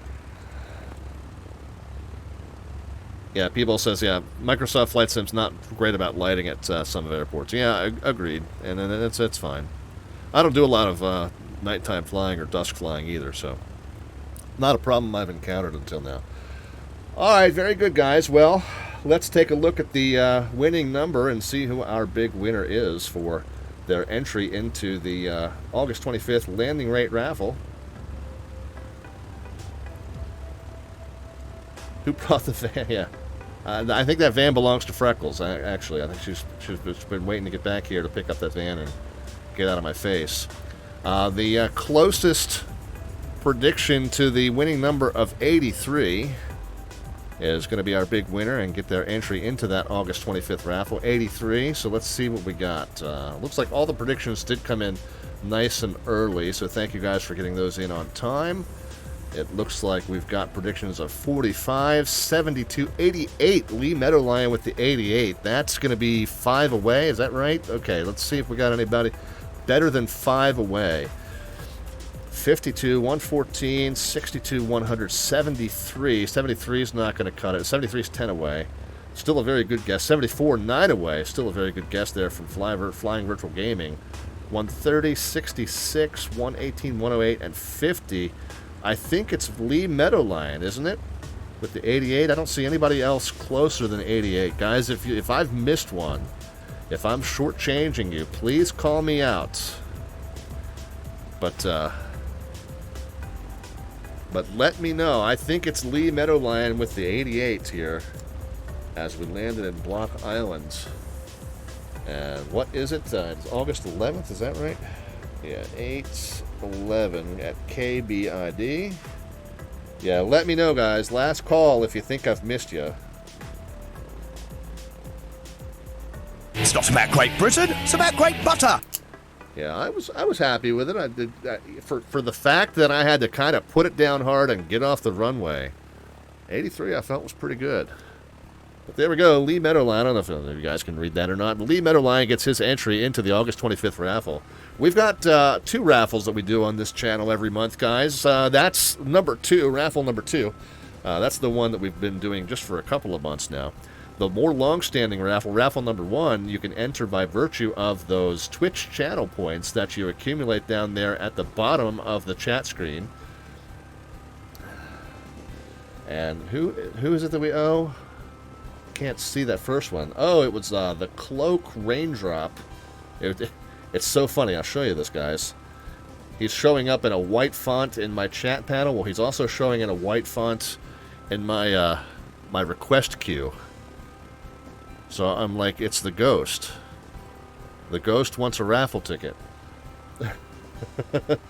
That's not the Cloak Raindrop. He's got an invisibility cloak on, is what it is. So there you go.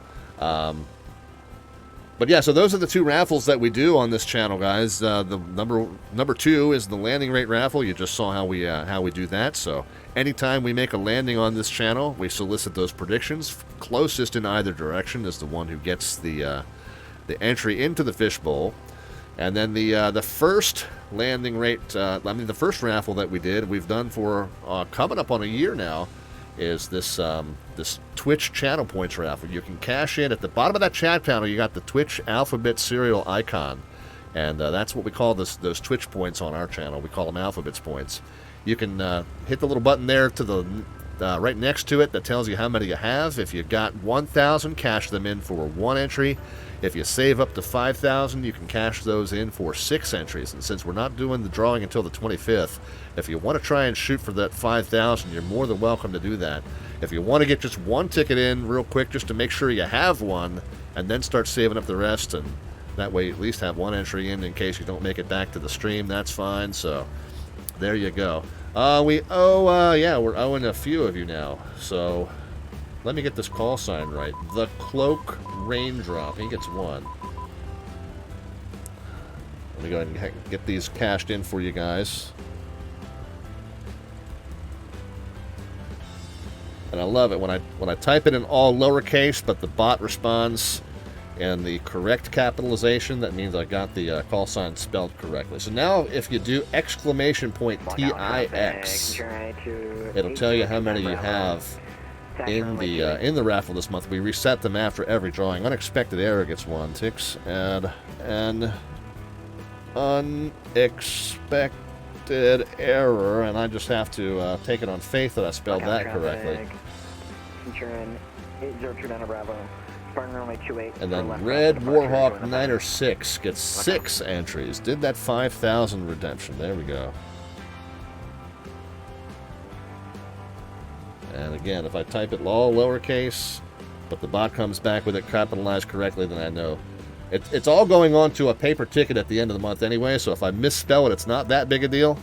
But what the spelling it correctly does for you is it puts it into the system, so you can go exclamation point TIX, and it'll tell you how many you have in this month's entry. After every drawing, we reset them all, so that at the beginning of next month, you all start on a level playing field, start earning those Twitch channel points there at the bottom of the chat panel, and then you can go ahead and cash those in. What do you win? Asks Flying Virtual Gaming. That is a great question, and one that I always forget to answer when I'm just casually talking about this raffle. But we have a lot of... Oh, there's another arrival. We have a lot of great prizes that you can choose from here at the Slant Alpha channel, the Slant Alpha Prize Vault. All kinds of stuff. We've got solid black t-shirts. We've got the white with the black trim. We got the plain white, all with the Slant Alpha logo on them. We got the white trucker cap. We've got a mouse pad. We got a traditional coffee mug, and now we've got the tapered coffee mug as well. Plus, we've got the tote bag. Some of that stuff is hanging up over behind me, and you can purchase some of that stuff on our merch store, exclamation point merch, if you'd like to buy yourself one of those items. If you don't want my crap, if you have no idea, like, who's this guy think he is? I don't want his logo. I want to win a prize that I might actually enjoy using. Then you can opt instead for the $25 Amazon gift card or the $25 X-Plane.org store gift card. So there should be something there for just about anybody if you happen to be the winner that we pull. And you don't have to be present on the night we do the raffle. If you're not here on the stream with us on August 25th, not a big deal. Just look for your Twitch whispers. Because if you're not on our Discord server with us, it's the Twitch Whispers that I'll use to contact you and let you know that you won, and you have 1 week after winning to contact me back and let me know what prize you would like. So do keep an eye on those Twitch Whispers if you put an entry in and then you don't hear anything and you don't happen to be here that night.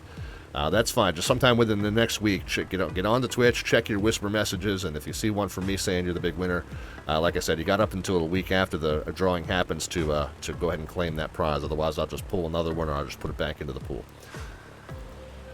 People, there we go. People gets 6. There we go. Yeah, so you do that, people, and then I do this.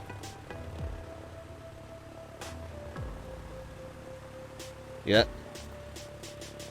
Right, and now you can go exclamation point TIX just by itself. And that'll tell you that it will indeed confirm that you've got the 6. There you go. So yeah, if you want to cash those in, it's always just that hit that little button down there at the bottom of the chat panel, and it'll tell you, it's a little button right next to the alphabet serial icon. Will tell you how many Twitch points you have, and then it's 1,000 for 1, 5,000 for 6. We got Fire Kid 19, we got Flying Virtual Gaming, both with the follows there at the end.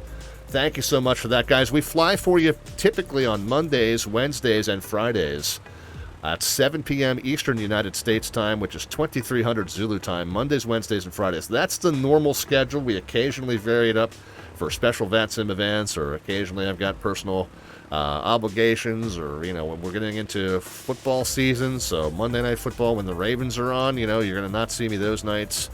Maryland basketball season comes up, I tend to try and take those games off and those nights off when there's games, so you'll see that the schedule will vary from time to time, but Mondays, Wednesdays, and Fridays, 7 p.m. Eastern time, 2300 Zulu time is the normal show schedule. If you want to see the full show schedule, you can hit the About tab there underneath the picture window. Check out that full show schedule down underneath there. We've also got that published on our Facebook page and on our Discord server.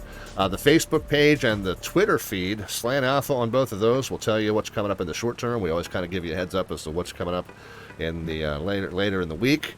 We can have you check in over there on our Discord server If you would like to keep the chat going 24/7, if I was doing hand flying and I missed some questions, if you had questions about stuff that you were seeing that I didn't get a chance to answer, feel free to pop over into the Discord and ask, or just go over there and shoot the breeze and say hi. Or if there's a certain flight that you want to see us do, or a certain type of approach that you want to see us do, we're more than happy to demonstrate stuff for you. We love doing that kind of stuff. We try to make this stuff as educational as we can while keeping it fun.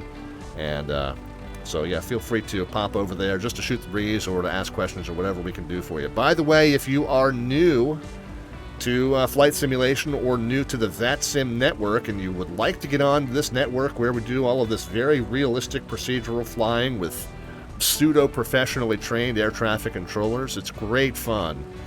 It is a lot of learning, though. There's a lot of stuff you kind of need to get familiar with. We've got some tutorials over on our YouTube channel. Links on the lower left-hand side of your screen if the ad's not up. Yeah, the link's there now, and it will be, it kind of flashes back and forth. But go ahead and hit up that link for the YouTube channel and check out our playlist called VATSIM Tutorials if you needed some help figuring out what to say to air traffic control, or you wanted to get some help on how to put together an IFR route or a VFR route plan, or if you wanted to know how I come up with those estimates of flight time and fuel. By the way, we need to kind of shut the rest of the plane down here and see how close we were with that. Let's go ahead and get the plane shut down. Get the flaps stowed. Yep. So all that stuff's done. Elevator trim. Transponder's already 1200. Elevator trim resets. Let's go ahead and just kind of scooch it up there. And then, so we had said, I think we nailed it. Look at that, guys. I think timing-wise, we were right on it. Timing-wise, we said 10:50 on the ground and 10:54 on the blocks. That was 12 minutes ago. And man, I don't know if I was dead on that, but I know we've been down for a good 5, 6, 7 minutes at least as we went through our raffle winners. Now let's see. Now this was the question mark, the fuel consumption. I had to kind of tweak those numbers. The JPLogistics crew has been tweaking the engine performance, and I think that the fuel consumption did change in this plane because I was way off in that first leg. I was way under. I burned way more fuel than I had planned to. So let's see how close we are to 50 pounds of fuel remaining and see if I need to make some additional. Oh my gosh, we're like dead on 50 pounds. Okay, well I guess the tweak that I made seems to be good. We'll hold on to those numbers and we'll see how they go over the next couple of streams. And again, if you want to see how I do the flight time and fuel estimates, I don't rely on SimBrief or PFPX or any other online flight planning tools. I do all those calculations in a spreadsheet that I created myself. And if you'd like to see how I do that math, there's a tutorial over on that VATSIM playlist that you can check out as well. All of our old flight broadcasts are over there as well. So if you want to see one of the previous versions of our Bayport fly-in, you can always check that out. We've done the virtual version of Oshkosh, the EAA AirVenture. You can check those out. We've done some really cool flights in the PMDG DC-6. All kinds of fun stuff that you can search on that channel if you want to see if we've ever been to your favorite airport or what have you. All right, let's go ahead and get this plane closed up and shut off now, guys. We can shut off all the radios. Where's the off button on the transponder? There we go. Get the DME off, get the radios off. There, so that's all the avionics. We'll go ahead and close the throttles. We would at this point blip the magneto switch just to make sure that the grounds are still connected and the magneto switch does indeed kill the power to the mags. So we'll just blip it real quick and make sure the engine does kind of sputter there for a second, but in this sim it will bring up that stupid logbook and it will kill the engine for good. So we'll just pretend that we've done that. Now that we've done that, we know the mag switch is working fine. We'll go ahead and, whoops, not the flaps. We'll go ahead and pull the mix and kill the engine for real, the traditional way. Watch the propeller come to a stop. There we go. And then we'll switch the mags down to the off position there. What else we want to do? Fuel selector. Down there by Freckles' left knee. We'll try not to fuel her up accidentally while we do that. Hit that fuel selector. Nav and beacon lights can go ahead and come off now. The alternator can come off. And let's go ahead and turn the interior panel lights off if I can find the right knob now. There we go. Yep, yeah, there we go. Now they're off, and the flashlight comes back on automatically. Go ahead and get the battery switch off now, and that'll do it. Yep, there's our stupid log we don't need. And then we'll go ahead and pop the doors and let Freckles go ahead and get out of the plane. Bye, Freckles.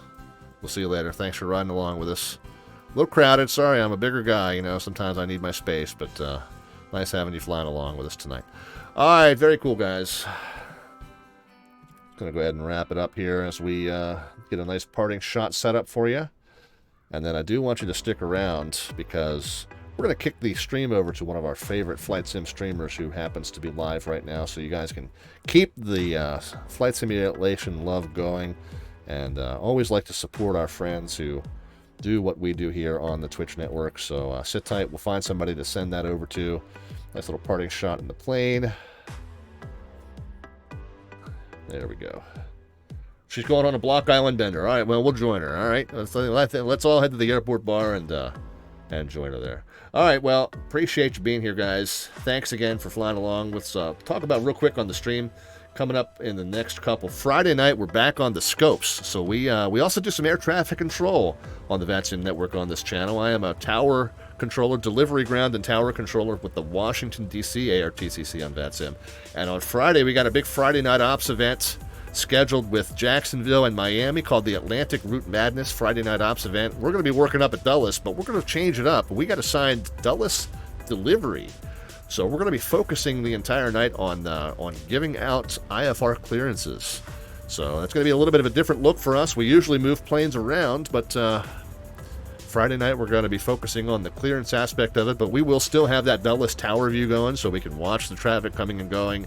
Of course, you know, things can change. We might shuffle, we might cover if the tower controller needs to take a break, or you know, certain controllers don't show. We might shuffle the lineup a little bit. We might end up somewhere, but we might end up doing delivery all night, and that's just fine. Like I said, it's going to give us a little bit of a different educational look for the channel on Friday. Should still be a fun one. Hope that you guys will stop in and keep us company as we're helping planes get their IFR clearances out of Dulles, heading down toward the other focus airports in the Atlantic Route Madness Friday Night Ops event on VATSIM. Should be a good one. Should be a busy one. All right, so we will see it for that. And then what's the next one coming up after that? Let me get the show schedule in front of me, and I'll let you know. Yeah, back on Monday at 7 p.m. Eastern Time, back into the Douglas Overseas Series. We most recently landed in Frankfurt, Germany. We're going to head up to Rotterdam in the Netherlands, and then back to Liverpool in England. As we make our way back, we did a Mediterranean island and coastal hop in that Douglas DC-3, that AeroWorks freeware DC-3 for X-Plane 11. And so we're making our way back up into the UK, and then we're going to come over the North Atlantic kind of the same way we went out as we did last summer, starting in March of 2020, as we took our DC-3 up and over the North Atlantic in a series of hops, down and around through the mainland Europe, and then down around a coastal and island Mediterranean tour, and then we're making our way back hop by hop as we go back toward our home airport of Martin State Airport, just east of Baltimore in the eastern U.S. So again, Monday the 16th at 7, we'll go from Frankfurt to Rotterdam and then to Liverpool in that AeroWorks freeware Douglas DC-3. Wednesday the 18th, I want to point this out. Those of you who are new to VATSIM, and we were talking a little bit ago about some tutorials that will help you out, those tutorials were designed around an event that we put on about a year and a half ago or so. We are going to resurrect that event on August the 18th, Wednesday night, 1 week from tonight. If you are new to VATSIM and you would like to fly along with us, we're going to do an IFR flight from Raleigh out to Norfolk, and then a VFR flight from Norfolk up to Ocean City, Maryland. So the tutorials that we made for putting together routes and what to say to air traffic control were all geared around those two flights specifically. So even though those tutorials are pretty good about giving you the general idea, they're very good about giving you the specific idea of what you need to file and what you need to say in order to perform those flights. So get your VATSIM accounts up and running over the weekend if you get a chance. Make sure that you've already passed that little entrance exam and you've already got the pilot client downloaded and installed and tested. Make sure you can hear air traffic control by voice. They're very plug and play for the most part, but for some folks they're finicky about network port settings and firewall stuff and antivirus stuff. So it can be trying at times to get those set up. But let's get all the tech support issues out of the way so that when we connect at 7 p.m. on the 18th, we can all be ready to go. Red Dragon says there's also, the EU is also doing a First Wings event, a rookie-friendly event called First Wings next week. Yeah, that's overseas in Europe somewhere.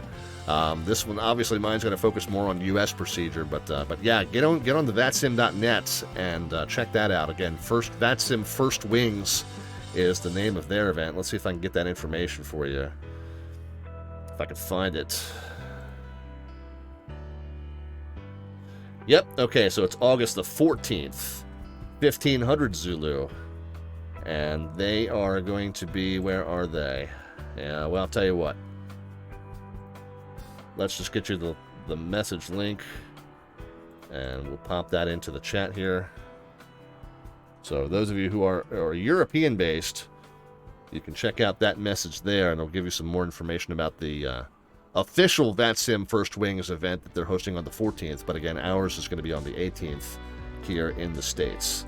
So either way, you got two opportunities to get on VATSIM with some sympathetic controllers and other pilots that might be, brand new to the network flying around you. So again, ours is on a week from tonight. We're going to load up at Raleigh-Durham at 7 p.m. Eastern Time, head up to Norfolk IFR, and then we're going to head up to Ocean City, Maryland VFR. All right, guys, I think that's going to do it. We will talk to you then on Friday from the cab at Dulles International Airport. I do ask that you do stay tuned. We got a few friends that are up and flying. Let's see what... well, that one's just wrapped up. Is this one just getting underway, maybe? Oh, this one's just getting underway. Okay, we're going to send you over to a friend of ours who does all kinds of interesting general aviation type flying. It looks like he's going to be doing some glider flying tonight. So, stay tuned, guys. We're going to kick you over to our very good friend, Canadian Captain Mustache. And he's a heck of a lot of fun. He is a real-world pilot. I believe he's a real-world firefighting pilot, if I remember correctly, if I'm thinking of the right person. But he gets on stream and he does all kinds of different general aviation type stuff that he doesn't get to do in the real world anymore because he does that stuff for a living now. So Canadian Captain Mustache is where we'll send you. Do sit tight. He's just running his title roll now. So, he's just now going live. Perfect timing, guys. All right, sit tight. We'll send it over to him. Do enjoy. Tell him Slant Alpha sends its love. And we will talk to you Friday from the Tower Cab at Dulles. Thanks again for flying along with us tonight. Be safe in your own travels and your own adventures in the meantime for the rest of your week coming. And take care. We'll talk to you then.